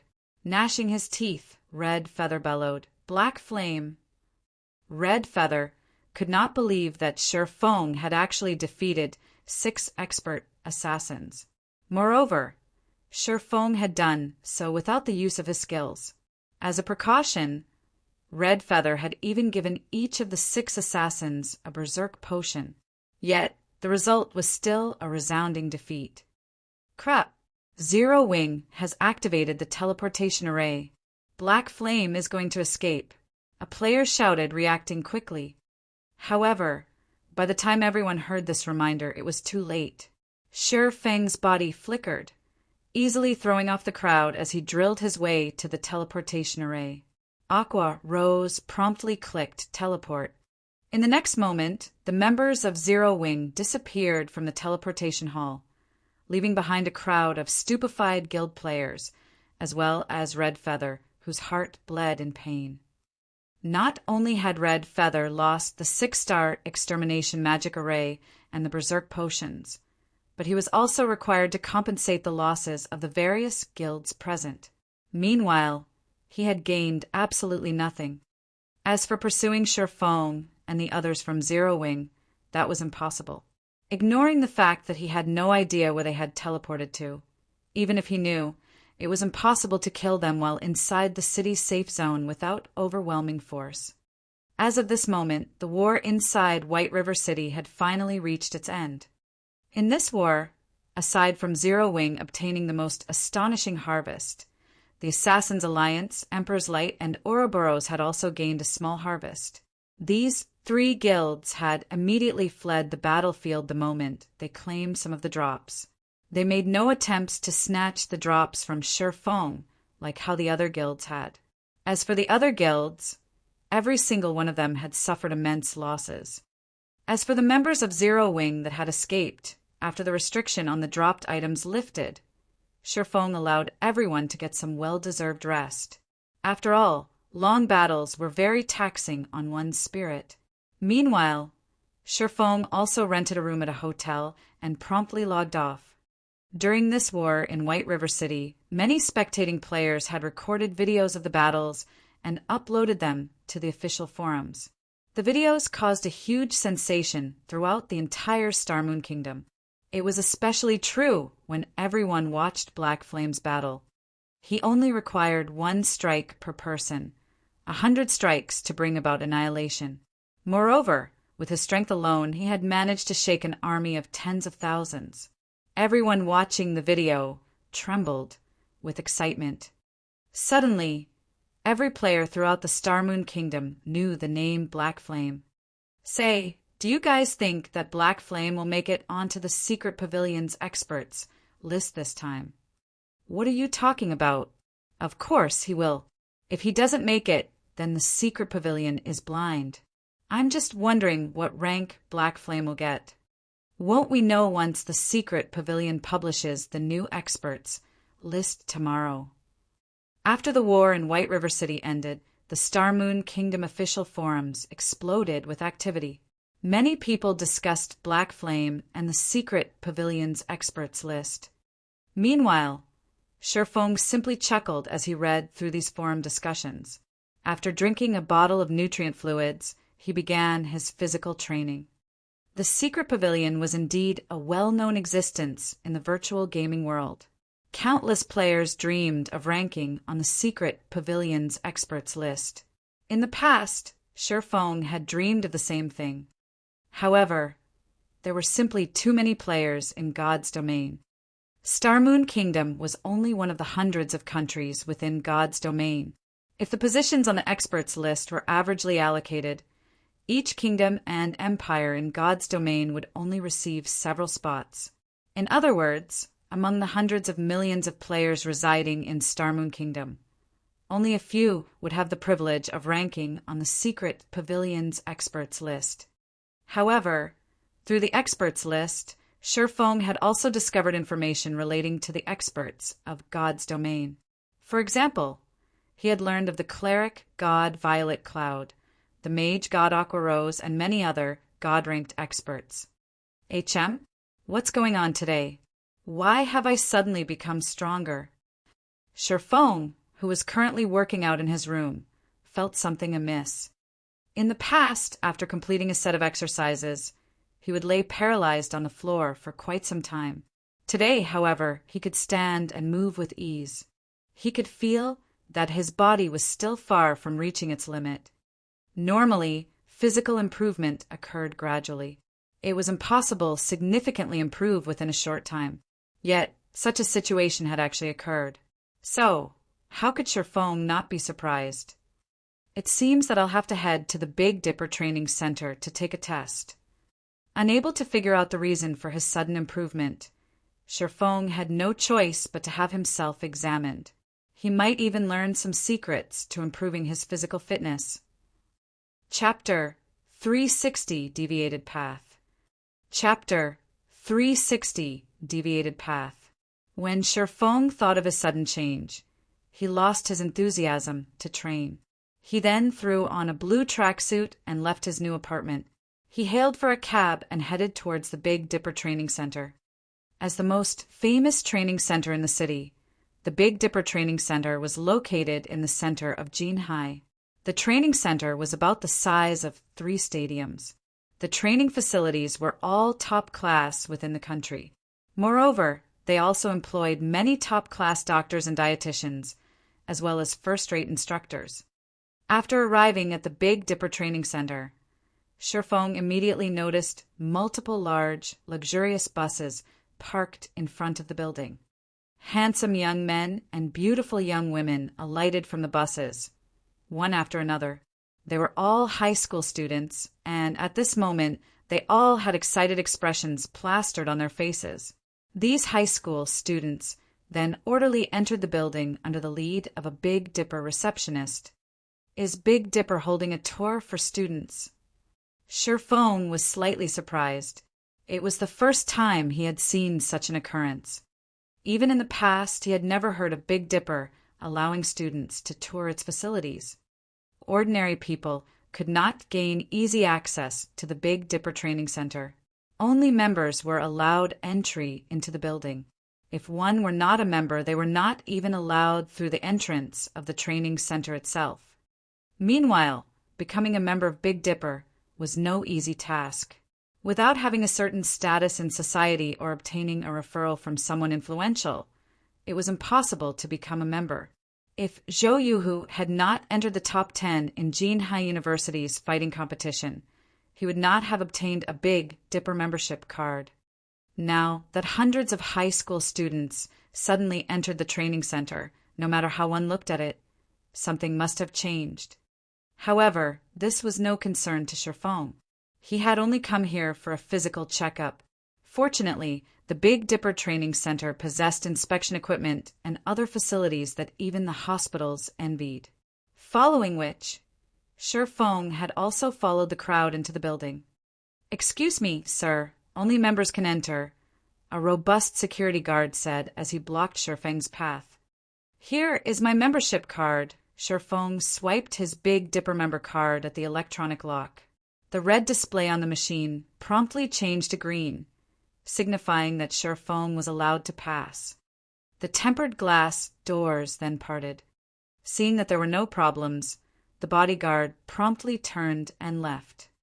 The 15th floor of the Big Dipper Training Center contained equipment for testing punching power, grip strength, speed, reaction, and much more. At this moment, many people crowded around the equipment. Shortly after arriving on the 15th floor, Shifeng discovered a familiar figure, currently testing her reaction time. Why is she here? Shifeng was very surprised. It was none other than his female class monitor, Zhao Ruoshi. At this moment, Zhao Ruoshi had her hair pulled back into a ponytail. She wore a black sports vest and a pair of tight capris. Zhao Ruoshi's perfect figure, which she normally hid, was vividly displayed at this moment, and she looked completely different from when she was at school. The reaction machine would fire varying amounts of special rubber bullets at the examinee. One could test their reaction time by dodging these special rubber bullets. Faced with the flying bullets, Zhao Ruoshi danced like an elegant butterfly and effortlessly dodged the rubber bullets, one after another. Many of the men present were mesmerized by her fluid movements, and they only wished they could approach and strike up a conversation with her. However, this wasn't unusual. Zhao Ruoshi was already an alluring beauty. In addition to her elegant and noble demeanor, ordinary girls were simply no match for her. When the test ended and Zhao Ruoshi exited the reaction testing room, many were startled. The result displayed on the testing machine was actually intermediate perfection. Who is this beauty? She can't possibly be a professional fighter, right? Many people inside the hall started a discussion among themselves. At this moment, even the handsome men who had intended to talk to Zhao Ruoshi hesitated. As frequent customers of the Big Dipper Training Center, they had an acute understanding of that result's significance. The reaction test was categorized into 4 ranks: basic, intermediate, advanced, and special.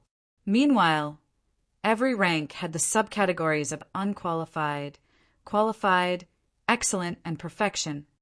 In the city, even professional fighters could only obtain intermediate qualified on the reaction test, while only well-known fighters could achieve intermediate perfection. Shifeng, why are you here? Zhao Ruoshi immediately discovered Shifeng a short distance away and walked over to him quickly. I just came here to test myself. What about you? Why are you here? If the others in the class to find out about this, they will be shocked to think that the normally gentle and elegant class monitor actually has such a side to her, Shifeng said, a grin plastered across his face. When Zhao Ruoshi realized that Shifeng has watched as she tested, not knowing why, her cheeks burned slightly and a small shred of happiness filled her heart. Immediately after, she waved her little fist at Shifeng, softly saying, "You are not allowed to tell anybody about this. If you do, I'll get very angry, and you'll have to suffer dire consequences." Class monitor, since you have ordered it, I will naturally keep my lips sealed, Shifeng laughed, failing to detect the minor changes to Zhao Ruoshi's expression. He only felt that Zhao Ruoshi was far more approachable than he previously thought. That's more like it. At least you have some conscience left in you. Zhao Ruoshi nodded with satisfaction. The testing machines here are somewhat complicated to operate. Seeing as this is your first time coming to this place, as your reward for helping me keep my secret, I'll introduce to you how the machines work. Originally, Shifeng had intended to tell her that he already knew how to operate these machines. After all, he had frequently visited the Big Dipper Training Center after becoming the guild leader of Shadow in his previous life. However, to avoid suspicion, Shifeng had no choice but to nod in agreement. Following which, Zhao Ruoshi led Shifeng, touring the facility and introducing to him the various testing machines. Many of the men in the hall looked at each other in confusion, their hearts filled with envy and hatred for Shifeng. They could not understand why a frail and ordinary-looking person like Shifeng deserved such treatment from a great beauty like Zhao Ruoshi. At this moment, they wanted to pull Zhao Ruoshi over, telling her to ditch Shifeng and let them escort her instead. However, Despite having sensed the jealous stares directed towards Shifeng, Zhao Ruoshi still gladly pulled him along, introducing to him the various testing apparatuses. Just as Zhao Ruoshi was about to teach Shifeng how he could operate these testing machines, a few Big Dipper staff members suddenly led a large group of high schoolers into the hall. This floor is Big Dipper's testing hall. All of you are the elites that Big Dipper has selected. In a moment, all of you will be tested here, and we will record your results to help determine what kind of privileges you will have in the future. So, all of you must give it your best when testing. One of the staff members leading these high schoolers explained slowly. The high schoolers started rubbing their fists and palms together in excitement when they heard the staff member's explanation. Many of them wished they could break Big Dipper's previous records. Big Dipper actually chose these high school students as elites? What is happening exactly? Shifeng had overheard the staff members' words. Watching this situation, it would seem that the Big Dipper Training Center intended to cultivate their own group of elite fighters. However, Shifeng simply could not understand why. After all, Big Dipper was only a training center. Why would they suddenly wish to cultivate their own fighters? In the past, Shifeng had never heard of such a thing. In this life, however, it was happening before his eyes. Shifeng had a bad feeling about this. History was already gradually deviating from the path he recognized. Chapter 361 Test. Chapter 361 Test. Big Dipper certainly acted quickly. It's only been a few days now, and they've already recruited so many students. Zhao Ruoshi was not surprised by the sudden arrival of the hundreds of students. She then looked at Shifeng, who had stared at those students curiously all this time, explaining, "These students are the elites that Big Dipper selected from the youths who will represent the city in the upcoming provincial youth fighting competition. They were brought here mainly to gain glory for our city in the upcoming provincial competition. To help them rank higher in the competition, Big Dipper had allowed these students to train here. After all, the environment and facilities here are valuable and would help these students improve." A realization struck Shifeng after hearing Zhao Ruoshi's explanation. Indeed, it was just about time for the provincial youth fighting competition to begin. Only he had never expected Big Dipper to be so generous. In reality, Big Dipper doesn't really have a choice in this. The sudden appearance of God's domain has made a tremendous impact on various industries and professions. It is especially true for the fighting industry. Many people who have focused on fighting competitions have shifted their sights towards God's domain, causing a downturn in the fighting industry. The number of people willing to exercise at Big Dipper has decreased.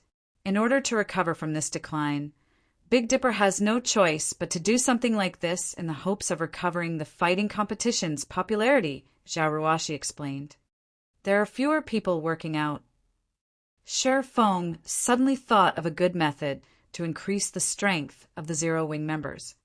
In the past, due to many players shifting their focus towards God's domain, the fitness industry had indeed declined for a certain period of time.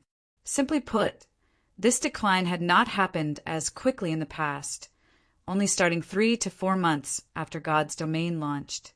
However, as more people became aware of the secret of God's domain, physical training became popular again, even bypassing the previous peak in popularity. Business boomed for the fitness industry. At that time, many large guilds would partner with training centers and gyms to allow the elite members of their guilds to train and improve themselves at any time, which would, in turn, allow these elites to improve more quickly in God's domain. Many first-rate guilds had even chosen to establish their own large-scale training centers specifically for their elite members. Zero Wing was still a small guild at the moment. However, as the guild continued to grow, sooner or later, a physical fitness center would be required. Although Zero Wing's workshop was only a short distance away from the Big Dipper Training Center, it was not a long-term solution. Now that the fitness industry was going through a slump, it was the perfect time for him to take action. Considering the situation, Feng did not dislike the idea of working with Big Dipper. If he established his own training center, he would need to spend an astronomical sum of money. He certainly did not possess that kind of money at the moment. By partnering with Big Dipper, not only could he encourage his guild members to train ahead of everyone else, but he could also obtain the best training environment at a significantly lower cost. While Feng pondered about how he could gain Big Dipper's cooperation, a few more people had arrived at the testing hall. As soon as these people arrived, the staff members rushed to greet these newcomers, displaying respect. Manager Xiao, the students chosen are all here. Following your instructions, we have already begun testing, one of the Big Dipper staff members said respectfully as he looked at a middle-aged man wearing black robes. Good. Have them continue. I've simply come to observe their conditions. This year's provincial youth fighting competition will affect Big Dipper's future development, so we must not be careless, the man surnamed Xiao instructed. Yes. The staff members promptly retreated and led the students to their tests. Due to the arrival of this manager Xiao, the students' fighting spirit soared. They were all eager to perform well and attract more of Manager Xiao's attention. That way, they could receive even more training resources in the future. As the tests began, many Big Dipper members who had also come to test stopped what they were doing, quietly observing the students test instead. After all, they would not have an opportunity like this often. Most of the visitors of this testing hall were usually ordinary folk who only trained casually. Meanwhile, although these youths were only students, they possessed the ability to participate in the provincial youth fighting competition. They should be more powerful than the average person. Even Zhao Ruashi seemed excited, and she demanded to go over and have a look as well. Helpless, Feng had no choice but follow her. The first test the students went through was the punching power test. An ordinary person's punch usually carried around 100 to 150 kilograms. Meanwhile, every one of these students managed to achieve a result of over 200 kilograms. Among them, a student named Wang Qing had even achieved a force of 356 kilograms. He was at least twice as strong as an ordinary person. Many of the spectators gasped in shock when they saw Wang Cheng's result. Even manager Zhao's eyes glowed with delight, and he praised Wang Cheng as a talented youth. The punching power standard of the professional fighters in Jinhai City was only 320 kilograms. Meanwhile, Wang Cheng, a high school student, had effortlessly surpassed that standard. Wang Cheng obviously had a promising future ahead of him. After all, Wang Cheng was still a kid. He still had growth potential. He would have no issues achieving a force of 400 kilograms in the future. Having a force of 400 kilograms meant that he could reach the standard of the well-known fighters in Jinhai City. These students are amazing. That Wang Cheng, in particular, has already surpassed Zhou Yuhu. Feng, as our class's great hidden expert, do you think Wang Cheng can enter the top 10 of the provincial youth fighting competition this year? Zhao Ruashi asked as she shifted her gaze towards Feng, curiously. She had personally witnessed Feng's strength. Even Chen Wu, the reigning champion of Jinhai City's fighting competition, had praised Feng's power. Moreover, Feng had even defeated Zhang Luowei, someone reputed as a fighting genius. Hence, she knew that her judgment was definitely incomparable to Feng's. It's not that easy to tell. Victory and defeat aren't solely decided by a person's punching force. Feng laughed bitterly as he shook his head. He was not a god, so how could he make a judgment based solely on a person's punching power? Zhao Ruashi nodded, feeling that Feng had a point. Following the punching power test was the reaction test. Of the hundreds of students, they all achieved a result of basic perfection or above. Among them, there were a few who achieved intermediate excellent. A student named Wu Chuan even achieved intermediate perfection, shocking everyone.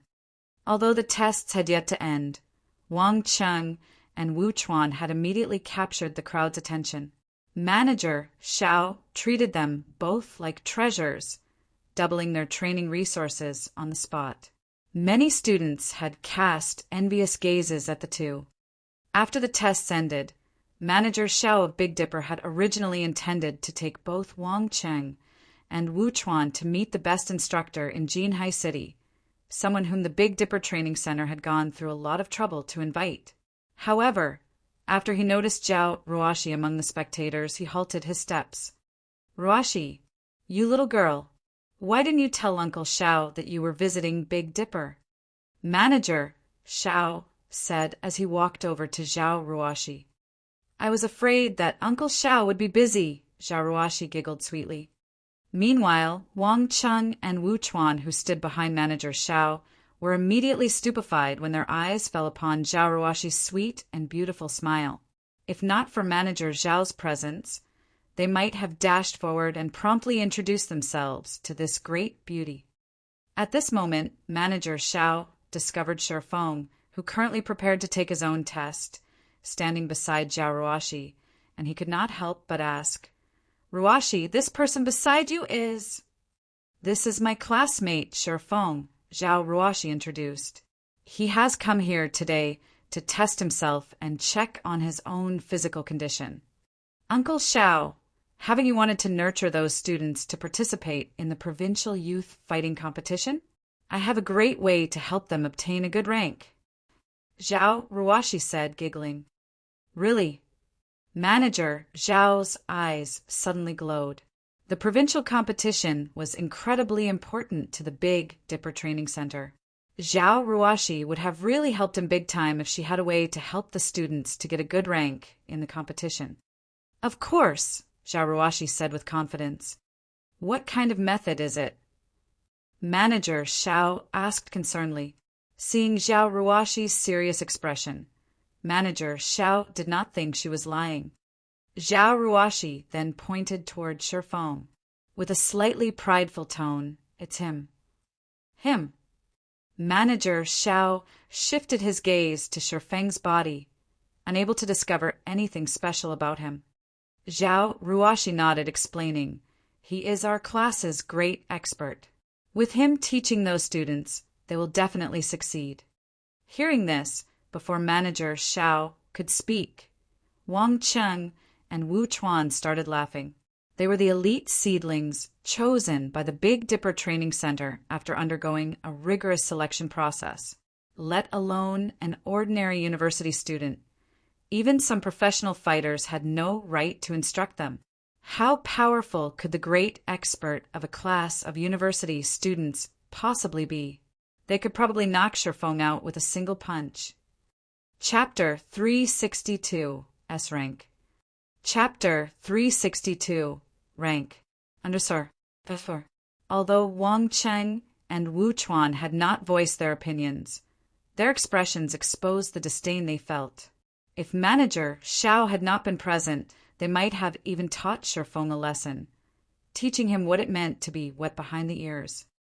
As to why the two would not dare take action in front of Manager Xiao, it was not because of Manager Zhao's position in the Big Dipper Training Center. Rather, they feared Manager Zhao's personal strength.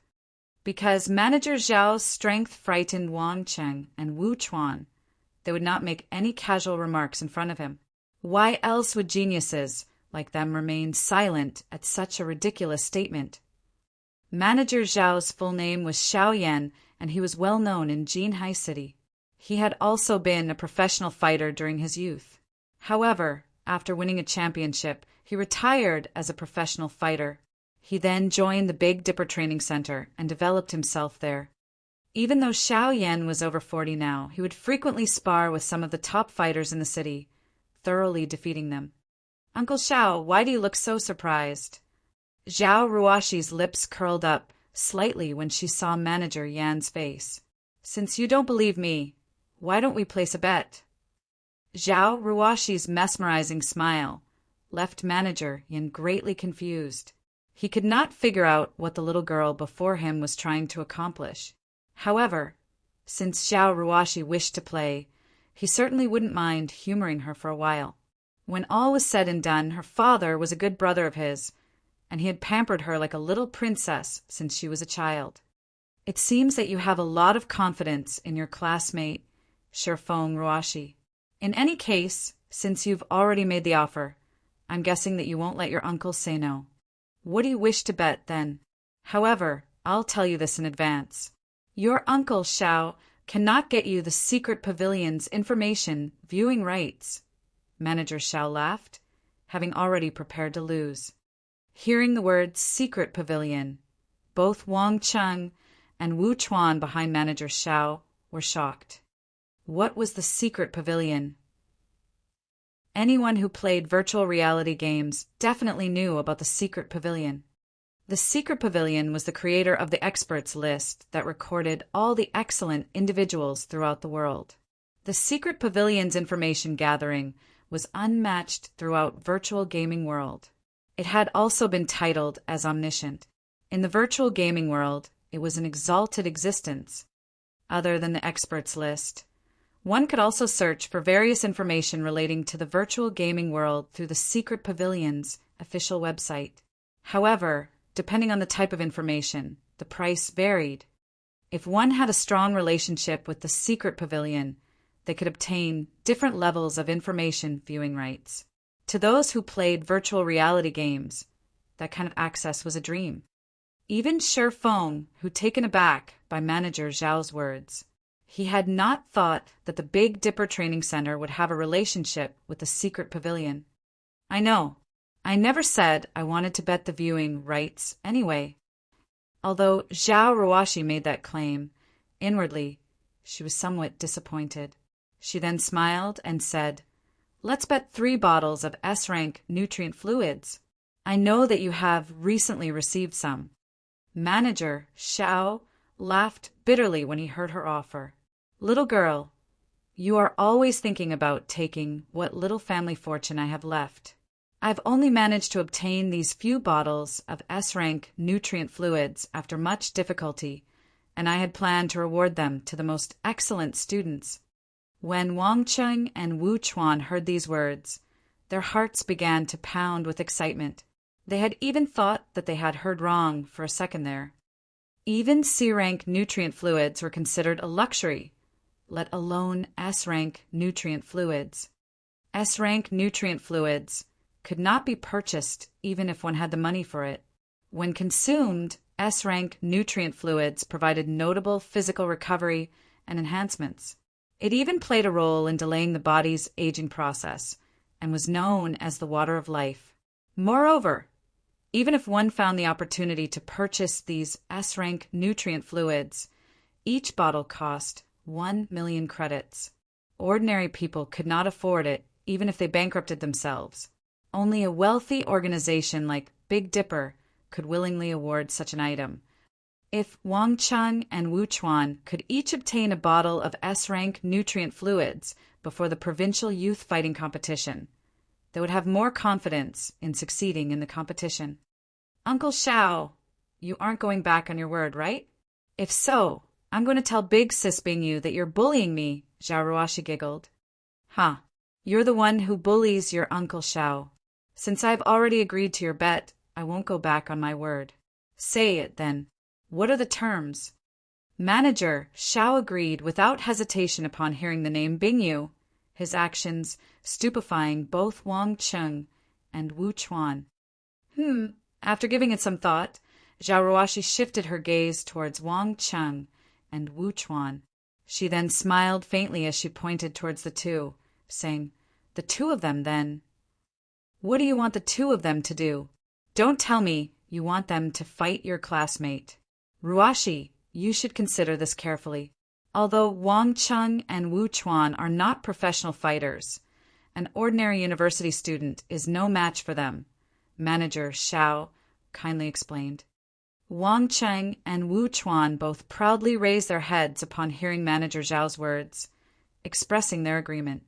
After all, they were the most excellent candidates, selected by Big Dipper.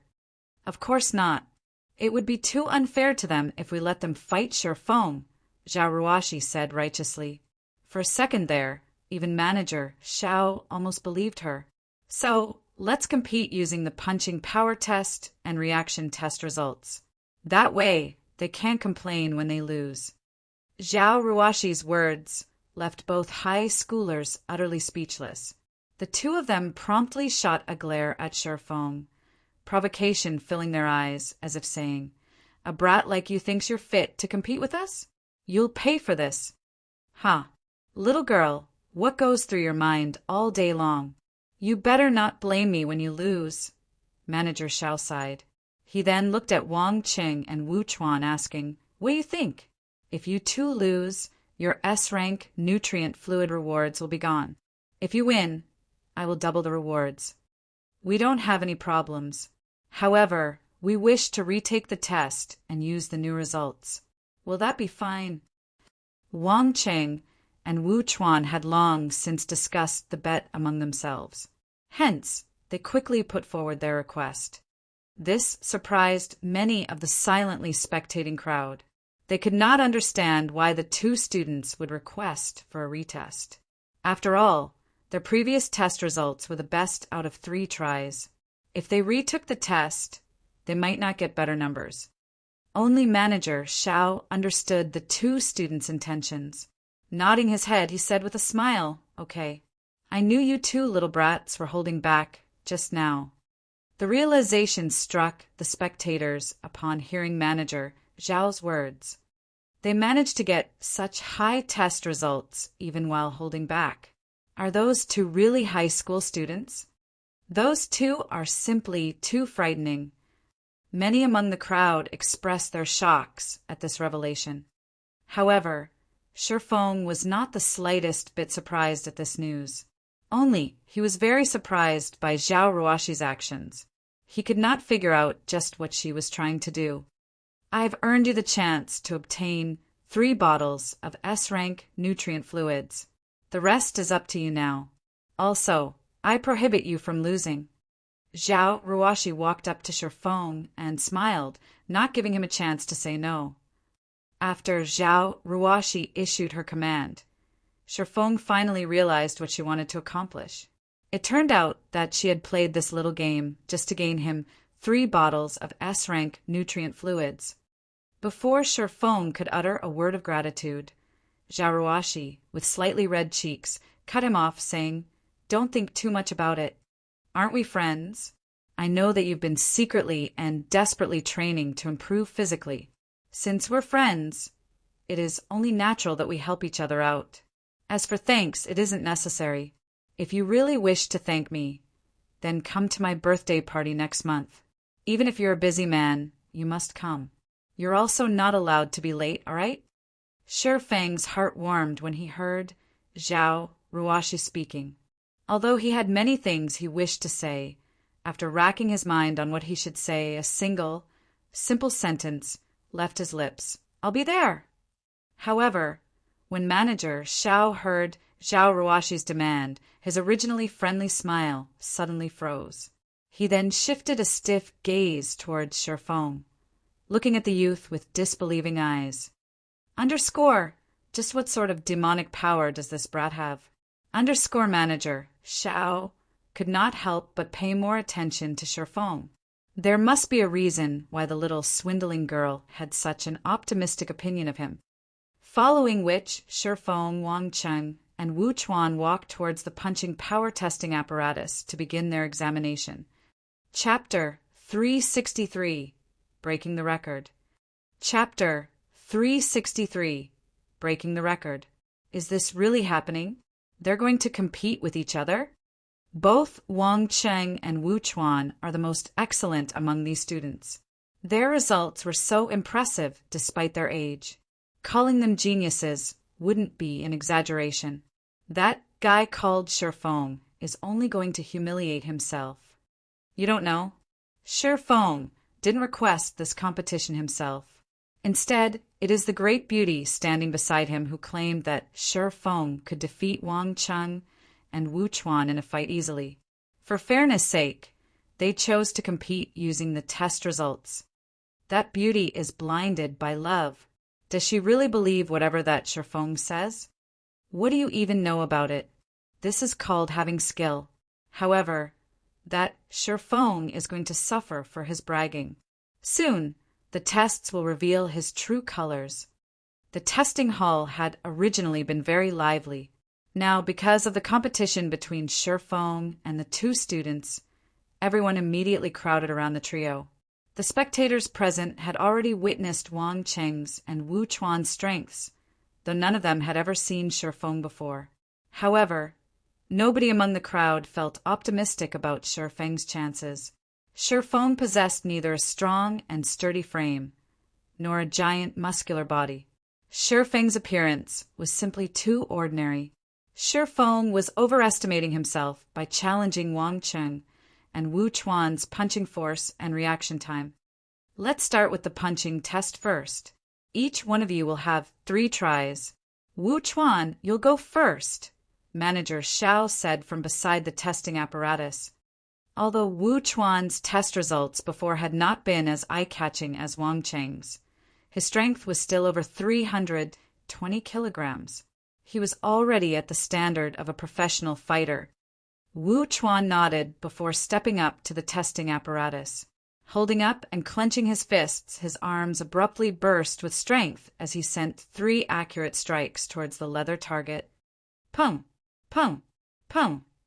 3 deep, muffled noises resounded simultaneously. Wu Chuan was satisfied with his punches.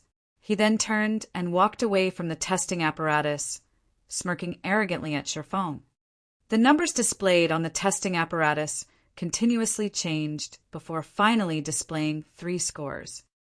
341 kilograms, 346 kilograms, 342 kilograms.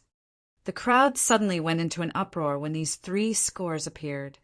Wu Chuan's results were close to Wang Cheng's previous results.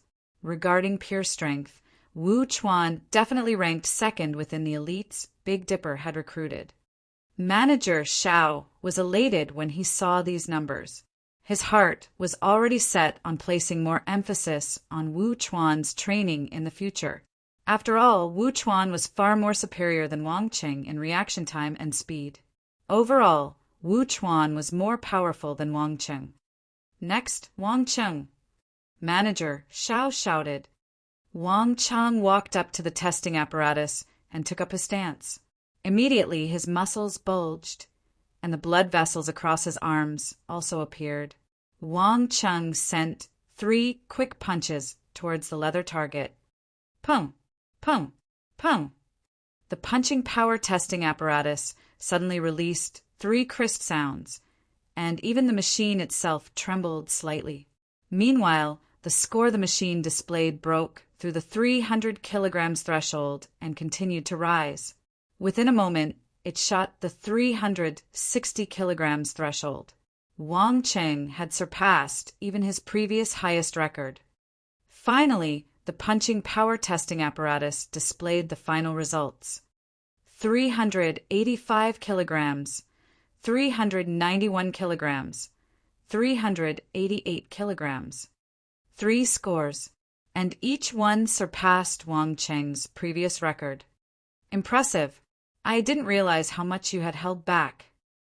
Manager Xiao laughed upon seeing the scores. His fondness of Wang Cheng grew the more he looked at the young man. The standard of a top fighter in Jinhai City was 400 kilograms. Meanwhile, Wang Cheng was only a thread away from reaching that standard. Based on the youth's potential, after Big Dipper nurtured him, he should have no problems entering the top 10 in the provincial youth fighting competition.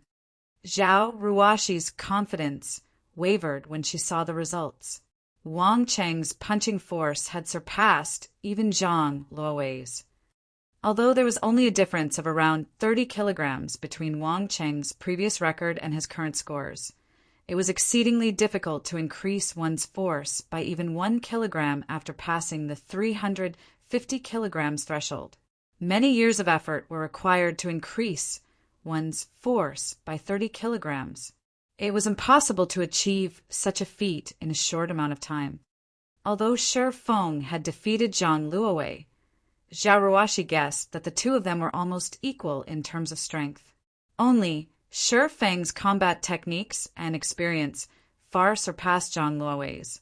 Thus, he had effortlessly defeated the renowned fighting genius. If she had known that Wang Cheng had held back so much of his strength, she would never have chosen to compete using the test results. Next, Shi Feng. Although manager Xiao did not know why Zhao Ruoshi had such a favorable opinion of Shi Feng, he knew that it was impossible for Shi Feng to surpass Wang Cheng's record of 391 kilograms. Shi Feng walked up to the testing apparatus, smiling bitterly at the displayed 391 kilograms.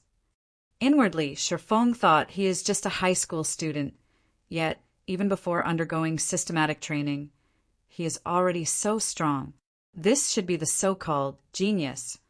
Originally, Shi Feng had simply come to the Big Dipper Training Center intending on checking his progress. Yet, he had somehow gotten caught up in this farce. If he did not give it his all, he might really become a laughingstock. Although he did not mind being laughed at, the spectators behind him would ridicule Zhao Ruoshi for trusting the wrong person. And that was something he absolutely would not permit. I wonder how much I've improved. Shi Feng then began to warm up, preparing a full-powered punch. The last time he tested himself, he only obtained 256 kilograms, placing him above the standard of ordinary people. Though he had improved since then, it was impossible for him to have improved overmuch. He would be impressed if he could achieve 290 kilograms. Damn, can you be any slower? Isn't it just a punch? Is all this build-up necessary? I think he's frightened. He is just trying to stall for time. In a moment, he might even say that he feels ill. Watching Shi Feng take his time warming up, many in the crowd began to grow impatient and taunt him. Shi Feng paid no attention to the noisy crowd behind him and continued with his warm-up. That should be enough. After feeling his entire body loosen up, he clenched his fist and sent a quick punch at the target. Pum! The testing apparatus displayed a score of 302 kilograms. The heck? Here I thought he would be amazing, but he only managed to hit 302 kilograms. Many among the crowd laughed when they saw Shi Feng's first result. In the next moment, however, Shi Feng abruptly took half a step forward, firing a punch once more. This time, the crowd could faintly hear the joints all over Shi Feng's body crack. Pa, pa, pa. A series of 8 pops resounded. In addition to the sounds, some of the spectators with sharp eyesight noticed that, while Shi Feng launched his second punch, the hairs all over his body had stood on end. Following which, Shi Feng's punch landed on the target. Boom! This time, instead of a normal punch, Shi Feng had used the 1-inch punch. This move concentrated the power of his entire body into a single burst. It was an advanced technique that required a certain degree of control over their own body. The testing apparatus trembled slightly from Shi Feng's strike, and the score promptly changed to 437 kilograms. However, he was not done. In the next moment, Shi Feng whirled his body around and threw out a punch, his fist striking the target. Suddenly, the testing target bent inwards, and the entire apparatus rocked back slightly. Meanwhile, as if struck by a sledgehammer, web-like cracks appeared on the marble floor where Shi Feng's foot landed. At the same time, the testing apparatus complained loudly, the machine's display revealing a frightening score of 576 kilograms. Shi Feng's punch had broken the punching power test record of the Big Dipper Training Center. What the? Wang Cheng's eyes nearly popped out of their sockets after seeing this score. What the hell? Wu Chuan was greatly shocked as well. Shi Feng's final result stupefied every witness in the testing hall, every one of them falling silent. Chapter 364, Internal Force Expert. Chapter 364, Internal Force Expert. Not only did Shi Feng knock the punching power testing apparatus back with a single punch, but he also cracked the marble floor with a single stomp. However, there was one point that confused everyone watching. Shifeng's punch and stomp both looked very light, and no matter how one looked at the two actions, it was impossible for them to exert such immense power. Yet the impossible had actually happened. Moreover, the burst of power was simply terrifying. Shifeng's punch and stomp struck the testing apparatus and the marble floor, respectively. If they landed on someone's body, wouldn't the hits be fatal? Both Wang Qing and Wu Chuan inadvertently gulped when they saw the cracked marble floor. They no longer looked at Shifeng with contempt. Instead, they gazed at him in awe. Only now did they understand why Zhao Ruoshi's claim. If they fought Shifeng, the result would not be pleasant. What a hateful bastard! Despite being so powerful, he is constantly trying to hide it. For a second there, I was afraid he might lose. Zhao Ruoshi finally sighed in relief after watching Shifeng's stunning performance. Standing beside the testing apparatus, Manager Xiao gaped at Shifeng's flushed and sweating face with disbelieving eyes. He suddenly thought of a possibility for Shifeng's shocking results, and he couldn't help but ask softly, "Is this internal force?" Manager Xiao was well versed in physical techniques and combat. He knew only grandmaster martial artists could utilize an advanced technique like internal force. "MHM. It is." Shifeng nodded, not expecting Manager Xiao to recognize the technique. Internal force was an advanced combat technique. It was not a myth or a legend, and it was not a superpower. In the past, in order to learn this technique, Shifeng had spent many years consulting several martial arts masters, constantly training and refining his skills in God's domain. Only after he finally achieved a certain level of control over his own body could he perform this technique. Although internal force granted vast destructive power, it was also extremely taxing on the body. A single strike fatigued him. Right now, he began to show signs of collapsing. If he launched another strike using internal force, he would most likely fall flat to the floor. "Mr. Shi, I represent Big Dipper to thank you for breaking our all-time punching power record. According to Big Dipper's rules, we will award you 300,000 credits for this achievement. However, at my disposal, in addition to paying you 300,000 credits, Mr. Shi, in the future, you will be a platinum member of Big Dipper. You can enjoy a 60% discount on all expenses at Big Dipper. You will also receive a specially reserved platinum suite at the Big Dipper Training Center for your pleasure, Mr. Shi." After receiving Shifeng's nod of recognition, Manager Xiao was nearly speechless from excitement. He no longer looked down at Shifeng as a member of the younger generation. Instead, he treated Shifeng as his predecessor, even changing the way he addressed Shifeng. Since his youth, Manager Xiao had been infatuated with martial arts. He had never stopped training his body.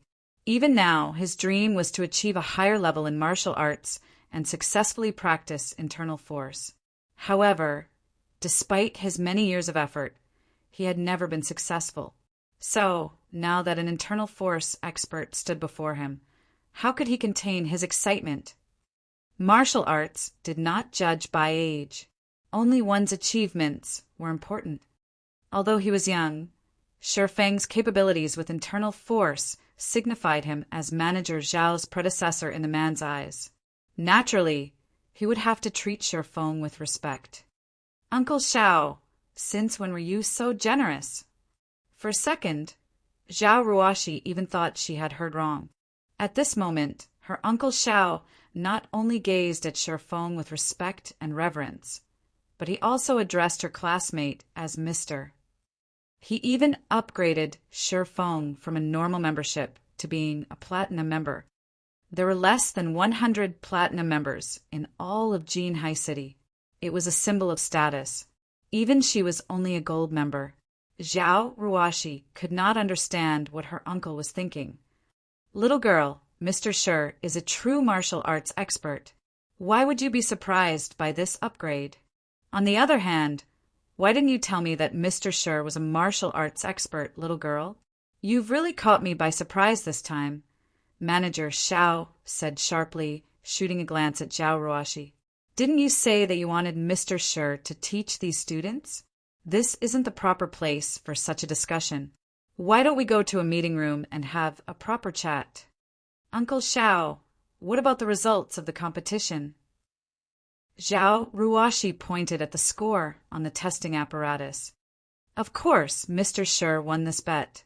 There's no need to employ the reaction test anymore.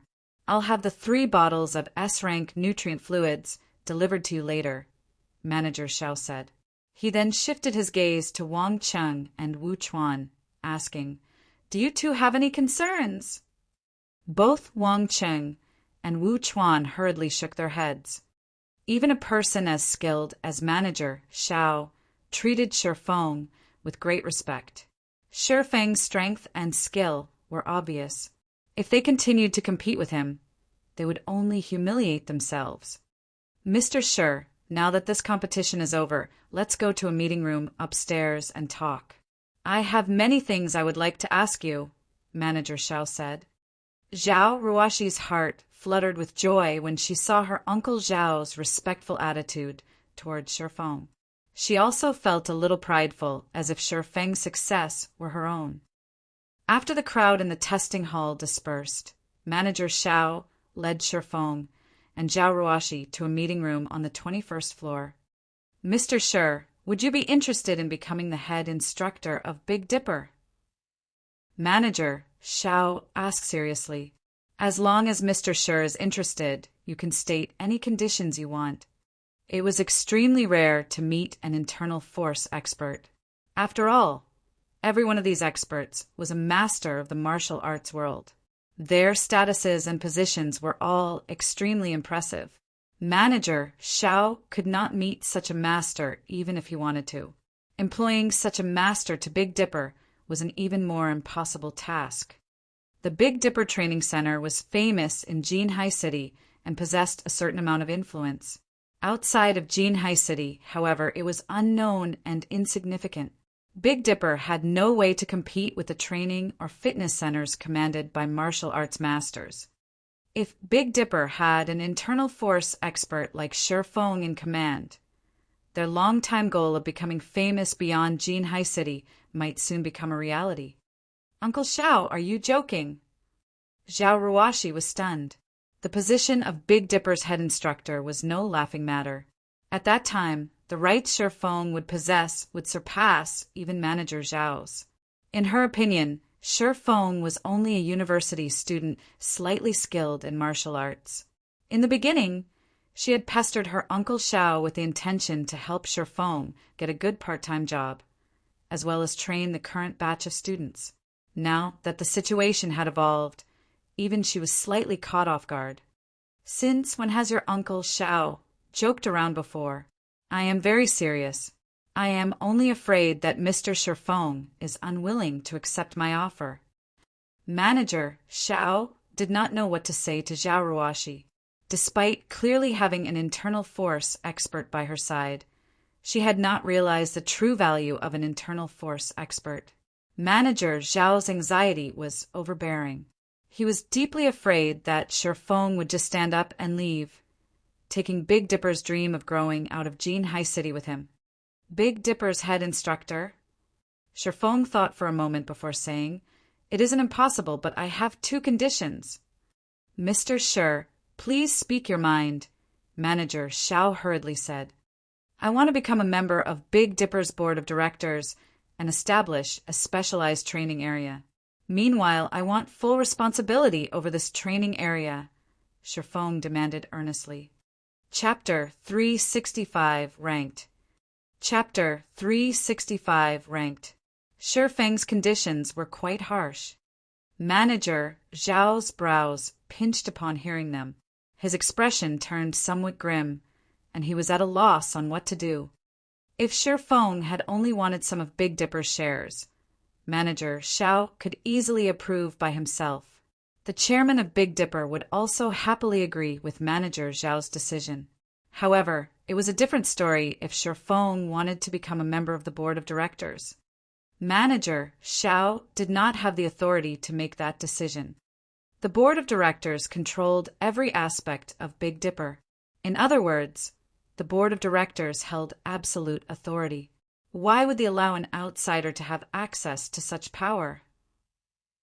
Moreover, Shifeng had also demanded permission to establish a training area that would be solely under his supervision. This request was equivalent to cutting off a portion of Big Dipper and giving it to Shifeng. It was more incredulous than his first request. If Shifeng were a famous martial arts master, the directors might even agree to his requests. However, no one knew of Shifeng. There was practically no chance that the company would accede to his demands. Sitting by the side, Zhao Ruoshi was similarly stunned by Shifeng's conditions, and she began to look at Shifeng in a different light. Is this really our classmate Shifeng? This question resounded in Zhao Ruoshi's heart. Shifeng's exorbitant demand surpassed even her greed. Head instructor was only a title. In reality, it was a very relaxing position, and normally, Shifeng would not have much to do. However, the head instructor of Big Dipper status was extremely high, and countless people coveted the position. Even the famous fighters of Jinhai City yearned for this position. Unfortunately, Big Dipper had never found anyone worth consideration. On the other hand, despite being offered such a coveted position, Shifeng still demanded such a high price. Zhao Ruoshi could not understand what Shifeng was thinking. In Zhao Ruoshi's opinion, Shifeng's actions were somewhat excessive. However, Zhao Ruoshi felt they were justified. Shifeng was not an unreasonable person. Indeed, just as Zhao Ruoshi had guessed, Shifeng was completely reasonable with his demands. His price was actually quite low. If not for his consideration of Zhao Ruoshi, his demands would have been more exorbitant than a position on the board of directors and a training area under his supervision. Although Zero Wing's strength was limited to White River City at the moment, after the looting war in White River City, Zero Wing had become famous throughout the entire Star Moon Kingdom. Moreover, Zero Wing had long since established a strong and sturdy foundation. It already qualified to fight for the position of Overlord of Star Moon Kingdom. It was possible that only the higher-ups of first-rate guilds knew what this signified. There were hundreds of millions of players. Moreover, this number increased with each passing day. Only a few million people lived in Jinhai City. At most, it was as large as White River City. As for the authority Zero Wing commanded in White River City, and the Big Dipper's authority in Jinhai City, it would not be an exaggeration to describe the difference between them as the difference between heaven and earth. Moreover, as God's domain grew increasingly popular, the number of people Zero Wing could influence would also grow. That influence could massively impact whichever training center it partnered with. What about the training center itself? To put it bluntly, it was simply a place for people to improve physically. What sort of influence could it possibly have? A casual remark made by a first-rate guild could allow a training center to rise to prominence at any given minute. Hence, rather than sharing the profits with others, wouldn't it be better just to establish their own training centers? What is your opinion on this, Manager Xiao? Shifeng looked at Manager Xiao and asked, Mr. Shi, your conditions are a little harsh. How about 5% of Big Dipper shares? Manager Xiao could tell that Shifeng was not some random knowledgeable person, and Shifeng most definitely knew the value of an internal force expert. Hence, after giving it some thought, he offered the highest possible benefit that he could authorize by himself. Although 5% of the shares of a successful company like Big Dipper is generous, my conditions are firm. It would truly be a pity if you cannot agree to them. Shifeng shook his head. Mr. Shi, I do not have the authority to agree to the demands you've stated. Can you give me some time? I'll report this to my superiors. After they have reached a decision, I'll give Mr. Shi an answer. How about it? Shifeng's unwavering attitude frightened even Manager Xiao. Originally, He had thought that a young man like Shifeng would jump with joy when offered the position of head instructor and 5% of Big Dipper shares. However, he had never expected anything like Shifeng. Manager Xiao refused to believe that Shifeng was only a university student. 5% of Big Dipper's shares was a lot of money, enough to grant one a lifetime of luxury. However, Shifeng had insisted on his original demands. If Shifeng were not insane, then he was absolutely confident. Certainly, I'm not in a hurry for this matter. I'll wait for your reply, Shifeng smiled. He had not expected to deal with Zero Wing's training issues in a short amount of time. He still had many things he needed to do in God's domain. Zero Wing's workshop had also just opened, and he needed time to allow all these changes to settle in. He had simply come here today to test his physical limits. However, Shifeng also had Zhao Ruoshi to thank. If not for her, establishing a dialogue with Big Dipper's upper management would have been a struggle and taken some time. His current progress had already surpassed his expectations. Following which, Manager Xiao had consulted with Shifeng on some matters relating to martial arts. Although Zhao Ruoshi was indifferent to such topics, when she saw how her uncle Xiao looked up to Shifeng, she could not help but find the scene funny. If she related this matter to her father would definitely be shocked. After roughly 3 hours of lengthy conversation, Manager Zhao's admiration towards Shifeng had grown by leaps and bounds. If not for the lack of time, Manager Xiao would have continued the conversation for 3 days and 3 nights. After Shifeng left the Big Dipper Training Center, Zhao Ruoshi drove him back to his rented apartment.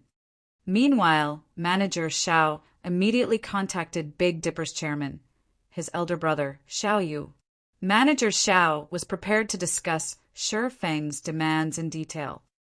As the sun set, a bright red luxury sports car stopped in front of Shifeng's apartment complex.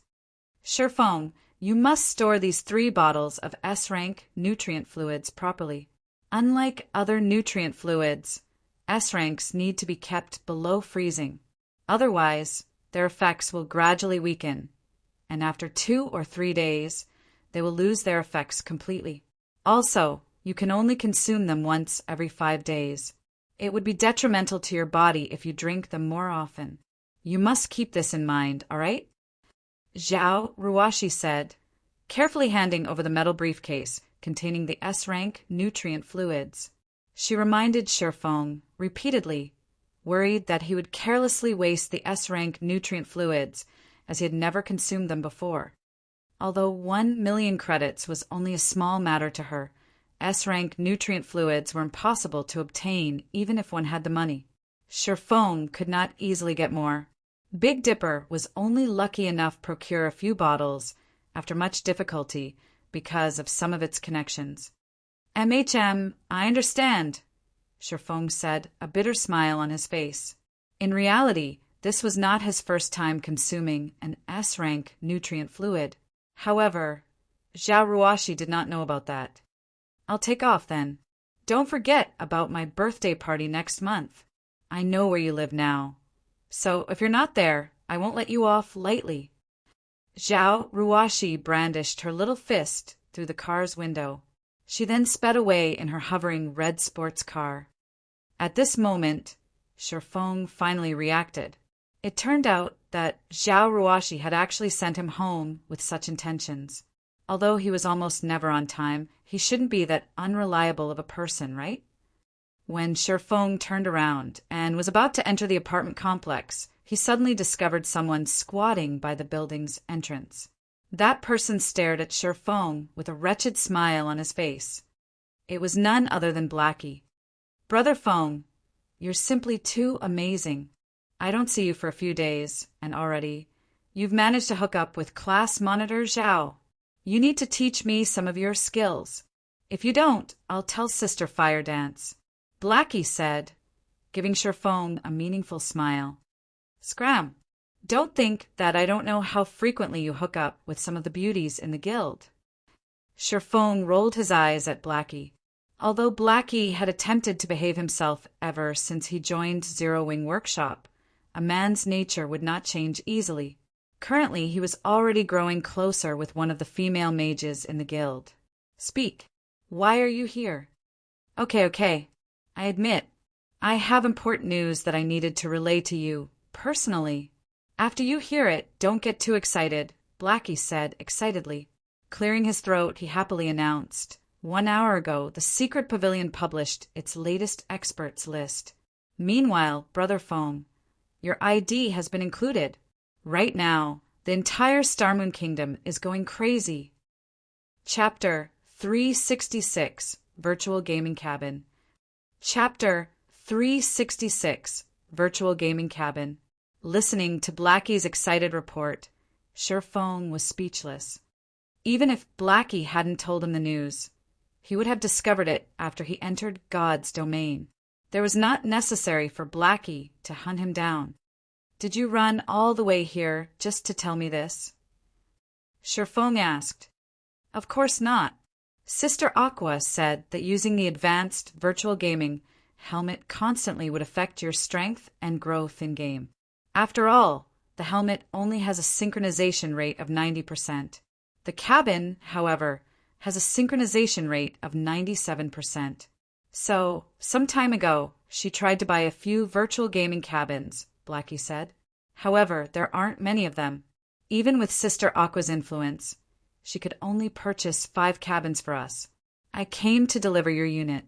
The workers have already installed the cabin in your apartment. You can use it immediately. Virtual gaming cabin? Where did you guys get so much money? Sherfong could not help his shock. Although there was quite a lot of money in the workshop's bank account, it was not enough to buy 5 virtual gaming cabins. A single unit cost 3 million credits. Moreover, virtual gaming cabins were always scarce as they were extremely difficult to manufacture. Unlike the virtual gaming helmet, the materials the virtual gaming cabin required were very rare, so they only produced and sold a limited number each day. Wealthy tycoons usually snatched up the cabins the moment they came out of production. Many people usually wondered why these virtual gaming cabins were so popular. Despite the cabin being so expensive and only having a 7% sync rate increase over the helmets, it was still immensely popular. In the past, Sherfong had thought similarly. Wasn't it just 7%? How much would a player's strength in-game possibly increase after using the cabin? Why bother wasting so much money for such a measly improvement? However, after Sherfong obtained his own cabin and subsequently tested it, it instantly changed his mind. That 7% made a world of difference. In the past, an expert had been involved in an experiment using the 2 machines to test combat power. In the end, the expert exhibited 71% of his combat power while using the virtual gaming helmet. However, when using the virtual gaming cabin, the expert managed 75%. Furthermore, not only could the gaming cabins allow a player to raise their combat power, but they could also allow a player to improve their techniques at a quicker rate. The cabins could also develop the potential of a player's brain, as well as restore and enhance their physical fitness. In the past, if Sherfong had purchased a virtual gaming cabin earlier on, he would not have stagnated at the peak of Tier 3. He had poured his heart and soul into God's domain to build his own legacy. In the process of doing so, he had neglected his physical fitness, which deteriorated with each passing year. By the time he realized the problem, it was already too late. Sister Aqua paid for them with her own money. She said that, as the #1 workshop in Jinhai City and the sensational guild of White River City, if others discovered that the guild leader of Zero Wing still used a virtual gaming helmet, Zero Wing would become a laughingstock. Hence, we needed to buy the cabins no matter what. And you, Brother Foam, must use one. This concerns Zero Wing's reputation, Blackie said eloquently, leaving Sherfong with no room to refute. All right then, I'll accept the cabin. However, we must pay Aqua back for all of the money she spent. There's still around 2 million left over from the White River City guidebook sales. Send that to Aqua for now. I'll think of a way to gather the rest. Sure Feng agreed that he needed a virtual gaming cabin. However, he couldn't have purchased one before because he lacked the proper channels. Since Aqua Rose had already bought one for him, he would gladly accept this favor, but there was no room for negotiation regarding money. However, he did not possess a lot of credits right now.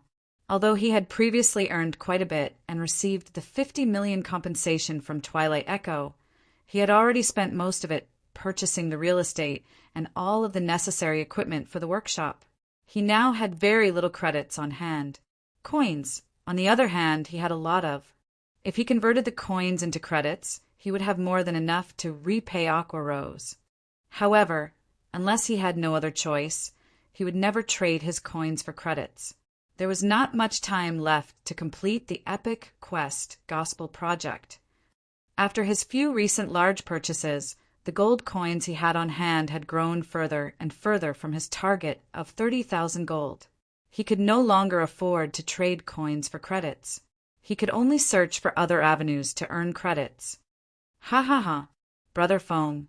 Sister Aqua truly understands you. She knew you would say such a thing. So, she told me to tell you that since she was paid 5% of Zero Wing's shares for doing nothing, you can consider this as her investment in Zero Wing. Also, if you really wish to repay her, make Zero Wing a guild that surpasses Twilight Echo. To her, this would be the greatest form of repayment, Blackie said. He laughed when he heard Sure Feng reply exactly how Aqua Rose said he would. The cabin has already been installed in your home. Since I've finished my report, I'll return to the workshop now. You have no idea how busy the guild is right now. Finished speaking, Blackie quickly departed from the apartment complex. Surpass Twilight Echo, huh? Sure Feng muttered as he watched Blackie leave. His goal was not just to surpass Twilight Echo.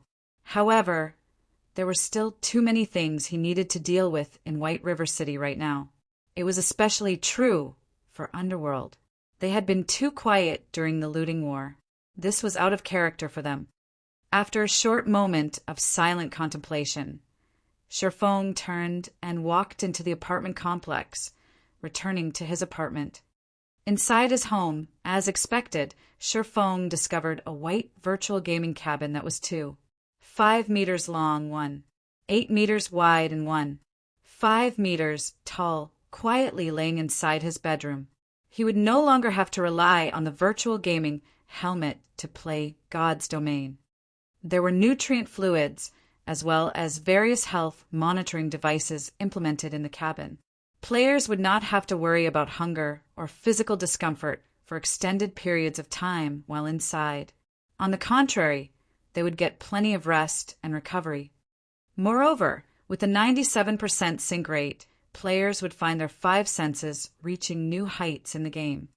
With the cabin, Sure Feng could finally display his true strength in God's Domain. Sure Feng examined the cabin before shifting his gaze towards the furnishing around the room.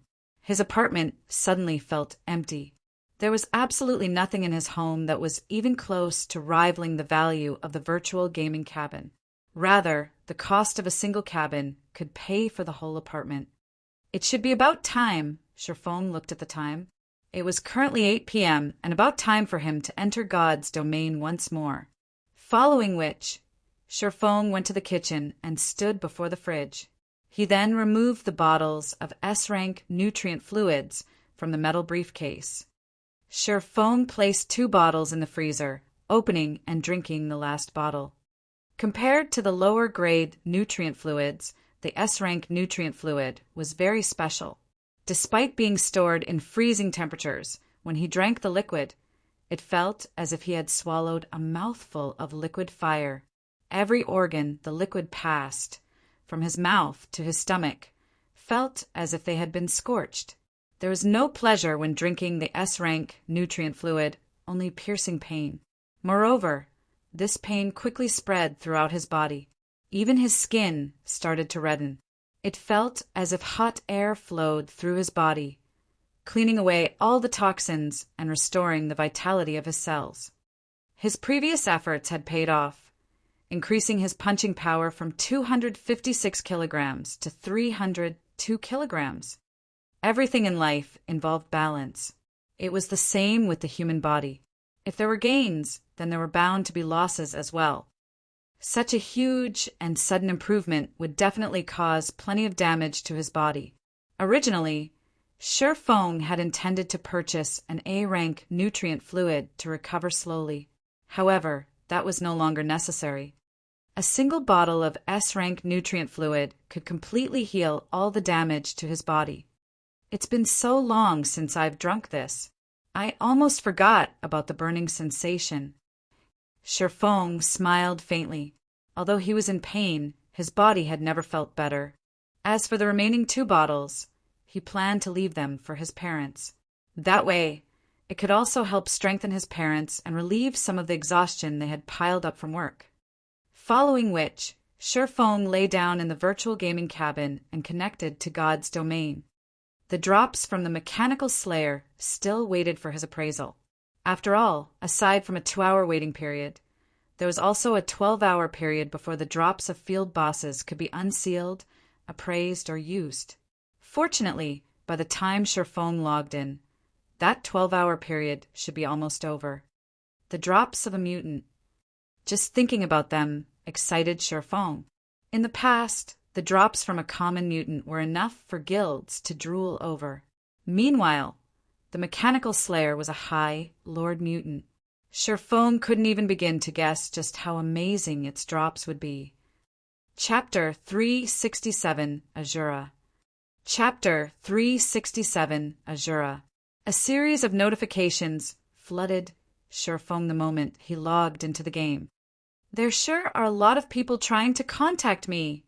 Shi Feng slowly browsed through the notification list, discovering that a vast majority were friend requests or private messages. Among them, there were plenty of messages from high-ranking members of first-rate guilds. Most of them wanted to acquire Zero Wing. There were also a few first-rate guilds who had messaged Shi Feng with different intentions.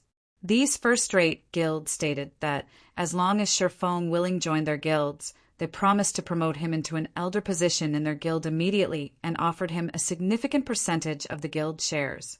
Shi Feng couldn't understand these offers. Since when had he become so valuable? Even Feng Xianyang sent me a message? Interesting. Shi Feng read Feng Xuanyang's message, feeling slightly surprised. Although he had yet to discard all pretenses with Feng Xianyang, they were already mortal enemies. Neither would rest until one side was annihilated. Based on Feng Xuanyang's arrogance, it would be a miracle if he stopped trying to dispose of Shi Feng. So, why would Feng Xianyang contact him? This wasn't his style at all. When Shi Feng opened and read Feng Xuanyang's message, he could not but laugh. Feng Xianyang sure is quick to change his attitude. It's no wonder he was promoted to Underworld's management. In the message, Feng Xianyang had expressed his agreement to the conditions Shi Feng had previously stated. He was willing to invest 1 billion credits in Zero Wing in return for 10% of Zero Wing shares. As for the finer details, they could discuss that further once Shi Feng contacted him. What the hell happened while I was away? Everything had happened too suddenly, and Shi Feng was at a loss. The looting war in White River City should not have warranted such a change in Feng Xianyang. There must be some other reason. Although Zero Wing had become a major force, in the end, it was limited to White River City. There are over 100 cities in the kingdom. To first-rate guilds, the gain or loss of a single city was insignificant. As for Underworld, they surpassed even first-rate guilds. Moreover, among some of the messages Shi Feng had received, a few of the major guilds from the other countries in God's domain had invited Shi Feng to their guilds. They even offered very enticing salaries. No matter how Shi Feng looked at it, there was definitely something wrong with this situation. However, even after a long moment of contemplation, he still couldn't figure it out. Hence, he logged onto the official forums to get a better understanding of the situation. The moment he logged in, however, he was stunned. Under the Star Moon Kingdom's forum section, Posts about Black Flame and the God's Domain experts list flooded the page. Star Moon Kingdom's top player, Black Flame. Appearance of the experts list top 500 in Star Moon Kingdom. God amongst men, 1 against 10,000, killing thousands and escaping alive. Experts analyze of the various guilds in Star Moon Kingdom.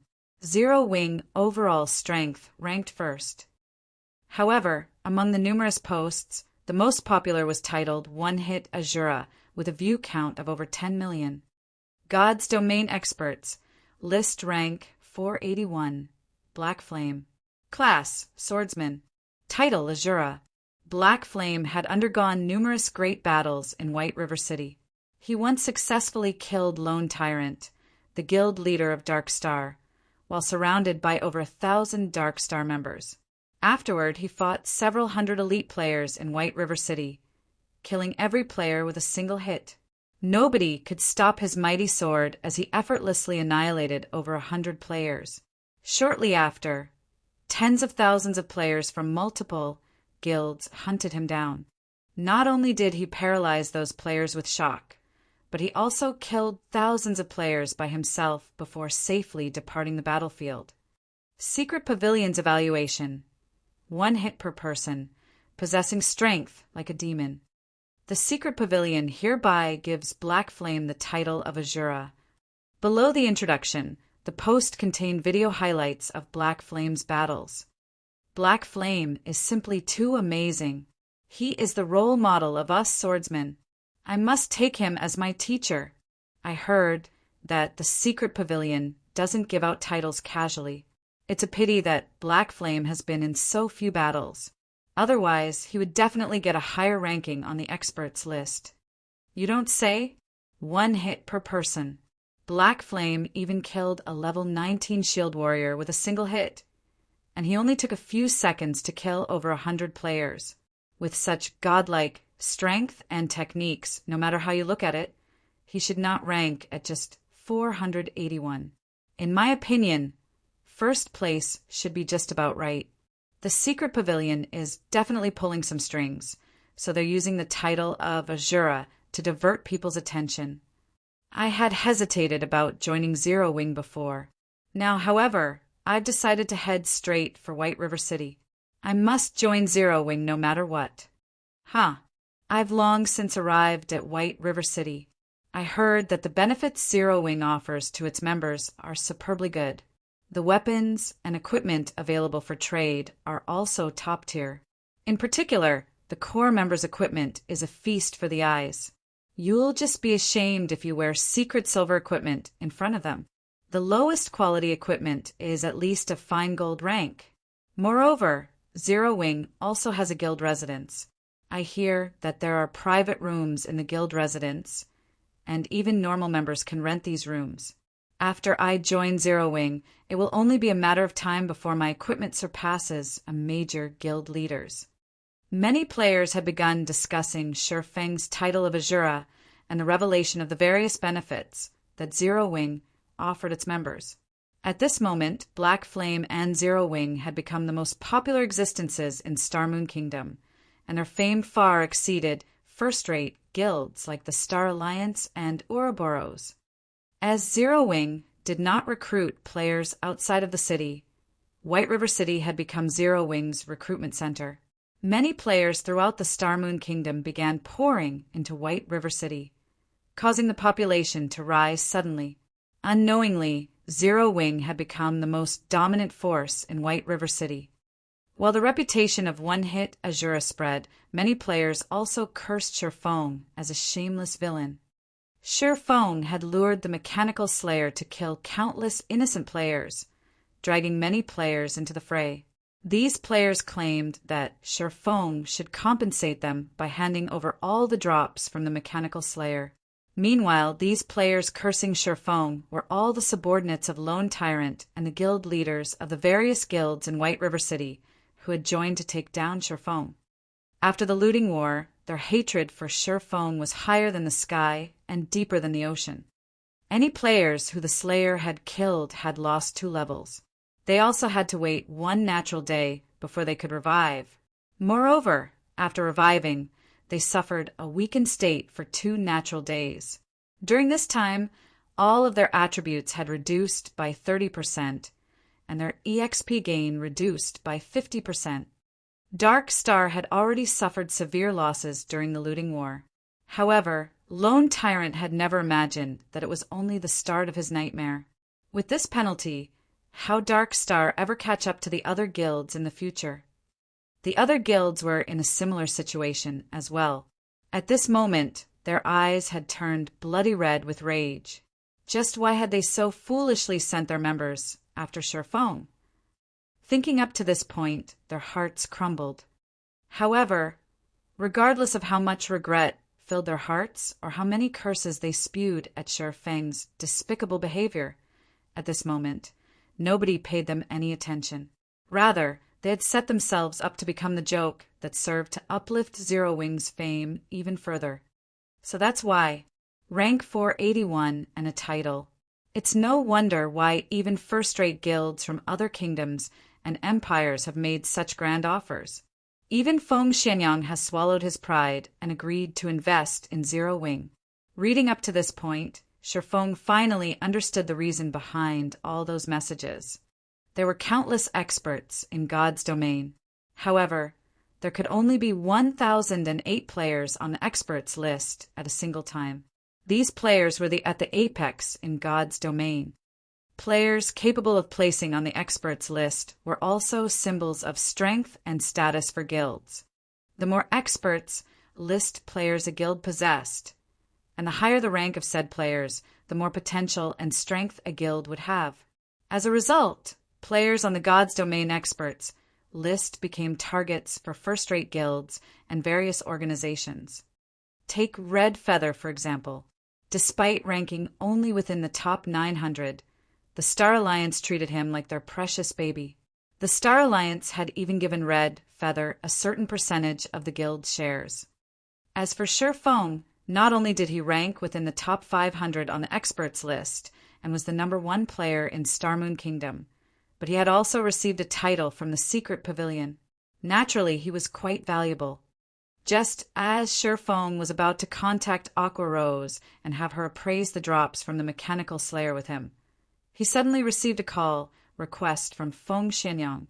Shifeng had only logged into the game moments ago, and already Feng Xianyang had contacted him. Feng Xianyang's speed left even Shifeng speechless. Chapter 368, Lunatic against Lunatic. Chapter 368, Lunatic against Lunatic. Maple City was one of the major cities in Starmoon Kingdom's eastern region. Although its population was no match for White River City, it was not too far off. At this moment, over half of Maple City had fallen under Underworld's control, and it was only a matter of time before the organization controlled the city entirely.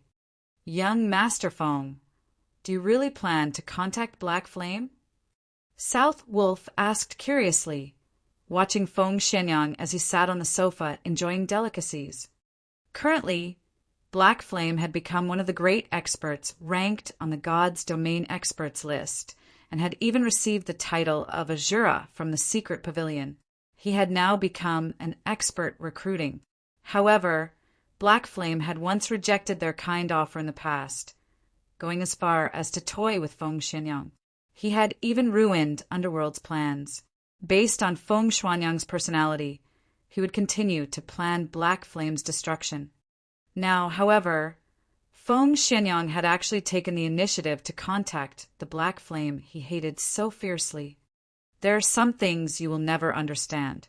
Based on our previous investigations, that Mechanical Slayer was a very special monster, Feng Xianyang said as he examined the compiled data in his hands, a playful smile appearing on his handsome face. A special monster? South Wolf was confused. That's right. According to the information I have here, any player killed by the Mechanical Slayer had to wait 1 natural day before reviving. Even healers' resurrection skills were ineffective on these players. Moreover, the penalty for death doubled. After these players revived, they also entered a weakened state for 2 natural days. During this period, all their attributes have decreased by 30%, and the EXP they can receive has decreased by 50%. Feng Xianyang reported pleasantly as he lightly shook his head. Do you understand what this means? South Wolf shook his head, growing more confused at Feng Xianyang's words. Have you ever seen a monster with such strength? With God's domain's basic settings, the stronger a monster is, the greater its loot will be. The mechanical slayer's loot must be stunning. There might even be many epic items among its drops. Meanwhile, Zero Wing is the largest beneficiary from the looting war. They claimed more drops than any other guild in White River City. Obtaining these drops could skyrocket Underworld's future development. However, it is simply too difficult for us to obtain them. Moreover, we don't have any concrete information about the loot. Trying to steal it from Zero Wing would not be easy. Hence, I've decided to invest in Zero Wing. Although we would have to spend a large sum of money, when I become one of Zero Wing's stockholders, I can easily obtain any information I want. Afterward, I can just set up a trap to steal those items and, slowly but surely, destroy Zero Wing from the inside. Isn't it just money? I have plenty of that. Feng Xianyang was determined to join Zero Wing. Nobody could resist the enticement of 1 billion credits. As long as he could get a hold of a small percentage of Zero Wing's shares, he could obtain all information relevant to Zero Wing fair and square. Previously, not only had Shifeng acted so arrogantly before him, but Shifeng had also caused his plans to support Dark Star to fall short. So, why would he ever let Shifeng escape his punishment? South Wolf trembled upon hearing Feng Xianyang's plans. Suddenly, South Wolf realized that he was still naive. His understanding of Feng Xianyang was still too shallow. Feng Xianyang's plans were simply insane and terrifying. In South Wolf's opinion, Feng Xianyang's plans weren't related to the mechanical slayer's loot at all. Feng Xianyang just wanted his revenge on Shifeng. The drops were an excuse to take action. To think that Feng Xianyang was actually willing to spend 1 billion credits just to destroy Zero Wing and get his revenge. He was a lunatic. Young Master Feng, I'm not trying to overstep my boundaries, but we have gone looking for trouble with Black Flame many times before. We have hunted Zero Wing's core team. Now that we are trying to become the guild shareholders, won't he just reject us outright? South Wolf said softly. Of course, I have already considered that. Although we were behind the attacks on Zero Wing, Dark Star stood in the forefront. I have never personally made an appearance. Although Black Flame knows the truth, on the surface, we maintain our pretenses with each other. Moreover, the reason I've contacted Black Flame during his time of glory is that I want him to think that I noticed his potential and that I am willing to pay any price to obtain him. That way, I can smoothly become a shareholder of Zero Wing without arousing any suspicion. Feng Xianyang smiled coldly as he gazed into the wine glass in his hand. After taking a sip, he added, Besides, is there anyone who would willingly refuse money? I've investigated Zero Wing's background. This guild does not possess any sort of funding. If Black Flame wishes to develop his guild further, he will inevitably need large sums of credits. To Zero Wing, 1 billion credits is like a heaven-sent fortune. If Black Flame is intelligent, he will set aside personal feelings and act logically. He has no reason not to accept my offer. South Wolf's heart suddenly pounded. He never expected that his guess would hit the mark. Feng Xianyang's true goal had never been to obtain the drops of the mechanical slayer. Instead, he only ever cared about Zero Wing's destruction. To put it another way, Feng Xianyang planned to incidentally obtain the drops after he destroyed Zero Wing. As fear began to grip South Wolf's heart, Feng Xianyang contacted Shifeng. Oh, Vice Leader Feng, to what do I owe the pleasure of your call today? Shifeng asked rhetorically the moment the call connected. Guild Leader Black Flame, regarding the matters we discussed during our last meeting, I have thought them through. Regarding a guild with boundless prospects like Zero Wing, Underworld is willing to pay 1 billion credits to become one of its shareholders. At that time, with the support of Underworld, Zero Wing will certainly grow to become the overlord of Star Moon Kingdom's eastern region. Guild Leader Black Flame, when will you have time to sign the contract with us? Feng Xianyang asked, smiling. It looks like you have finally realized Zero Wing's value. Although your previous conduct was slightly excessive, I will be magnanimous and forgive you this time. Let's first talk about the shares, then. If there are no problems after our discussion, we can discuss a time to sign the contract. After all, the shares of the utmost importance to Zero Wing, Shifeng said, expressing his interest. However, the moment Feng Xianyang heard Shifeng's words, he very nearly erupted into a flurry of curses.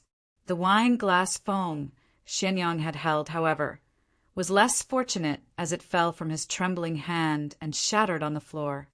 Shifeng spoke as if he thought Feng Xianyang was a child who had done something wrong, and that Feng Xianyang was currently pleading for Shifeng's forgiveness.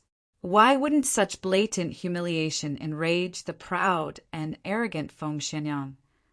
Black Flame, I will endure today's matters. The moment I become a shareholder of Zero Wing, I will sign your death certificate. Feng Xianyang inwardly swore as he suppressed his anger. As calmly as possible, he said, Of course.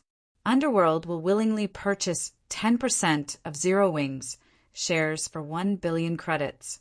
We will also supply Zero Wing with 100 gold coins every week, as well as send a large number of experts and talents from various fields, allowing the guild to become the overlord of White River City.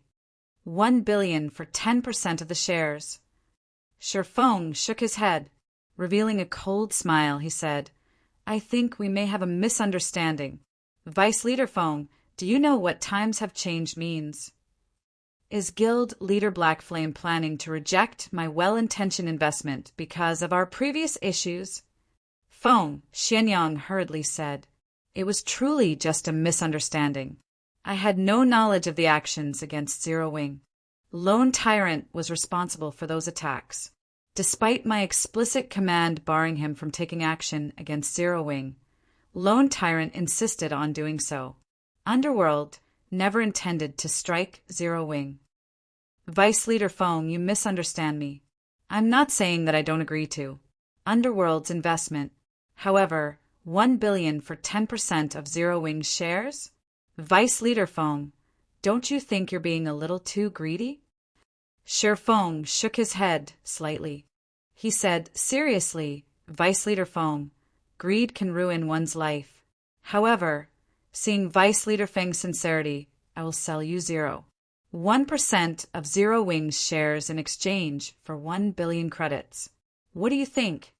At this moment, Shifeng's tone implied that this was an incredibly generous offer. There was no sense of disharmony in Shifeng's words, and it sounded as if his every word was true. Black Flame.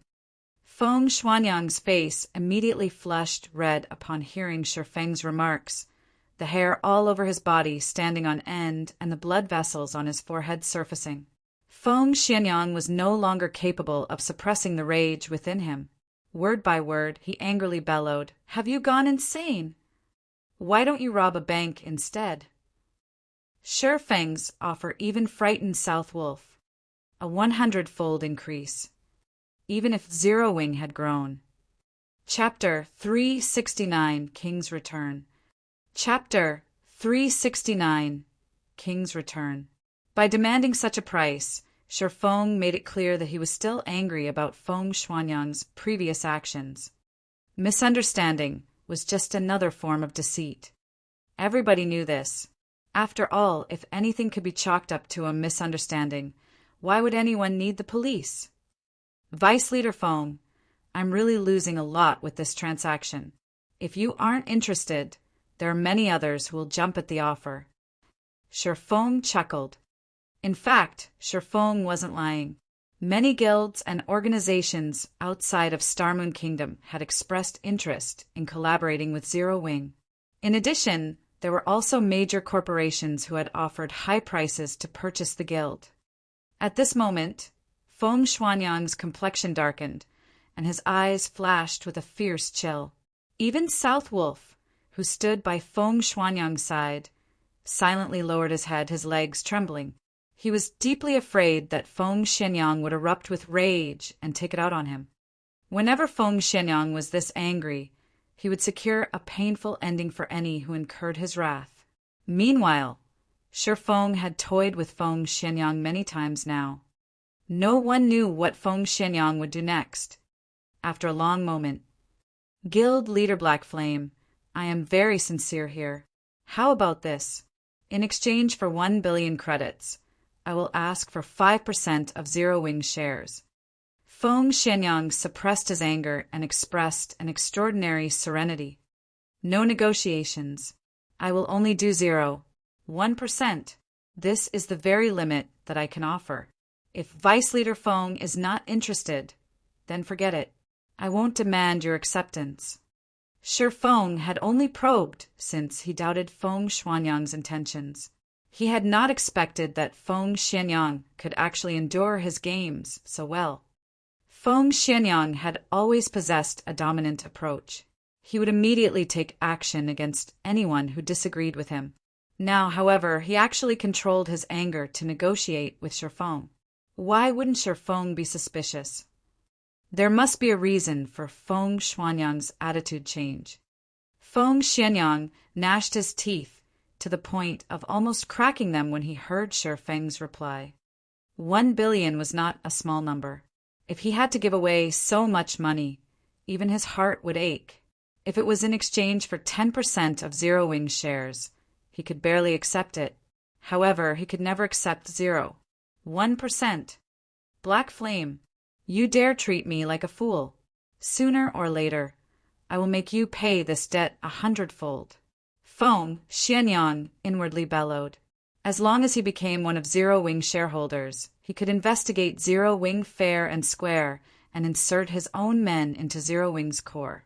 When that time came, he could crush everyone in Zero Wing. Hence, suppressing his anger right now, he said in a low tone, I understand. I hope the guild leader Black Flame will not disappoint me. Let's sign the contract as soon as possible, then. Feng Xuanyang's agreement surprised and concerned Feng. Originally, he thought he could anger Feng Xianyang and send the young master flying into a rage. He had expected Feng Xianyang to break off their relationship completely, spouting a few curses and making some vengeful statements such as, not resting until one of them was annihilated and the like. However, Feng had never expected this ending. Feng Xianyang had actually endured such an insult to his reputation. Feng Xianyang was actually willing to exchange 1 billion credits for 1% of Zero Wing's shares.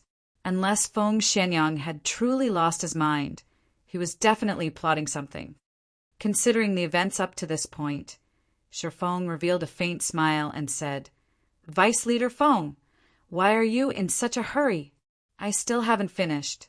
Aside from the 1 billion credits, I also want 50% of Underworld shares. If you can promise that, I won't hesitate to sign. Black Flame, you're courting death. Feng Xianyang exploded. He was now fully aware that Feng was not deliberately raising the price out of anger. Instead, Feng was wholeheartedly toying with him right now. Not only did Feng want to sell 1% of Zero Wing's shares for 1 billion credits, but he also wanted 50% of Underworld shares. What was Underworld? It was a force that far surpassed a first-rate guild. Not to mention 50%. Feng Xianyang did not even possess 1% of the organization's shares. Yet, Feng wanted 50%. Vice Leader Feng, you're not going to keep up the act anymore? Feng faintly smiled. I wanted to play around with you for a little longer. Black Flame, don't think that just because you are invincible in White River City that I can't do anything to you. You underestimate Underworld too much. Zero Wing is merely the overlord of White River City. Meanwhile, the several cities surrounding White River City have already fallen under our control. It won't be long before I personally finish you off and eradicate your guild." Feng Xianyang could no longer control his anger. Like a berserk beast, he let out a lung-piercing roar, causing everyone who heard it to shiver with fear. Black Flame, originally, you could have had 1 billion credits as your retirement fund. Now you no longer have that chance. I will force you into a corner, bit by bit, and make you regret all your actions today. At first, Shi Feng was slightly surprised when he heard Feng Xuanyang's fury. In the next moment, however, he smiled and said, "I will be waiting." Afterward, Shi Feng disconnected the call. Although he had only said 4 words, his statement contained utter confidence and determination. Even Feng Xianyang was slightly stunned, having no comeback. Feng Xianyang fully understood the meaning behind Shi Feng's words. Zero Wing is not afraid to start a war. If you think you're strong enough, bring it on. However, Feng Xianyang was confused. Just how had Shi Feng remained so calm even when facing 1 billion credits? "It seems that I need to speed up my plans," Shi Feng thought after he disconnected the call. His surprise during the call had not been due to fear. Instead, it was because he had not expected Underworld's background to be so powerful. They had acted so quickly and had already conquered the cities surrounding White River City. If it were not for Feng Xianyang losing his cool for a moment and revealing this information, Shi Feng would not have known how serious the situation was. However, Shi Feng could now release a sigh of relief. Fortunately, he had not discovered this too late. He could still prepare if he started taking action right now. It wasn't Underworld's iron grip on those several cities. Rather, they were under the absolute control of the guilds beneath Underworld. Otherwise, Feng Xianyang would not have tried to spend 1 billion credits to bury Zero Wing. Currently, the average player's level was still low, so interaction between cities was limited. However, when players reached higher levels, they would have to head to higher-leveled areas. Meanwhile, these high-level areas were close to the common borders between cities. At that time, Underworld could trap Zero Wing. With enemies on all sides, Zero Wing's members would not be able to level up safely as they would face the risk of an enemy ambush at any time. In the end, Zero Wing would slowly but surely be pushed into a corner. However, thanks to Feng Xuanyang's temper tantrum, Shi Feng could act early to prevent such a situation. Otherwise, by the time everyone had leveled up, Zero Wing would be declawed. Considering the situation, Shi Feng hurried back to White River City. Upon his return, Shi Feng discovered that the area outside the teleportation hall had already been fully repaired. Meanwhile, many players wandered the streets. A majority of these players were independent. Whenever these independent players saw someone wearing Zero Wing's emblem, they would watch that person enviously, letting the Zero Wing member feel very proud. As for the members of Dark Star and other guilds, whenever they saw a member of Zero Wing, they would consciously avoid contact. These guild players were no longer as arrogant as before. Moreover, Shi Feng discovered that the independent players walking around on the streets possessed very high levels. These independent players were clearly above the standard of ordinary players. Currently, many of these independent players were trying to form parties to raid high-level dungeons or grind in high-level areas. Before Shi Feng had even left the teleportation hall, the atmosphere on the street changed. Practically everyone turned to stare at him. Isn't he one-hit Azura Black Flame? Guild leader Black Flame has returned. Where? Wah. It's real. It's the real deal. He's just too handsome. Crap. I'm going to faint at this rate. Shi Feng was not currently wearing his black cloak, so he was easily and quickly recognized. Suddenly, everyone on the street grew excited. Some female players looked as if they would pounce on Shi Feng as soon as he passed, and many of them squealed in excitement. However, before these female players even had the chance to pounce on Sherfong, a group of players wearing dazzling equipment quickly swarmed over from a distance. The poorest quality weapons and equipment these players had were secret silver rank, and every one of these players was above level 20. They all wore a 6-winged emblem on their chests. An appearance of this group immediately attracted everyone's attention. This group of players was none other than Zero Wing's core team. In addition to these core members, there were also over 1,000 elite members behind them. These players moved in unison, and the extraordinary momentum they displayed caused the players to make way for them unconsciously. Meanwhile, all of these members of Zero Wing were here to receive Sherfong. Guild leader, welcome back. Aqua Rose, Fire Dance, and everyone else walked over, smiling faintly as they looked at Sherfong. This grand welcome left Sherfong utterly speechless. He could only silently nod in reply. Afterward, Sherfong walked back to the Star Streak trading firm with the crowd from Zero Wing. Throughout their journey, the players of White River City had all promptly moved aside. These players gazed at Sherfong with wonder as if welcoming the king's return. Chapter 370 Legacy Stone Sword. Chapter 370 Legacy Stone Sword. Star Streak Trading Firm. 3rd floor meeting room. At this moment, all of the core members of Zero Wing had gathered here. Compared to other guilds, Zero Wing was more fortunate as it had a meeting place exclusively for its own members. Normally, other guilds would have to use the temporary rooms available at the Adventurers Association. However, those temporary rooms could only hold a limited number of people at a time. Other than the Adventurers Association, guilds could also pay a large sum to rent conference rooms at hotels or bars. However, only wealthy and powerful guilds could afford such rentals. Guild leader, we have completed all of the necessary preparations for tomorrow's recruitment. We can start as soon as the guild residence's construction has completed. In addition, here is the detailed list of tomorrow's tasks. Everyone can take a look at what they need to do tomorrow. Aqua Rose presented a list of tasks on the meeting table's system screen and explained them one by one. Aqua Rose had long since prepared for Zero Wing's recruitment. However, when she considered the large number of players coming from other cities as well, she had to revise her plan. Moreover, she had also made detailed adjustments to the guild's benefit system. Now, they would not have to fear the sudden influx of members overloading Zero Wing's capacity and harming the guild's development. Aqua Rose's list shocked everyone present.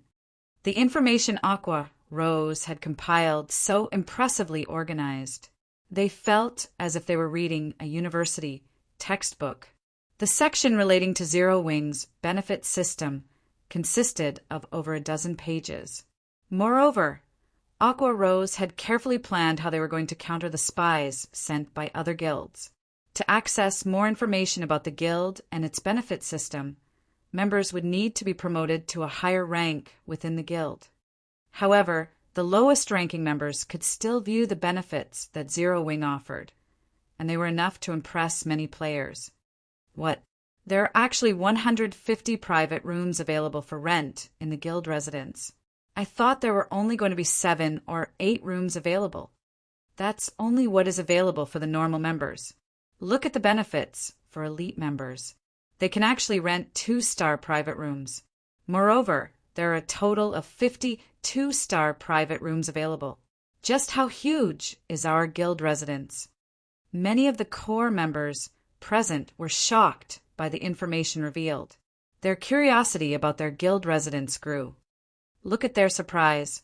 If they knew that our guild residence is White River City's largest and most valuable residence, the Purple Sun Mansion, I wonder what kind of expressions they would make. Blackie chuckled softly. Although Zero Wing's core membership had grown past 100, only a few actually knew where their guild residence was located. After everyone had their assigned tasks, Aqua Rose suddenly stood. Clearing her throat, she said, Seriously, the next thing we're going to talk about is classified information regarding Zero Wing. It is also what that everyone present is most concerned about today, the loot from the Mechanical Slayer. Other than the people here, no one is allowed access to this information. Everyone nodded nervously in reply to Aqua Rose's words. Every player who had been invited to this meeting today had a huge responsibility to the guild. The Mechanical Slayer was extraordinarily powerful, so the items it dropped were also extraordinary. The importance of the role these items could play went without saying.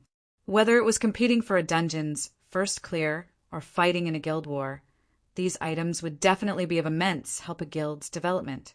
If the information of these items went public, not only would their enemies have an edge against them, but it would also rouse the greed in others. At that time, their enemies would definitely plot to steal these items. Looking at the anticipation in everyone's eyes, Sherfong slowly reported, "We have obtained a total of 102 items. Of them, there are 37 fine gold items, 14 dark gold items, 7 forging designs and recipes, 12 tier 2 magic scrolls, 3 tier 3 magic scrolls, 8 potions, 2 epic items, and 19 rare materials." What? There are actually epic items. Awesome! With epic items, our guild will flourish in dungeons. We can claim all of the first clears easily. Everyone grew incomparably excited after listening to Sherfeng's report. The large number of fine gold and dark gold items alone had greatly shocked the team. They could fully arm a 20-man team with so many items. Just the thought of having a 20-man team fully geared in fine gold and dark gold ranked weapons and equipment was enough to give them the shivers. Not even first-rate guilds could produce such a powerful team. Fully arming a team with secret silver equipment was already impressive. As for a 20-man team in fine gold equipment, that was simply impossible. Meanwhile, if Zero Wing could establish such a powerful team, they would be invincible in 20-man team dungeons. The dungeon bosses would become pushovers. At that time, they could continuously supply the guild with loads of precious equipment. Most importantly, there were even 2 epic items among the loot. Previously, epic items only existed in their thoughts and dreams. After all, since the launch of God's domain, there had yet to be any mention of anyone obtaining an epic item. Now, their guild actually had 2 epic items. Everyone's breath began to grow heavy at this revelation. Don't get too excited. Although we obtained quite a few weapons and equipment, the lowest level requirement is 30. The same goes for the 2 epic items. Sherfong smiled in response to their enthusiasm. He could understand how his team felt at the moment. Epic items. In God's domain, they were symbols of extraordinary strength. In Sherfeng's previous life, he, too, had been elated when he first saw an epic item. After all, it was an item every player dreamed of having. I know that all of you are eager to see how powerful the epic items are, so today I'll let all of you have a look at them. While we're at it, I'll let all of you know that I do not plan to allocate these 2 epic items to anyone in particular. Instead, I'll place both of them in the guild warehouse. However, only core members can see them. Once you have accumulated sufficient contribution points, you can trade your points for any of these 2 epic items at any time, Sherfong explained. He then presented the information of the 2 items on the screen of the meeting table. Song of Beatrice, Staff Epic Rank. Level 30, Level 90. Equipment requirement, Intelligence 200. Attributes will be adjusted according to user's level. Magic damage increased by 25%. Cooldown of all spells reduced by 20%. Casting speed increased by 20%. Spell critical rate increased by 15%. Cast range +3. All magic type skills +2 levels. Ignore levels +15. Durability 200/200. Additional passive skill, Song of Elements. All successful attacks have a chance to trigger this skill, increasing players' magic damage by 20% for 15 seconds. Does not stack. Cool down 1 minute. Additional skill 1, Forest Sprites. Summons 3 forest sprites to battle for you. Forest sprites can also be sacrificed to recover players' mana. Each forest sprite sacrificed will recover 15% of players' maximum mana. Cooldown 20 seconds. Additional skill 2, Elemental Domain. All allies within a radius of 50 yards will have their magic damage increased by 15%. Cast speed increased by 15% and mana consumption decreased by 20% for 1 minute. Cooldown 30 minutes. Additional skill 3, Song of Sprites. Increases the effect of a specified spell by 300%. Cooldown 5 minutes. Shadowcraft Leather Armor, Epic Rank. Level 30, Level 90. Equipment requirement: Agility 200, Strength 150. Attributes will be adjusted according to user's level. Agility increased by 25%. Strength increased by 10%. Evasion plus 20. All magic resistance plus 20. Defend plus 4 levels. Ignore levels plus 10.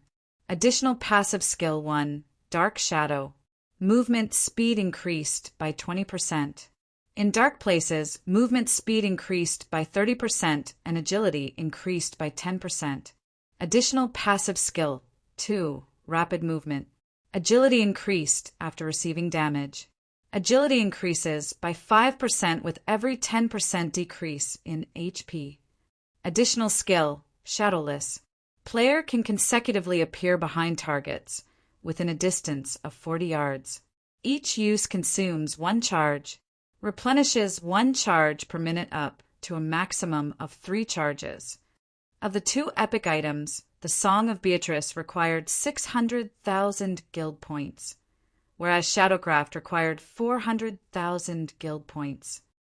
1 guild point was the current equivalent to around 30 copper coins. Even Aqua Rose and Fire Dance would require a relatively long time before they could accumulate so many points. When everyone saw the attributes on the 2 epic items, they were all stupefied. The equipment they wore was simply too inferior compared to these 2 items. Meanwhile, when everyone thought about how they could trade guild points for these items, a passionate flame lit up in all of their eyes. The absurdly high demand of guild points didn't deter their passion at all. At this moment, they wanted to rush out of the room and start earning guild points immediately. You've seen the attributes on these items for yourselves. As to whether or not you can trade for them, that will depend on the effort you put in. In addition, I also have some good news to tell all of you. I will reward guild points to the first 100 members in the guild to get promoted into a Tier 1 class. First place will receive a reward of 50,000 points, so all of you, work hard. Seeing the high morale of the crowd, Sherfong added more fuel to the fire. Currently, not a single player had become a Tier 1 class in the entire Starmoon Kingdom. The various guilds around the kingdom were all focused on raiding the 50-man team dungeons in their respective cities. None of them knew the importance of Tier 1 players. Presently, only Sherfong knew that Tier 1 players were the key requirement to raid a level 20, 100-man team dungeon. In addition, Tier 1 players also played an important role in the competition between guilds. The sooner a guild possessed Tier 1 players, the more beneficial it would be to the guild's future development. This was the reason why Sherfong had ordered his guild members to level up quickly rather than waste time competing over the first clear for the level 10, 50-man team dungeons. Everyone's fighting spirit soared once more when they heard Sherfeng's announcement. At this moment, they all viewed their decision to join Zero Wing as the best decision they had ever made. No other guild would offer fine gold and dark gold items to its members, much less epic items. On the other hand, not only had Sherfong made the items available for trade, but he also spent a large sum of money to encourage everyone to raise their strengths. Players would never find these opportunities in any other guild. If they could earn the reward of 50,000 guild points, even if they didn't want the epic items, they could still gain several fine gold or dark gold items, greatly increasing their prowess. After the meeting ended, the core members headed towards the class association to receive their class change quest, afraid that the others would beat them to the top prize. It should be about time for me to upgrade my class as well. Shifeng smiled faintly. Shifeng had wanted to take on his class change quest for a while now. However, he celebrated the fact that he had not already done so. He would have regretted that decision. Before the meeting started, Shifeng had already appraised the drops from the Mechanical Slayer. In the looting war, Zero Wing had actually managed to obtain 103 items, not 102. There was one item Shifeng had not revealed. The item Shifeng hid was none other than the crystal-encased ancient sword. Shifeng had kept it hidden because that item was simply too frightening. Even if he added together the value of the other 102 items, it would not reach even 100th of the sword in the stone.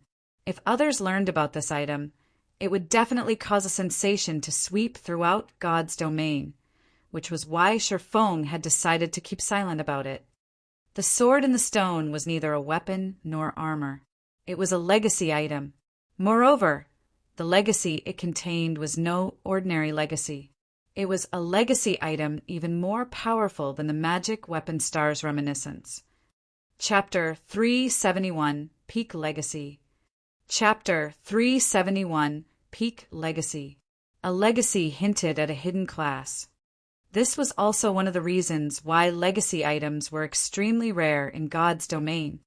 Previously, the fact that they had obtained the Astromancer's legacy from the Blood Hand Association's stronghold had already blown Shifeng's mind. Now, however, he had an even more powerful legacy.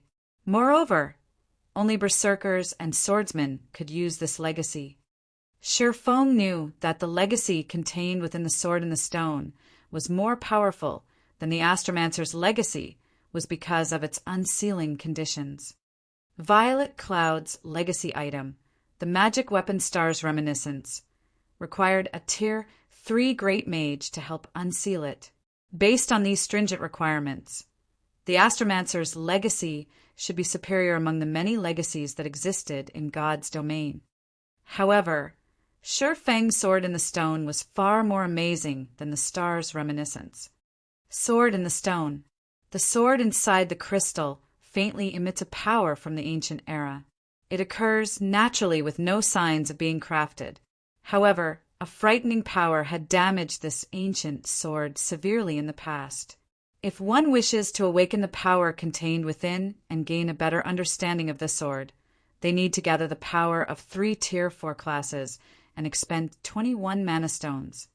Class restriction: Berserker and Swordsman, not to mention the 3 Tier 4 NPCs.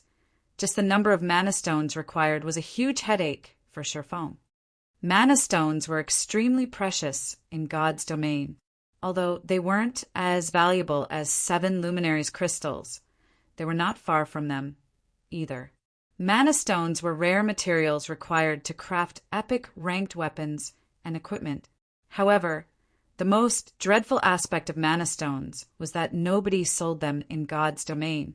Only bosses in 100-man hard mode team dungeons dropped mana stones. Moreover, the drop rate was a minuscule 2%. Currently, throughout all of God's domain, Shifeng had yet even to hear news about anyone obtaining the first clear of a level 10, 50-man team dungeon, not to mention a level 2100-man team dungeon. Even Zero Wing, his own guild, was only in the preparation stage of raiding a level 20, 100-man team dungeon. Only players who had gathered 100 Tier 1 players had a chance of success in the hard mode versions of those dungeons. In other words, it was simply impossible for Shifeng to get his hands on a mana stone right now, let alone 21 of them. The difficulty of unsealing the sword in the stone far surpassed the magic weapon star's reminiscence.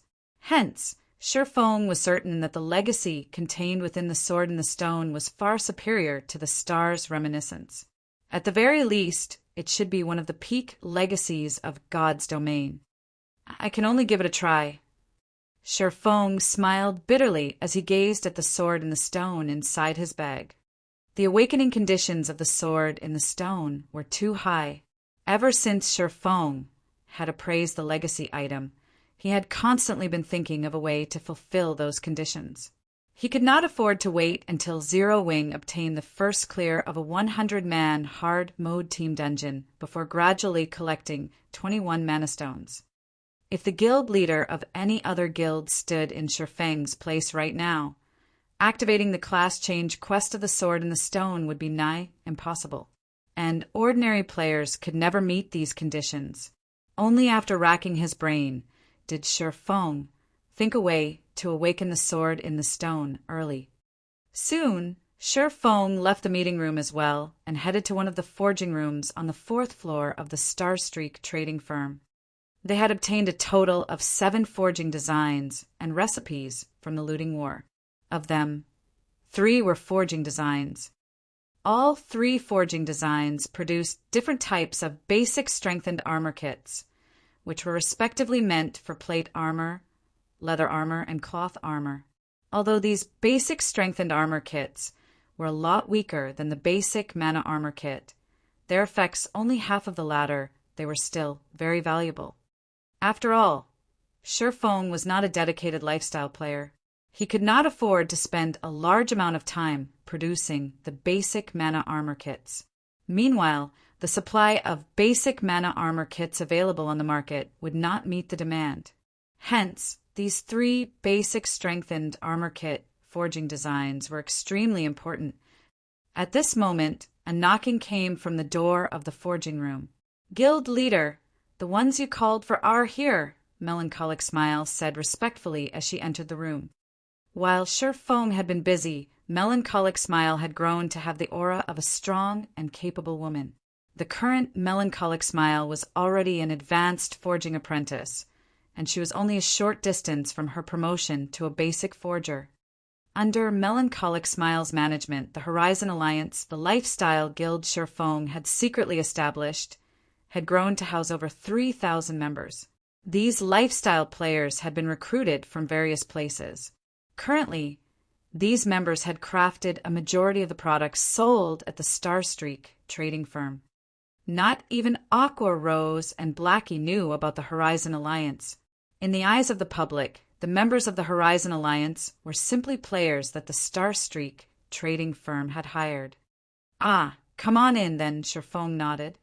Following which, a man and a woman entered the forging room. The woman who followed Melancholic Smile was none other than the forging genius Cream Coco. She had already become an advanced forging apprentice. Meanwhile, the man who entered with Cream Coco was a 40-year-old man called Roasted Ironheart. Because of his age, the guild's Roasted Ironheart had joined in the past had looked down on him. However, after he passed the test set by Melancholic Smile and became a member of Horizon Alliance, he had poured his heart into forging items and displayed frightening talent. Regarding forging techniques, he was even more talented than Melancholic Smile. Currently, he had already become one of the 5 great forgers of the Horizon Alliance. After the 2 entered, upon seeing Feng, Roasted Ironheart immediately grew cautious. Normally, Melancholic Smile was responsible for dealing with all matters within the Horizon Alliance. So, no one had ever met the true owner of the guild. The members of the Horizon Alliance only knew that their guild leader was extremely mysterious, and he had actually managed to form a relationship with the Starstreak trading firm. Not only did this great personage possess frightening wealth, but he also had great talents such as Melancholic Smile and Cream Coco working under him. The members of the Horizon Alliance all felt reverence and curiosity towards this mysterious boss of theirs. Today, as Roasted Ironheart finally met the mysterious boss behind the Horizon Alliance, his heart was filled with incomparable shock. Originally, Roasted Ironheart had believed that the force behind the Horizon Alliance was a wealthy tycoon. However, he would never have imagined that proprietor of this lifestyle guild was actually White River City's, no, the entire Star Moon Kingdom's #1 expert, the one-hit Azura Black Flame. How could this revelation not shock him? Moreover, Black Flame was also Star Moon Kingdom's publicly acknowledged #1 forger. At this moment, Roasted Ironheart's mind was a complete mess. "There is no need to panic. I don't eat people." Sherfong could not help but console Roasted Ironheart when he noticed the man's trembling legs. Hearing Sherfang's words, Roasted Ironheart nearly slumped to the ground. The #1 expert of Star Moon Kingdom, the guild leader of Zero Wing, the great character that dominated White River City.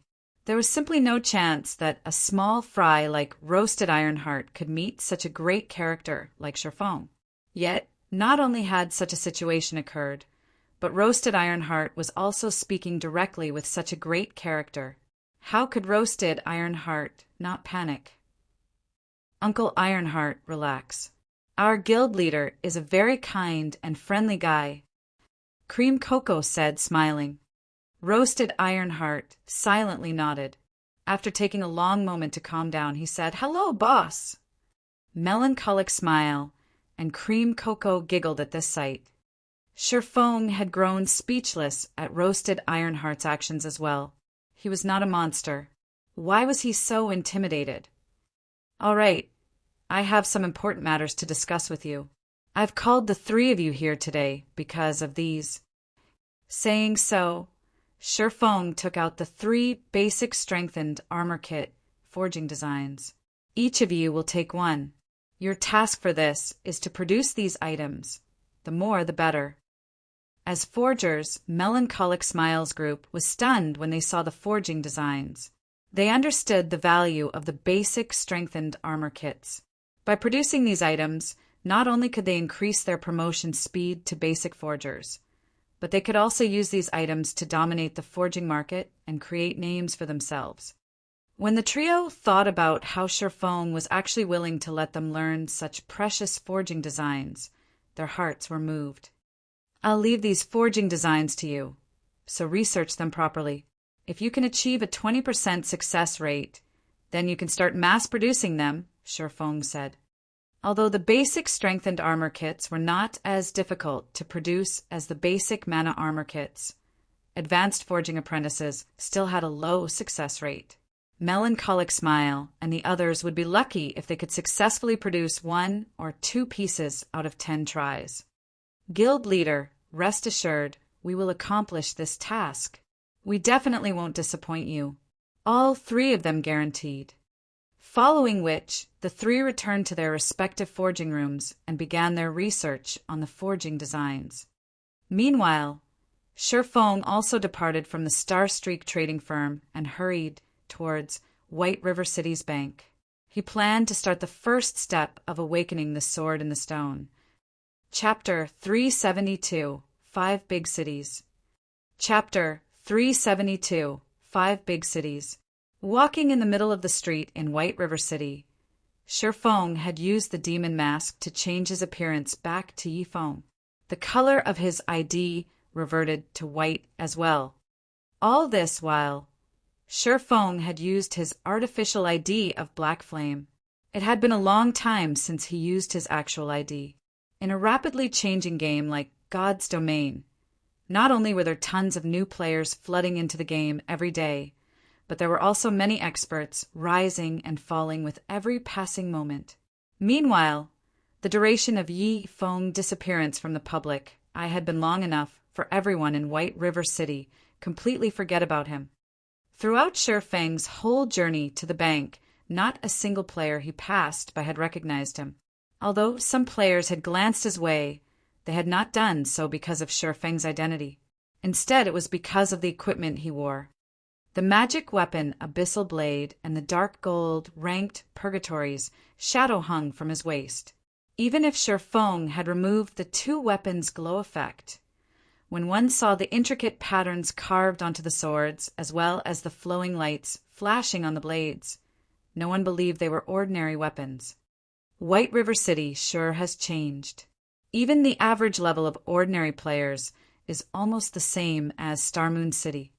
Making a casual observation, Shifeng discovered that a majority of the independent players wandering the streets were level 15 or 16 and armed with a few pieces of bronze equipment. Shifeng occasionally saw some independent players who were level 17 or 18 and fully geared in bronze equipment with a few pieces of mysterious iron equipment. In the past, this sight could not have been found in White River City. Suddenly, Shifeng thought of an idea. What if he transformed White River City into the heart of Star Moon Kingdom?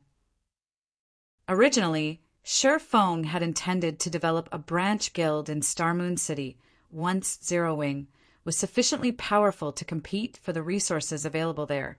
After all, Star Moon City was the heart of Star Moon Kingdom. It was a gem that incited fierce competition among the many first-rate guilds. Star Moon City was also the hub for elites. The player population there was simply immense, with no other city within Star Moon Kingdom capable of being its rival. Meanwhile, controlling Star Moon City meant obtaining the large number of elite players and resources there. A guild's development in Star Moon City would be much faster than in any other city in Star Moon Kingdom. However, when Shifeng saw the current state of White River City, a thought suddenly came to his mind. Why must he torture himself to compete over Star Moon City with all those first-rate guilds? Most players went to Star Moon City was because it had far more opportunities for development. The city also contained many advantages that no other city possessed. But what about now? Due to Zero Wing's existence in White River City and the fact that the guild did not recruit members in any other city, many players had now migrated to White River City. As for the reason behind this migration, wasn't it because Zero Wing offered advantages that no other guild possessed? As long as Zero Wing offered its members more benefits than other guilds, players would continue to flood into White River City. Moreover, as players' levels increased, their income would increase as well. Soon, the teleportation fee between cities would no longer be a problem. At that time, it was not entirely impossible for White River City to surpass even Star Moon City.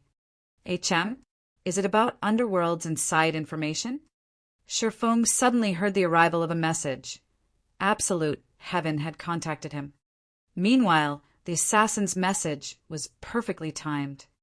Underworld had already become the dominant force in the several cities surrounding White River City. As for how much control they possessed over those cities, and exactly which cities they controlled, Shifeng had no clue. Without that information, he could not take appropriate measures against Underworld. Shifeng did not want to waste too much time searching for Underworld and subsequently ruining the organization's plans. If he could find access to detailed information about Underworld, he would have a much easier time preparing for the future.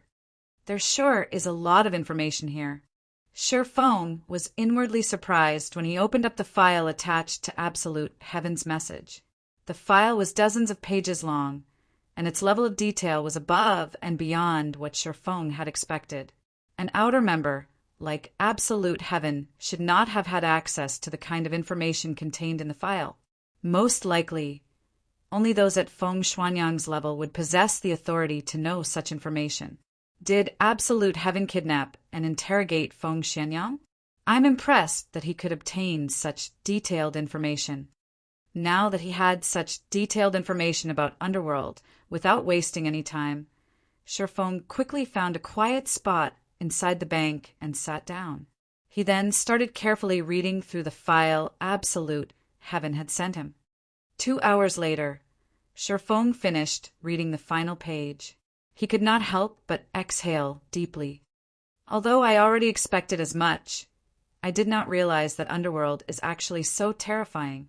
They control a total of 316 guilds in Star Moon Kingdom's eastern region. It is no wonder even Gentle Snow is wary of Underworld. Making a rough estimate, Shifeng guessed that Underworld controlled over 1 million players in Star Moon Kingdom's eastern region alone. Zero Wing's current member count was just over 5,000. To Underworld, Zero Wing was no more intimidating than an ant. Furthermore, there were also the Underworld Guards, a group of elites that the organization secretly nurtured. Although the Underworld Guards only had around 400 members, each one was an expert. If they formed a 100-man team, they could effortlessly annihilate hundreds of elite players out in the fields. In addition, Blue Frost City, Maple City, Gale City, Twin Lion City, and Cold Star City, the 5 big cities neighboring White River City, had all been dominated by the guilds under Underworld's control. Moreover, these guilds were not inferior to Underworld in the slightest. Without any powerful enemies, these guilds had grown rapidly. Of these guilds, overwhelming Smile, the guild holding dominance over Gale City, was currently even more powerful than Darkstar had been during its peak. Without any obstructions, it was a matter of time before these powerful guilds became the overlords of their respective cities. Underworld really is a headache. This situation is much worse than what I had imagined. Shifeng wrinkled his brows and scratched his head, considering the situation carefully.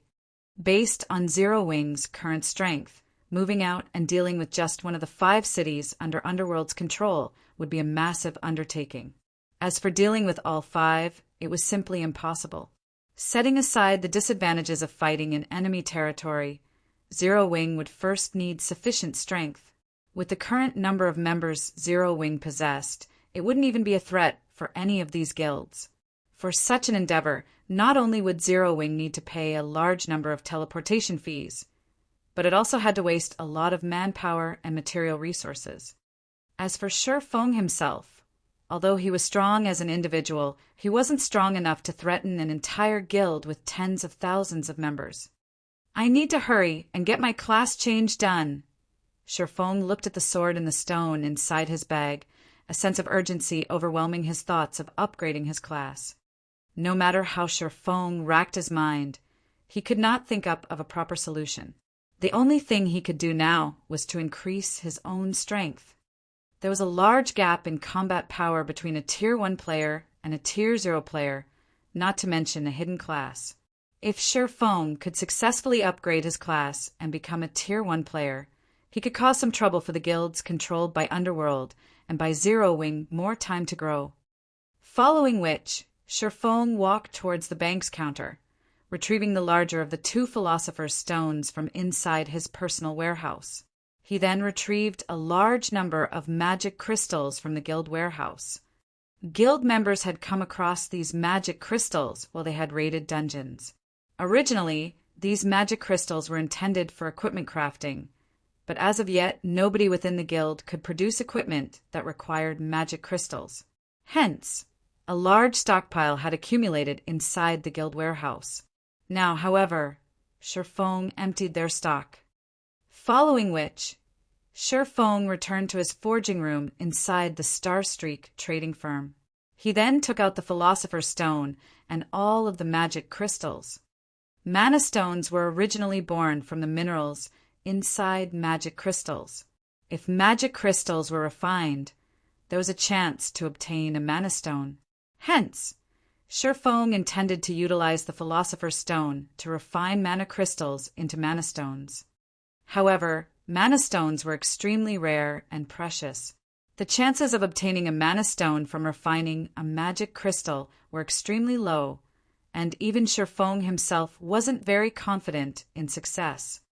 Hopefully this works. Shifeng then grabbed a transparent magic crystal with one hand and the Philosopher's Stone in the other. Praying silently, he refined the magic crystal. Chapter 373. Alchemical Synthesis. Chapter 373. Alchemical Synthesis.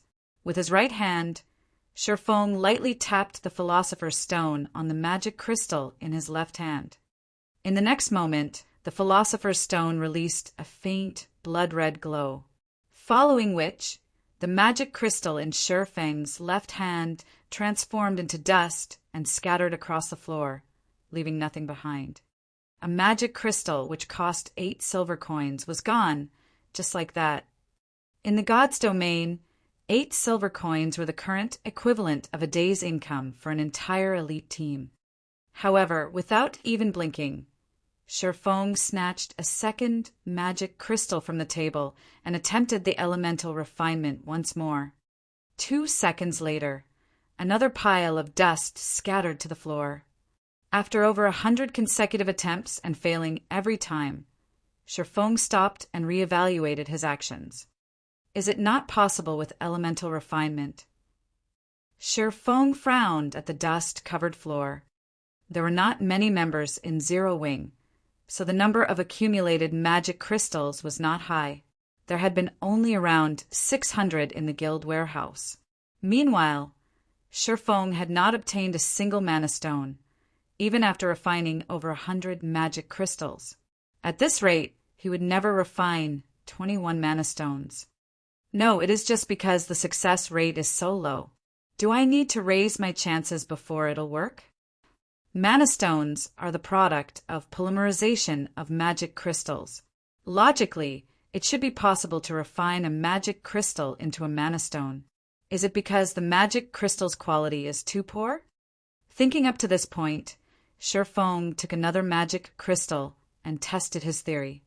This time, after clicking Refine, Shifeng thoroughly focused on observing the changes that occurred during the refinement process of the magic crystal.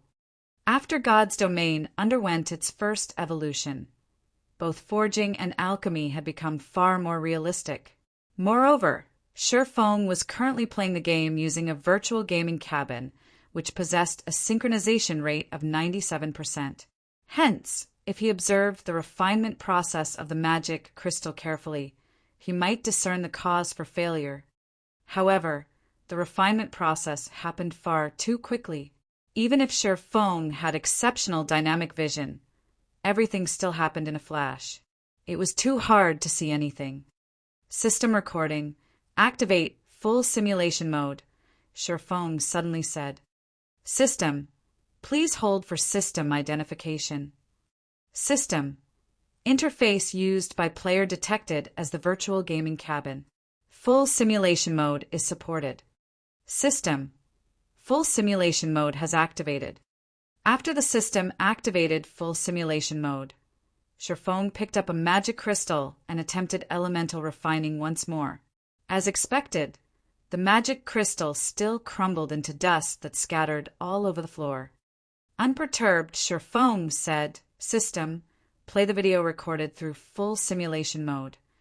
In the next moment, a 3D holographic image appeared before Shifeng's eyes, showing the exact scene when Shifeng had attempted elemental refinement on the magic crystal. Aside from allowing players to experience a synchronization rate of 97%, the virtual gaming cabin also allowed players to activate full simulation mode in the game. With this function, the videos players recorded in-game could be viewed as a holographic projection rather than on a flat surface. This function was unavailable to those who used both the ordinary and advanced helmets. In the God's domain of the past, if one were a master lifestyle player, they would have definitely purchased a virtual gaming cabin for themselves. They did so for the sole purpose of this holographic recording function. Through this function, players could realistically reproduce the videos they recorded. Players could experience what they normally couldn't through a flat-screen video, and this included the refinement process of the magic crystal. However, the main purpose of the full simulation mode lay in the analysis of enemies. Players could record their battles with enemies to study their enemies' fighting habits, defenses, attacks, dodges, and other detailed actions. After analyzing their enemies' habits and weaknesses, even if they were weaker than their opponents, players could take advantage of said habits and weaknesses to triumph against their enemies. In the past, this often happened in God's domain. It was especially true for fights between experts. At the same time, players could also utilize the holographic recording for self-reflection, improving weaknesses and discovering new techniques. This was one of the quickest ways for a player to improve themselves. This was also why players who used the virtual gaming cabins improved so quickly. In the past, Shifeng had done countless self-evaluations through using the full simulation mode. continuously improving his combat power. Back then, if he had used the virtual gaming cabin a few years earlier, he might have reached even greater heights. Unfortunately, Shadow had only a few million credits. A single virtual gaming cabin cost 3 million. How could Shadow possibly afford a virtual gaming cabin? Moreover, even if they purchased one, Shifeng would not have had access to it.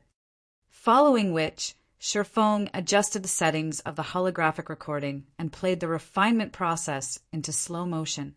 That way, he could fully observe and analyze the entire process in detail without needing to waste magic crystals and stress his eyesight over and over. After observing the process dozens of times, Shifeng finally discovered the reason. As expected, the mana density inside the magic crystals is too low.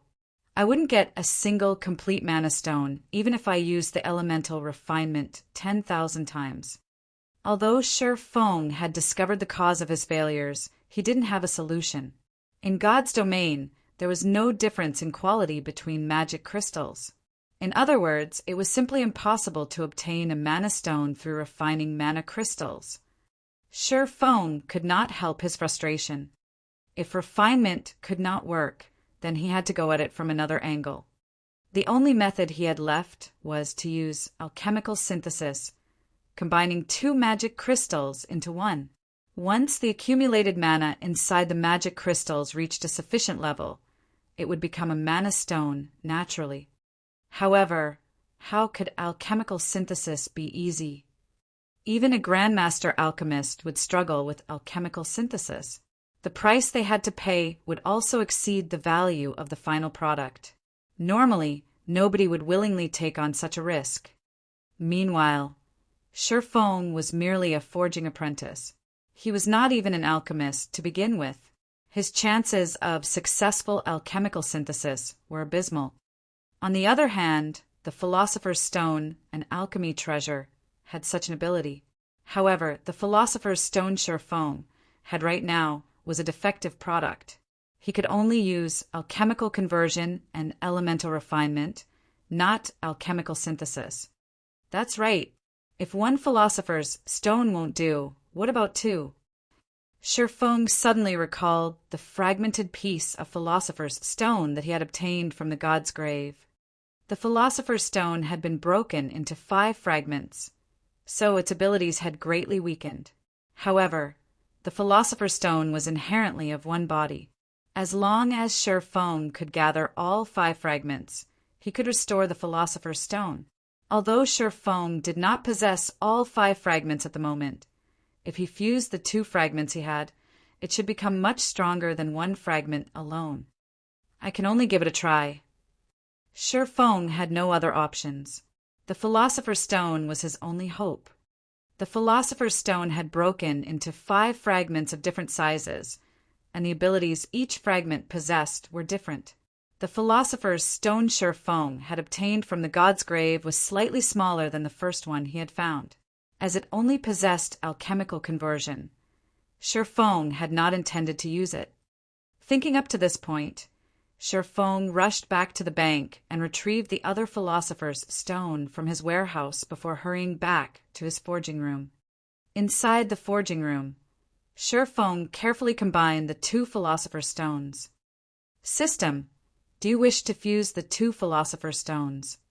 Shifeng immediately clicked the fuse button. Suddenly, the 2 Philosopher's Stones transformed into a pool of blood-red liquid and fused. The liquid then solidified into a fist-sized blood-red pearl. It was no longer an uneven block of stone.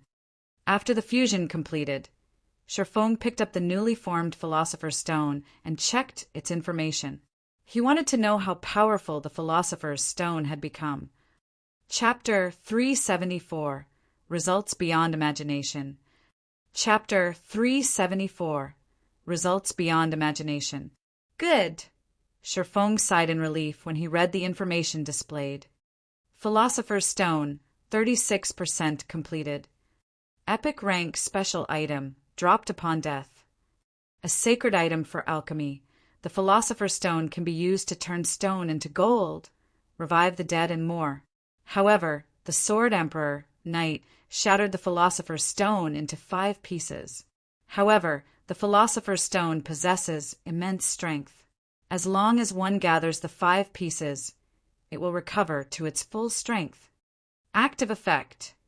Due to being damaged, the Philosopher's Stone possesses less than a seventh of its original strength. It can only be used for alchemical conversion, elemental refinement, alchemical synthesis, and elemental strengthening. Now that the Philosopher's Stone was capable of alchemical synthesis, Shifeng should be able to obtain mana stones easily. Just as he was about to begin the alchemical synthesis, a system notification alerted Shifeng. Moreover, it repeated 3 times. Star Moon Kingdom Region System Announcement.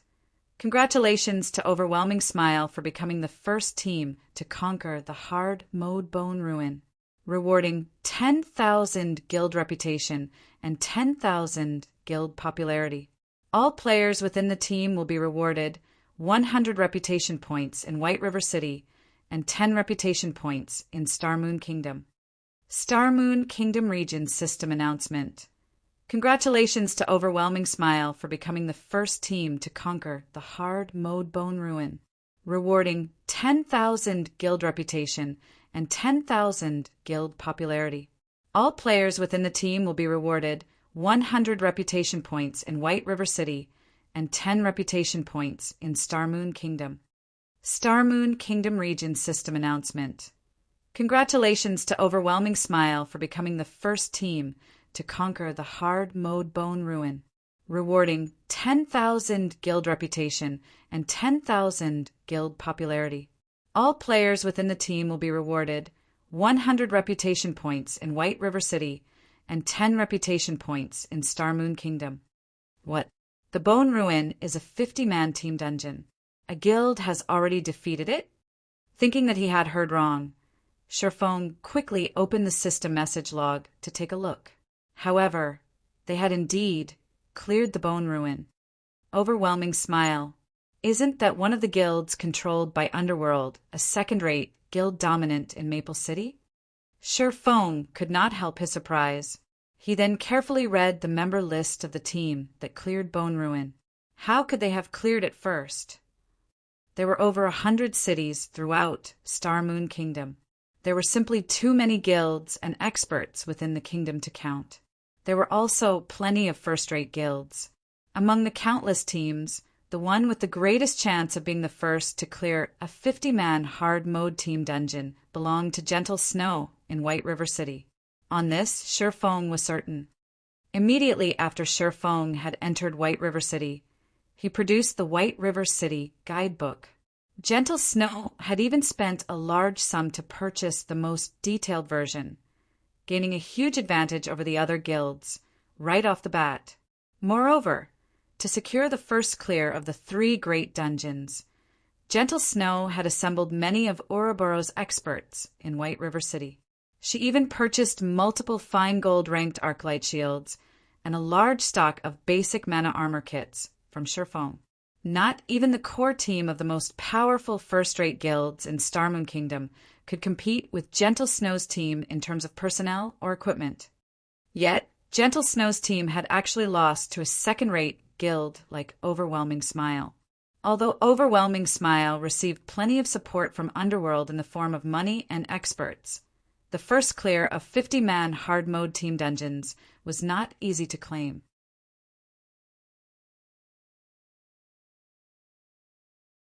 Despite Underworld going all out with its support, even sending 50 Underworld guards to help the guild, Shifeng did not believe for a second that Overwhelming Smile could take the lead in claiming the first clear of a 50-man team dungeon. Yet, Overwhelming Smile had done exactly that. This showed that Overwhelming Smile's team had an advantage that not even Gentle Snow's could compete with. If Overwhelming Smile continued to develop without rival guilds, in addition to Underworld's hidden support, even Shifeng could not guess how powerful the guild would become. The appearance of the 3 system notifications had immediately caused a sensation throughout Star Moon Kingdom. Previously, everyone had their guesses as to which first-rate guild would be the first to claim the first clear of a 50-man team dungeon. However, no one expected this result. A second-rate guild had actually accomplished what first-rate guilds couldn't. For a time, Overwhelming Smile had become the focus in Starmoon Kingdom. I need to hurry as well. Sure Fong clutched the Philosopher's Stone and started the alchemical synthesis. No matter how powerful an enemy was, one's personal strength still mattered the most. Sure Fong stored one magic crystal after another in the Philosopher's Stone. In the next moment, the synthesis bar began to slowly increase. The synthesis bar only reached 100% after Sure Fong stored 50 magic crystals. Although Sure Fong could now synthesize mana stones using magic crystals, the Philosopher's Stone in his possession was still incomplete. Hence, the synthesis rate was only 50%. This item really is an alchemical treasure. The power of this stone awed Sure Fong. If Grandmaster alchemists could see the synthesis rate and the number of required base materials, it would leave them speechless with shock. Grandmaster alchemists' synthesis rate only hovered around 20%, which was already quite high. Meanwhile, normally over 200 base materials were required. Hence, nobody would willingly sacrifice high-tiered materials through alchemical synthesis. However, Grandmaster alchemists paled in comparison to the Philosopher's Stone. It was as expected of a treasure of alchemy. Meanwhile, alchemical combination was only a small part of the Philosopher's Stone's abilities. It was no wonder so many kingdoms and empires had gone to war over the Philosopher's Stone. Let's start, then.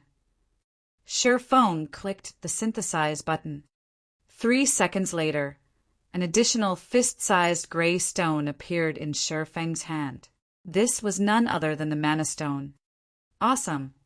After successfully synthesizing a Mana Stone, Sure Feng quickly added more magic crystals into the Philosopher's Stone, starting the second round of alchemical synthesis. At the same time, Sure Feng had also contacted Melancholic Smile and instructed her to purchase a large stock of magic crystals immediately. With the stockpile Zero Wing possessed, he wouldn't have enough to synthesize 21 Mana Stones.